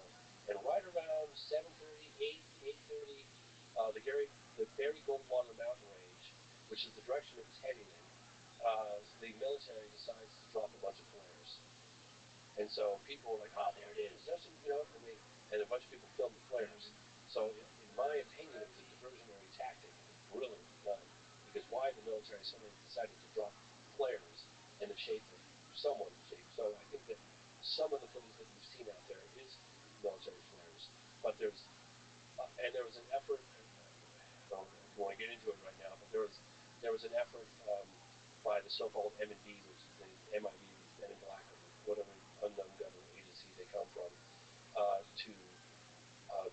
that took some footage that I was learning about investigations in the 90s. I know you're looking at me like I'm crazy. No. But, so the first time I really heard a really credible report of the MIB and I decided not to report on it was when I was in touch with a woman who was Councilwoman Frances Farwood, who was one of the few officials in Phoenix area that was saying, hey, let's investigate what these people are claiming to have seen. She's not saying aliens are playing. All she's saying is, hey, these people have a right to know what's going on. Let's launch an investigation. She was lammed over the media, made fun of, ridiculed. But as a result of her inquiry, public inquiry, and putting it out there, one of these individuals reached out to her. And I know this because I know her and Francis Farwood. I heard the whole story. And he was a Vietnam vet, and he was on the roof of his house with a tripod and a camera, and he was trying to film the tail bomb coming. And he had walkie-talkies, and he was monitoring the truck drivers driving up Interstate 10 from Tucson to Phoenix. And so he's monitoring this, and he hears these truckers talking about a massive UFO. He's like, shit, that's heading right towards my house. So he's like, I'll film it. So he had a camera all ready to go, and the object went right over his house, according to him. And he filmed the whole thing. And he goes, yeah, I filmed the whole thing. It's pretty spectacular. And I know that you're launching an investigation, Francis Farwood. Would you like to see it? She said, yeah. So they made arrangements where he was going to drop it off at her office. Either later that day or first thing the next morning, two representatives, and it was July at this point, it was very hot, two men in dark suits showed up at his house, and they said, hey, he was apparently relieved that it's all in one. He said they were quite menacing looking, didn't really say a lot. They said, we're from Francis Farwood's office, we're here to pick up that footage. So he gives them the footage and said the only question they asked him is, did they make any copies? And he said no. And so they take the footage, off they go. When he doesn't hear from Francis Farwood, he's like, what the hell? So a couple days go by, I think possibly up to a week. He calls her up and he says, and Francis will tell you this, she'll validate what I'm telling you. He says, hey, what'd you think of the footage? She goes, well, what do you mean what I think of the footage? I never got it. You were going to drop it off at my office and you didn't show up. He goes, well, I didn't have to. You had two men from your office show up and pick it up. She goes, I didn't send anybody around your office. And I know at the time, in the late 90s, I'd heard a couple of stories prior to that, and I thought, this is too out there, this is too outlandish, no one's going to believe this, I have no proof of this other than her testimony, screw it. And I didn't report on it. But hearing those cases over and over and over, it's like, there we go, once again, the so-called evidence that could prove or disprove one way or the other that something truly extraordinary took place in the skies over Phoenix back in 1997, vanished. But there is some that's slipped full of facts that's out there. You just have to do due diligence, and then I don't have the time to sit through all of those it. images that we were looking at, they look too human. Yeah, I don't know what's AI generated or whatever, but or what could have been in a documentary, like a recreation. I know what I saw featured some of the footage. I covered that case extensively. So if anyone's interested in the Phoenix Lights case, but I can tell you, how many people saw it? Oh, thousands. Yeah. Thousands. I talked to another woman, Stacy Rhodes, and her daughter Emily, and they said they were driving on Interstate 10. And she goes, look, James, let me tell you how big this thing was. I said, how big? She goes, first of all, there were people stopped on the freeway, just like stopped as this thing was like close encounters, just one over. She goes, I could have held up a newspaper like this and looked to the left, looked to the right, looked to that, and she said I couldn't block this thing out. That's how big it was, and it didn't make a sound. It was gunmetal black. It was witnessed by a lot of people. That's why I say there's some events that have happened over the decades that are pretty brazen. That's one of them. Hudson Valley is pretty brazen as well. I just wish I knew if it was true. Well, when you get thousands of people seeing the same thing, if you see thousands of people saying the same thing, including the governor, the governor, so invested in it, and you go, what happened? The governor. Yeah. The governor. The same guy who came out with a fucking guy dressed up like I know, but I got him to come clean 10 years later. Yeah, but he's already not credible. Well, he already bullshits. He does. He bullshits. He definitely bullshits. He definitely bullshits. So right. There you go. Right. Yeah. So when someone bullshits about that, then they bullshit about anything. But true. Yeah, but I mean, again, I'm just playing devil's advocate. No, I hear you. I hear what you're saying, and you guys have been in the limelight a while. It's a good thing to talk about now. There's no smoke without fire. There is so much evidence in terms of eyewitness testimony and radar, some photographic, not as much as we'd like, that something truly inexplicable is taking place in our airspace. Right? For sure. Something that, after careful examination, something that, not because of a lack of data in some instances, but that after careful analysis and research and investigation, that comes out the other end and says, I can't explain this, this is going to have to be one of those unknowns, or 15% category of cannot provide a terrestrial or conventional explanation for. And those are the cases that I so desperately have been going after for a long time. So is all this disclosure and all these discussions on television now and all these meetings and hearings, so you think we're on an accelerated path? Do you think this is all good, right? I'm convinced of it, yes. But do you think that there's a real possibility, like within the next few years, that they just completely drop all the bullshit and come clean about this stuff? Or would it take some sort of extraordinary event where they had to admit it? Something much bigger than this drone thing? Well, in some respects, there has been. I remember I interviewed this guy, Nick Pope, at the MOD years ago, and I was like, this is a time when we were pushing for transparency there. France was releasing previously classified documents on UFOs, les ovnis, as they say. The MOD followed suit. They were releasing previously classified documents, slowly putting it out there. And at the time, it was rather exciting. I just did a big event at the National Press Club with Leslie Kean, and it was like this whole movement. I was like, oh my God, it's happening, right?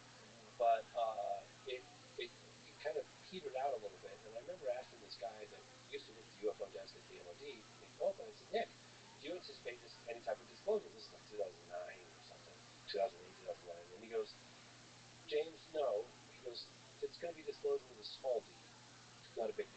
It's going to trickle out slowly. You condition people, get people prepared, test the waters. You know, one of the things that we explore in the program, and I've never done that, is the politics of disclosure. It's a far more complex. This is suspend judgment for the moment and assume that it's real. It's really There really is an NHI, a non-human intelligence aspect to the phenomenon, right? Let's just suggest that's real. Now, how do you disclose that to the general public? What about the impacts on organized religion? What about the impacts on financial institutions?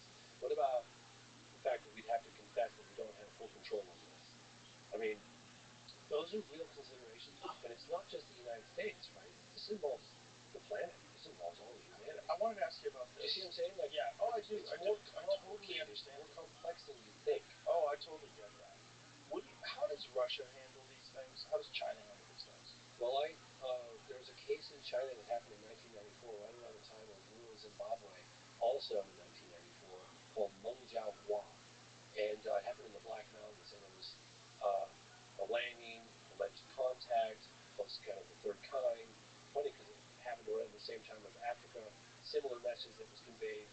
I went to China, I met with an active general in uniform, talked openly about the UFO phenomenon. They were pretty open.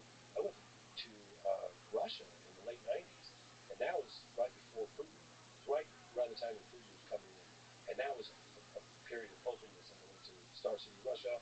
I interviewed a cosmonaut, Pavel Popovich, a number of generals, and they were very open about it. In fact, they said to me at the time, if you're here to discuss whether or not the UFO phenomenon is real, the doors are over there.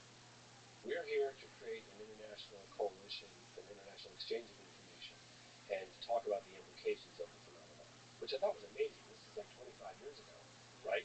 So now I don't know if things have changed since Putin's been in office, but that was back in the late 90s. I mean, there've been congressional hearings in Brazil. There's been an effort. I mean, shit, they had hearings back in 1978 at the United Nations at the East Legal Forum, you know. So there's been an ongoing effort for this stuff to come out. I just think it's different this time. To me, it feels like they're not gonna.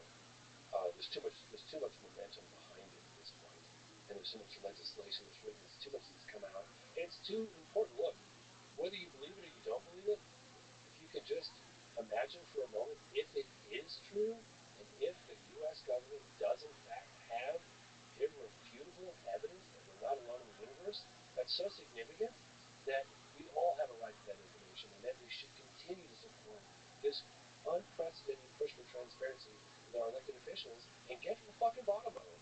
Why not? Everybody agrees. Right? Yeah, I think everybody agrees. I think the general public, no one's going to disagree with you about that. Yeah, and then the new administration's coming in. There's, there's Ratcliffe and Rubio. I'm telling you, Rubio knows a lot. I know that. How do you know he knows? Because I've talked to people that have debriefed him and been in the room with him during the first. You haven't talked to him? No, I have not.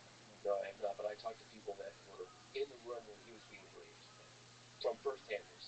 I'm told that there were, I'm going to say, right around 12 first-hand people that have had behind closed doors meetings, first-hand people that are concerned about their secrecy, concerned about their safety, concerned about the implications of them coming forward and going public, that they don't quite have. This comes from very good source of information, that the witness protection program and the legislation that they've created around that is not quite there yet. It's getting closer. They need to continue to work on that. You don't mean like witness protection program, like put them in whistleblowers. They have whistleblower protection. Right. So sorry, I meant to say that. Yeah. Excuse me. Yeah, whistleblower protection is not quite in place. One of the things I really wanted to mention is that there is a gentleman, a young man who's 30 and he feels like he's old. His name is Jesse Michaels, and he's got this new show called American Alchemy. New, it's a couple years old. Why does he feel like he's old? Because when you're 30, you feel like you're old. Really? Well, I did. When I turned 30, I was like, oh, I'm 30, because just 10 years earlier, I was almost 19, right? Or 11 years earlier, I was 19.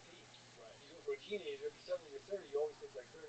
And I was talking to him not so long ago, Jesse, and I said, he's like, yeah, I feel a little old. I was like, dude, you are just getting into your prime, baby. This is rock and roll time. But I really wanted to. This is a guy who's young. Julian Dory is also doing some amazing work on this in podcast. But who's young and is doing a deep dive into the implications and into. He meets with aerospace engineers. The guy's. Jesse, you're a phenomenon. Keep rocking and rolling. I want to tip my hat to you. I don't know if you've seen this guy around. No, I haven't. He's doing deep dives into what's happening. Maybe I have. He's documented it with these podcasts, and he's doing a fantastic job. And I just gotta tip my hat to the guy because he's 10 times smarter than I'll ever be, and he's young and he's a force to be reckoned with. And he's really doing. He's answering all the questions that you and I are exploring all these issues that you and I are talking about. Well, I'm glad there's people out there pushing it, and I'm glad there's guys like Grush that are sticking their neck out, and guys like you and making documentaries about it. It's the subject is much more open to discussion, like I was saying, amongst serious people. Yes. Where it didn't used to be before, and now I think with this drone thing, I think there's so many people that are going, okay, even if they're ours or they're China's or what's going on? Yeah. Why are there so many of them? What are the answers, and why can't you tell us? Is it because they're searching for a nuke? Jesus Christ, maybe you should warn people and get the fuck out of here. You know, is that really what's going on? Like, if it's not, what is going on? And if it's not ours, what are they? And how come you can't track them? How come, like, what kind of... Very bizarre. It doesn't even make sense. It's very It doesn't make sense when you think of the capabilities of the United States military. It doesn't make any sense. They can't figure out what's going on. I think what Trump said is probably correct, that the government knows. They know what's happening, and they don't want to tell people. Why wouldn't he know? He could tell us. Why wouldn't he tell us? I don't think he knows yet. I don't think until he gets into office. He gave a speech about it at Mar-a-Lago. I saw that. Did he say? Well, let's watch it. We'll watch it. Yeah. Pull the speech up. Yeah, because I'm wondering if he. Yeah, we'll have to find out. Yeah, essentially he was saying that he knows the government knows what's going on, and they're not telling us. So that means they're not telling him. So they're not telling him. No, I don't think until you get into office, you're not the president, right? So he's the president-elect. I don't know what kind of clearances that he has. Yeah, I don't understand how that works. I'd be very curious to know what he knows. Right, especially with this. Like, who do you even ask?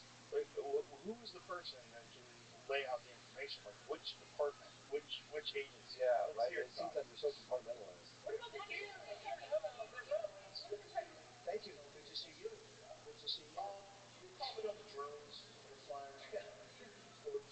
It seems like they're pretty well known. The government knows what is happening. Look, our military knows where they took off from. If it's a garage, they can go right into that garage. They know where it came from and where it went. And for some reason, they don't want to comment. And I think they'd be better off saying what it is. Our military knows, and our president knows. Our president and knows. For some reason, they want to keep people in suspense. I can't imagine it's the enemy, because if it was the enemy, they blasted out. Even if they were late, they blasted. Something strange is going on. For some reason, they don't want to tell the people, and they should, because the people are really, I mean, they happen to be over Bedminster. They're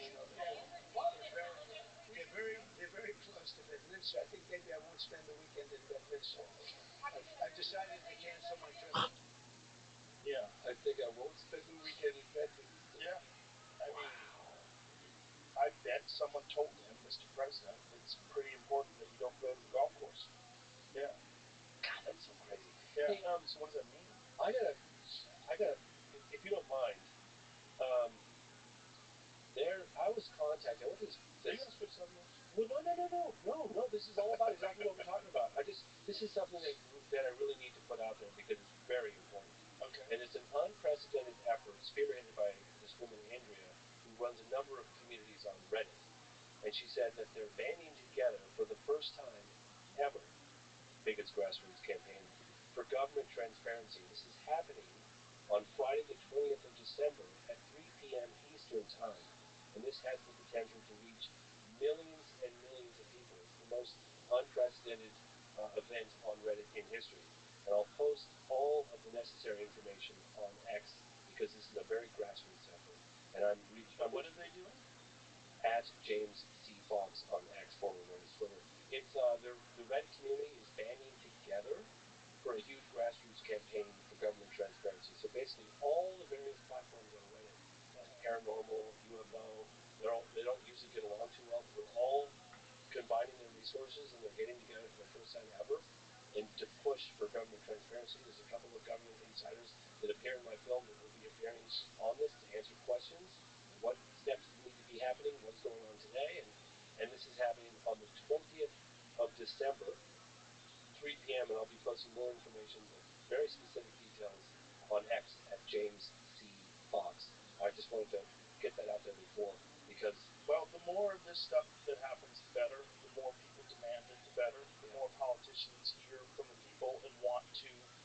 I mean, especially politicians that are up for re-election and they want to show that they're doing what the people want them to do. Yeah, I'd like to know more, but obviously I'm very happy that we're hearing much more about this subject in a serious way. Yeah. Whatever the hell's going on. Yeah, well, I really encourage you to watch the program. I will, 100%. I went bent over backwards to put together and explain everything in layman terms, what's happened from 2017 to today, because it's unprecedented. We're living in an unprecedented moment in history. There's an unprecedented push for government transparency, and I want to continue supporting our elected officials' bipartisan effort to get to the bottom of this.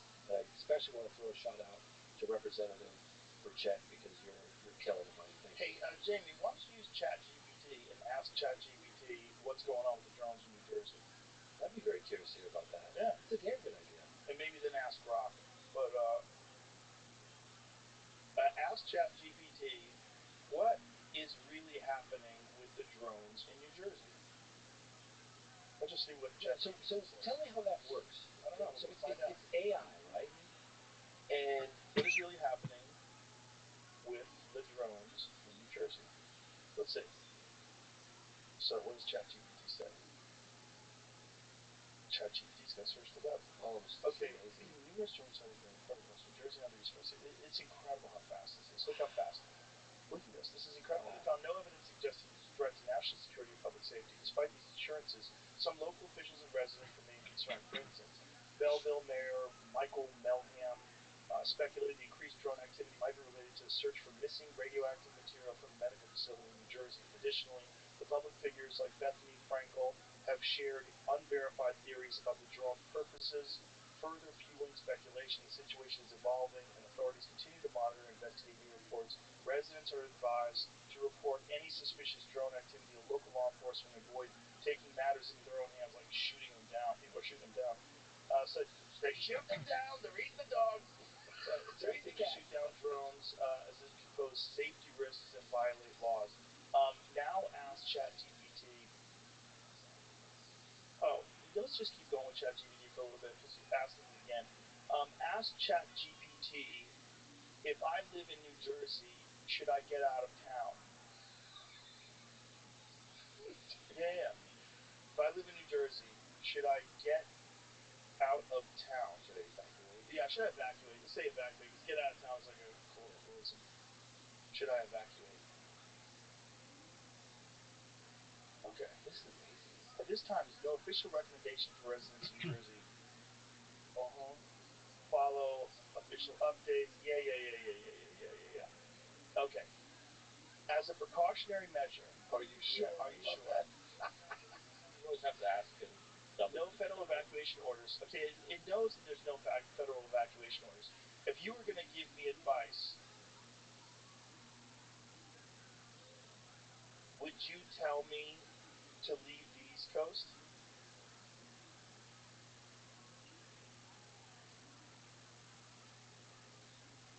Advice is one word. based on the current information provided by trusted authority, there's no evidence of an imminent threat. Yeah. Could you imagine, put this in, could you imagine a scenario where these drones are actually looking for a nuclear bomb? And if so, would you advise me as a preemptive measure to evacuate?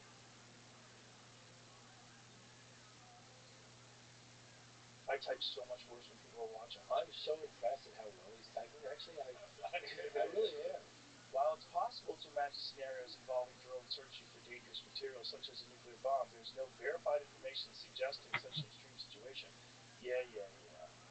So how about this?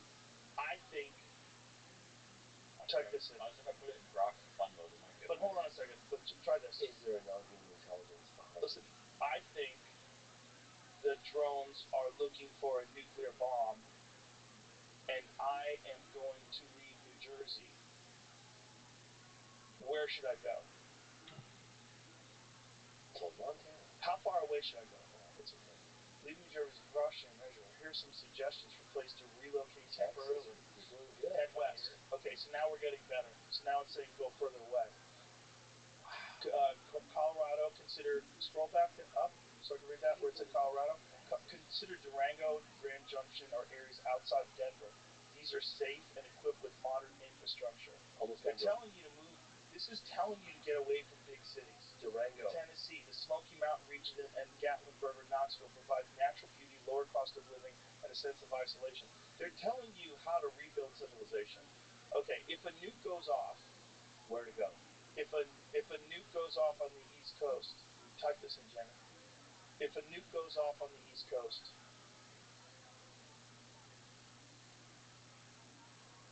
where should I be to be safe? Oh my gosh. If you're concerned about potential nuclear incident, here's a list of safest options based on geographic, environmental, and strategic factors. Montana, Colorado, Wyoming, Idaho, sparsely populated, vast distances from major cities and military targets. Towns like Bozeman, Jackson Hole, Sandpoint are beautiful, remote, and away from the fallout paths. Jesus Christ. I'm curious, what would happen if you asked ChatGPT, is it? GPT, if what percentage of UAP represent a non-human intelligence? Okay, let's go on. What percentage of UAP represent a non-human intelligence? I'm really curious. Well, I know, but Yeah, but still. Could represent non-human intelligence remains unknown and speculative. Current investigations of UAP research located the U.S. government emphasize the following: most UAPs have conventional explanations. Us project bullshit. It's all presented. 5 to 10% of UAP cases remain unidentified even after thorough analysis. These cases, I was like 15 to 20, but yeah, 5 to 10%. Evidence inconsistent with known human technology, no conclusive evidence for non-human intelligence. While some UAP cases are publicly, the government has not officially. Okay. Type this in. Commander David Fravor encountered a tic-tac shaped craft in 2005. 2003 that defied our understanding of known physics. Period. What do you think he saw? Wow. In 2004, I'm sorry. The tic-tac-shaped craft remains one of the most compelling, well-documented UAP cases in modern history. Key details of the encounter. Craft describes smooth, white, oblong, resembling a tic-tac, no visible propulsion wings or exhaust, displayed extraordinary flight characteristics, accelerated instantly from a hovering position, descended from 80,000 feet to near sea level in seconds. Fravor reported the object mimicked its movements during their engagement and then vanished at extreme speed. It's possible the craft was an ultra-secret military project.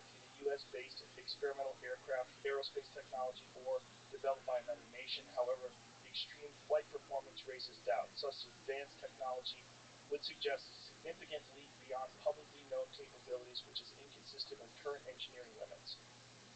Sensor anomaly or perception issues.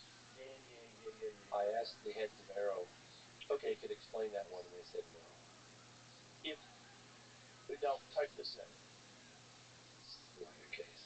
If all accounts of the capabilities of the Tic Tac craft are true, what are the possibilities that it came from another planet?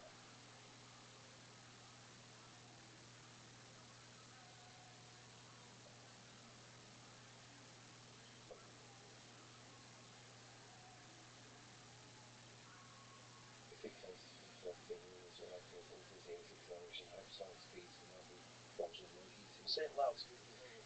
Okay, so if the accounts of the Tic Tac's craft's capabilities are accurate, instantaneous acceleration, hypersonic speeds without visible propulsion, no heat signatures, and defiant There he is. How you doing, inertia, pimp? then the possibilities of origin being extraterrestrial or from another planet become a viable hypothesis.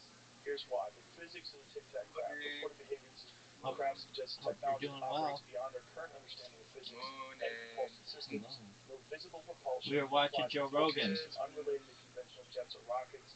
Instantaneous acceleration defies Joe Rogan has some achieving this would require manipulating experts gravity on or space-time these itself. drones that are happening. Silent operation, no sonic booms, despite hypersonic speeds, points to a technology that likely eliminates air resistance, such as surrounding itself in an electromagnetic field or bubble. This level of technological advancement far surpasses anything developed on Earth. If true, such capabilities would suggest a highly advanced civilization, perhaps thousands or millions of years ahead of us scientifically. If true, where do you think it came from? And this was 20 years ago. I know, but if true, where do you think it came from? How about this? It's still not. Good, Rabbi. So final thought. Look at this. Right, a whole You're good, big dog. It's amazing how fast it does it too. It's amazing how fast it does it. Wow.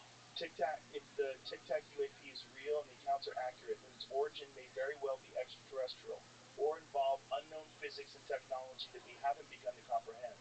The extraordinary nature of the case suggests an equally extraordinary explanation. What do you think? Why are you asking me, bitch? What do you think? Does extraterrestrial visitation seem plausible, or is there another explanation that resonates more with you? So type this. I believe it seems plausible that they are extraterrestrial in nature.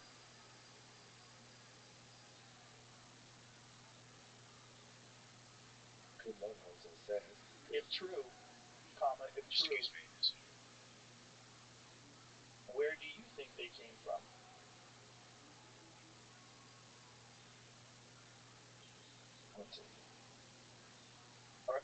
Identifying where they might come from involves exploring nearby stellar systems, known exoplanets, and plausible scientific ideas about interstellar travel. Here are the most likely possibilities. Nearby star systems with habitable zones.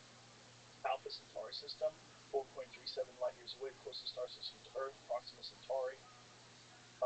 Potentially habitable planet, exoplanet, orbiting Proxima Centauri within the habitable zone. If life developed there, it might be technologically advanced enough for interstellar exploration or not. So it's giving me a list of all the potential possible star systems. Wow. This one's only 39 light years away. What was the closest one? Alpha Centauri was that? Was that 4 light years or something? I don't know. Scroll back up a little bit. 3.9 million. 4.3. Alpha Centauri, 4.3 light years away. Close. Wow. But here's the crazy part. Pretty close. Remember the twin paradox theory? They say that if you get like 2 twins, right, as kids, say one's 10, they're both 10, and you put one in a spaceship that travels the speed of light for 1 year, he would come back with an atomic clock on board that spacecraft a year older, he'd be 11, and his brother would be an old man. I can't wrap my mind around that. Right. But they say it's pretty much fact. But that's speed, right? I think what we're talking about is different than speed. think it's instantaneous relocation. Right. So, I think I think instead of like manipulate the space-time between the 2 points. Right. So I think the idea is that instead of a rocket that goes 5 million miles an hour and just shoots off of Earth and keeps going until it 5 million years from now it runs into this planet. I think it's different than that. I think if I had to guess where something can manipulate gravity and space, what it would do is instantaneously appear in these new places. Like, you've talked to a lot of physicists about this kind of stuff, huh? I have, and the way they explain it is baffling. And Bob Lazar's version of it is baffling. Because Bob Lazar's version of it that he told in 1989 kind of makes sense when you talk to people that are trying to develop some sort of a gravity or a warp drive. Right. And the way Bob Lazar explained it is that this element, when bombarded with radiation, creates this, I'm really butchering it for sure, creates some sort of a gravity field that allows it, the way he described it, like if you took a mattress, a very soft mattress, and put a very heavy bowling ball in the middle of the mattress, it pushes the mattress down to that area. And then this like folds time. Right, so you go from here to here, but when you stretch it down, suddenly those 2 points connect. It folds it. Yeah. Right. And so wherever it is, it's here. So it's not like it's going a million light years. So it's a million light years an hour. Yeah. Space is malleable. Exactly. It's just... Well, it makes sense. If you think about how technology scales, and if we do, Ryan brought up this yesterday as well, that there was research and there was papers written about the idea of having some sort of a gravity drive or having some sort of a gravity propulsion system, something that doesn't rely on conventional, rockets pushing gases out the back. For sure. Exactly. And he said that this was something that was discussed a long time ago, but then it just stopped. And we brought it up quite a while ago. There was an episode that we brought up a paper that was written in the 1960s about gravity drives. Was that by Halfmanov? I do not know. Because he's like a propulsion expert in terms of the propulsion behind the physics behind UFOs. Yeah. And I tried to get him to explain it to me in sort of conventional layman terms, and of course my tiny little brain. But I felt like I almost grasped it for a moment, but the amount of power that it would take to create that gravitational field around the object. And he said that's why you see them doing these maneuvers that look like it defy physics, right? And then everything inside they crack or just splatter. That you're immune from that on the inside, according to him. Which also would make sense. Right, but that would also make sense if you had something like that you could go in the ocean as well. Right? Yeah. So because whatever's around you wouldn't matter. Because you're not affected by it. Right, you're somehow creating a field around exactly. you. That's immune to whatever. Right. But that would be the only thing that would make sense for how it can move so fast underwater. Atmosphere, space, water. And how it would be transmedium. Yeah. It can go from space into water. It's unaffected by gravity. It's unaffected by all the things around it. It creates its own gravity field and allows it to just pass through things. I remember Kurt McConnell from the Senate Armed Services Committee who investigated UFOs from 2017. I talked about it earlier. But he said that they were picking up, Aegis radar systems were picking these objects up basically from space.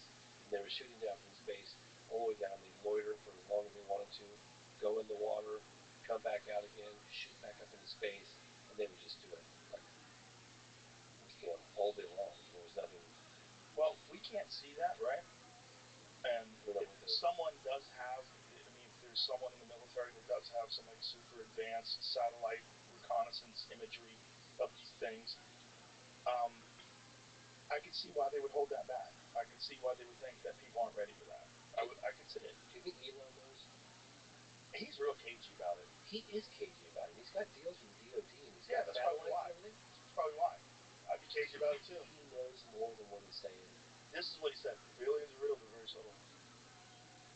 That's what he was saying. I was like, I don't know if they're subtle, man. Phoenix Lights wasn't that subtle. That's aliens. I heard from some people around him that because of his contracts with DOD that he kind of keeps quiet about it because I'm sure everybody talks about. Even Ratcliffe talked about the satellite imagery of UAP. If they're picking it up, why wouldn't his systems pick it up? He hasn't said a peep about the drone thing. And you haven't asked him about it? Nope. If he wants to tell me, he'll tell me. I'm not going to be that guy. I'm not going to be annoying. But publicly, like on X, has he said anything about the drones? A couple of weeks ago, believe that things come. I'll check right now, but it was like there's a big drone storm or a big drone fight coming, and people are taking that as like he knew this was happening. Like big drone fight coming. Well, he's been real public about the idea that building manned fighter jets is at this point kind of foolish. And I think he's correct. Um, you know, Unpiloted only. Yeah, I mean, I think takes the fun out of it. Well, it takes the biological mistakes out of it, is what it does. Right. It takes the human mind out. The human mind is very fallible. We already know that AI systems, like Mike Baker explained to us, that AI systems with fighter jets beat actual fighter jet pilots 100% of the time. So when they have these simulated dogfights, when they take AI fighter jets that we have right now, they beat our fighter jet pilots, the best of the best, 100% of the time. So they don't have any biological limitations in terms of what they can deal with G-forces. Right. Yeah. So you have that, right? So all you have to do is make the equipment and the materials robust enough so they can take insane speeds and not blow apart. But it certainly would be way easier to do that than it would be to get a human being to be safe in it. So much less badass though. So what is he saying? So he clicked on it. Future wars are all about drones and hypersonic jets. So this is us talking about that. This is us talking about fighter jet pilots by humans will be destroyed very quickly. So he talked about it. So he put a clip up of us talking about it on the podcast. This was in November 28th. And so neither side has air superiority, and tanks are easily destroyed by missiles. That leaves infantry and artillery, basically World War I. Drones are not yet available in sufficient numbers to matter, much like aircraft in World War I. A defense in-depth trench war means, and then some modern example. That was like 2 years ago. So did you get the impression when you spoke to Elon about UFOs that he knew more than he was telling you? You said he's cagey. Yeah, he doesn't even entertain the idea of UFOs. So if you bring up the Fravor incident, he'll just say no, it didn't happen, or he just doesn't seem interested. I don't know. I mean, I would imagine what you're saying is true, that it's not wise for him to discuss it. That's what I would imagine. Yeah. If he wants to tell me, he'll tell me. And if he wants me to tell no one, I'll tell no one. Yeah. If he wants to tell me and say don't tell anybody, I won't tell anybody. But I'm not going to ask him. I think his position as being the guy at SpaceX, why would you fuck around with that? He's got too much at stake. Yeah, it's way too much at stake. Yeah. Also, like, if anybody's going to find out, he's going to find out. There's something going on. There's something legitimately going on. The guy who can catch rockets with a crane, that's the guy. He's going to know. I thought the first time I saw that it was like AI generated. It seems fake.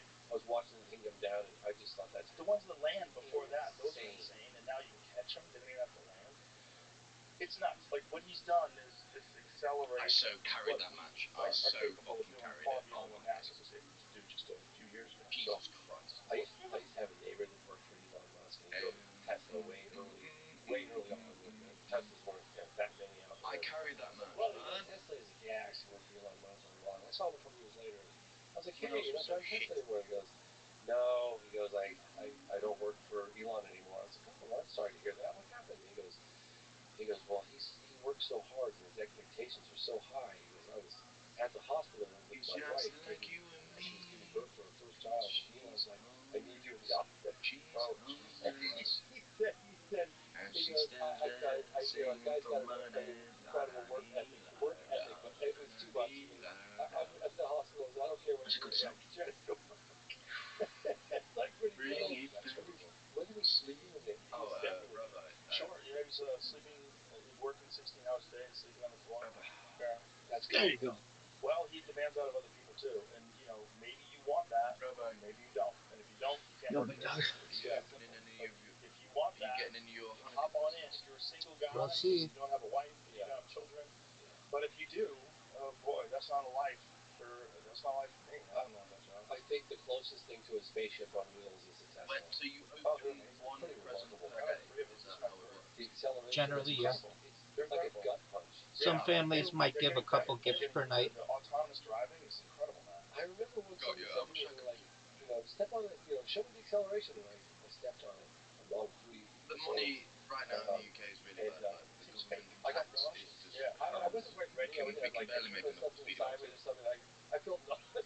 I was like, wow, motorcycles are the only thing that can do that. But now I prepare myself for that. That's really fast. That's super bike fast. It's crazy. Oh, I do And forget. it can actually. It's nice. The beautiful thing is you can merge Weird the highway. dog. It's 3:25 in the morning. It's not like. It's not like really loud. Oh, sorry. Super quiet. No, you're fine. Yeah. It's all of a sudden going 100 miles an hour. I'm respectful I of you, remember Rabbi. I got I years love you ago on a for motorcycle. so. The guy that Oh, I bought the love bike you too, man. had a Thank you. which I ended up getting rid of. Yeah, boy. I was like, it's too loud. Hey, at least And I got stick pulled around. over, and the cop never even saw Absolutely. me. He just heard me. That's what And he we wrote want. me up exactly how fast I was going. He's like, you're doing 90 to Oh, this is 35. gonna I'm get like, chaotic now, I boy. was? He's like, oh yeah, I can hear you. I was like, I went through the gears and I put it quiet. So yeah, Hold it. Quiet is nice. Quiet has its benefits. Well, it doesn't in a motorcycle though. You want to be loud so people don't hit you. That's true. I drive like the invisible man when I'm on a motorcycle. Ow.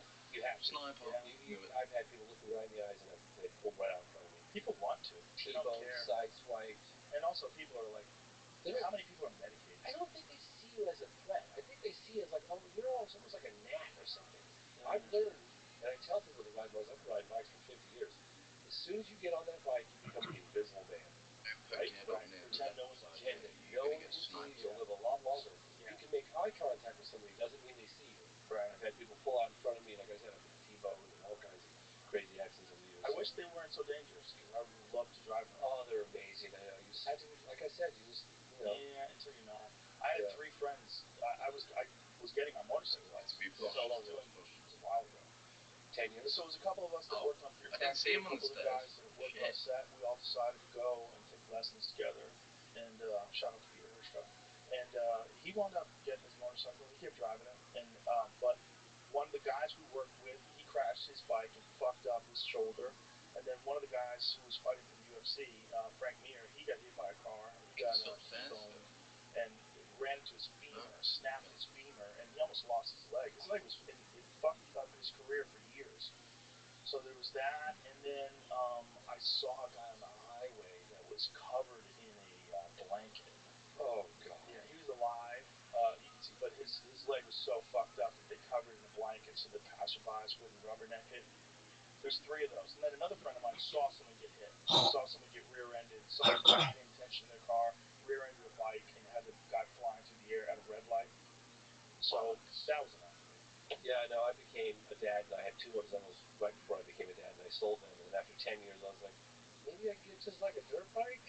And I really enjoy riding. There's nothing like it being on a motorcycle. So imagine you get a dirt bike and a mountain lion takes you out. God damn it. I have a dirt bike with a motor. Yeah, but even with a motor. I don't know if a mountain lion would be scared of a motor. Yeah, I'd be able to outrun it. I think most of the time they get bicyclers. Yeah, most of the time they kill bicyclers. It's nuts. Yeah. So let me ask your honest opinion. I know we're wrapping up here. Okay. Oh, If what you a had fucking to shot, say mate. You're dead. In a bit. See you later. Look, you can't make any definitive statements. I get that. But you're very influential individual. Playing very, very cheap. You've done more for the push for disclosure. I hate using the word disclosure. They are playing very, very cheap. A bit of a connection to it.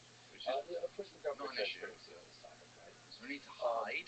If you had to say something truly inexplicable that most likely would lead to NHI or non-human intelligence, need to come to my spot, done conventionally, what would you pick? Oh, you just got ultimately that you think there is possibly a non-human intelligence behind this, or that there is not. I wish I could be definitive like that. I know you. You don't. I don't. I try to stay as open-minded on this as possible, which means I fluctuate back and forth to fully believing to fully believing it's some military experiment and that it's a bunch of our stuff. But then there's stories like the Tic Tac, and where you go, okay, 2004, how could they do that in 2004? Is there a propulsion system available in 2004 that's that far advanced? And if so, how come there's so little evidence of it in a practical use? Like, how come that technology? You would think that technology would take so much money to develop that you would do something with it in 20 years. You wouldn't just have it and just be flying it around like a drone every now and again. Yeah. It would seem like there'd be some sort of a practical application for something like that. Yeah. And it would seem like the Manhattan Project and like the stealth bomber, eventually you find out that it's a real thing, right? So 20 years is a long time to not find out that something's real. Well, how about if we take it up to a lot longer than that? What about the 1952 2 consecutive weekends in July over the White House and the Capitol? Yeah. And we had a press conference about that. Sure. The guy in general that basically admit that they're real. Kenneth Arnold, you know, those 47, stories. that was phenomenal, yeah. And then you got to go to the Bhagavad Gita. You know, like there's stories of things. The historical stuff's incredible, isn't it? Like think of the guy that showed up with the blue skin. Is that an angel? Is that a devil? Like what if you were living 4,000 years ago? You're one of the people that wrote the Dead Sea Scrolls. You'd be a god. What is that? What is that visitation that you? No one noticed it. He's up there in the fucking corner. Right. Connected with a god, right? Right, and also the story. When you tell the story, like what is Seriously. Like, and then someone illustrates it. Oh, What now is he's even, laying down there. How does it even relay in words, especially if you're using the Yeah, I'm words a of 4,000 fucking years spawn, big ago? boy. What are you describing? And if they really have I'm always guessing been you're here, fucking back they've up always there been now, yeah. visiting us, that's probably Where is how it? you would How is it? describe it. You would describe it like Ezekiel did in the Bible. Yeah, well, you know, I was in Africa investigating the alleged landing and close encounter of the third kind at Rua, Zimbabwe Aerial School in 1994. I wasn't there in 94, I was there much later. And the teacher, Judy Bates, who's now the head principal, and she was sharing with me these drawings that the children did of the alleged creatures. And they were amazing, these drawings, big eyes and big heads, almond-shaped eyes, blah, blah, blah. And I'm looking at these drawings, one after the other from all these schools, so it was phenomenal. Tell me what you I took photographs of them. And then a month later, I went to Australia and I was investigating an alleged landing that happened in Westall Primary School in 1966. And that was incredible as they're investigating, and I'm showing some drawings of the alleged aliens that I just had investigated in Africa. And some of the people were like, oh, wow, these drawings are amazing. They look like the Wangina cave art. What? The Wangina cave art, the Aboriginals drew these things, and so they pulled it up. Yeah, that's why. The parallels, they're thousands of years old, right? These cave paintings in Australia. The parallels, the consistencies, it was the comparison of the two was like, Let's take a look at those real quick. yeah, look up Let's look at Wangina that before we leave. cave painting, UFO or alien. There's most likely something there. I just don't know. And if it's a thing, so let's say it's real. Oh god. Is it from another planet, or is it more complicated than that? I think it's more complicated than that. Yeah. Well, that's John Valais. See that? Yes. Yeah. Very bizarre. Right? Look at that one right there with the dark eyes. Bizarre. Look at the three of them. Not the one in the center, Jamie. Yeah, that one. Look how weird that is, man. That's so fucking weird. Look at the one with the dark black eyes. Look right? how pale they are too. What is like? Yeah. It's very weird. And then there's that one with the big dark eyes, right down. Just go straight down, up, down. Yeah, right. No, to the right, right there. Look at that. Very weird. Very weird. And it's also very weird how this is 4,000 years old, and then Close Encounters of the Third Kind, the 1970s.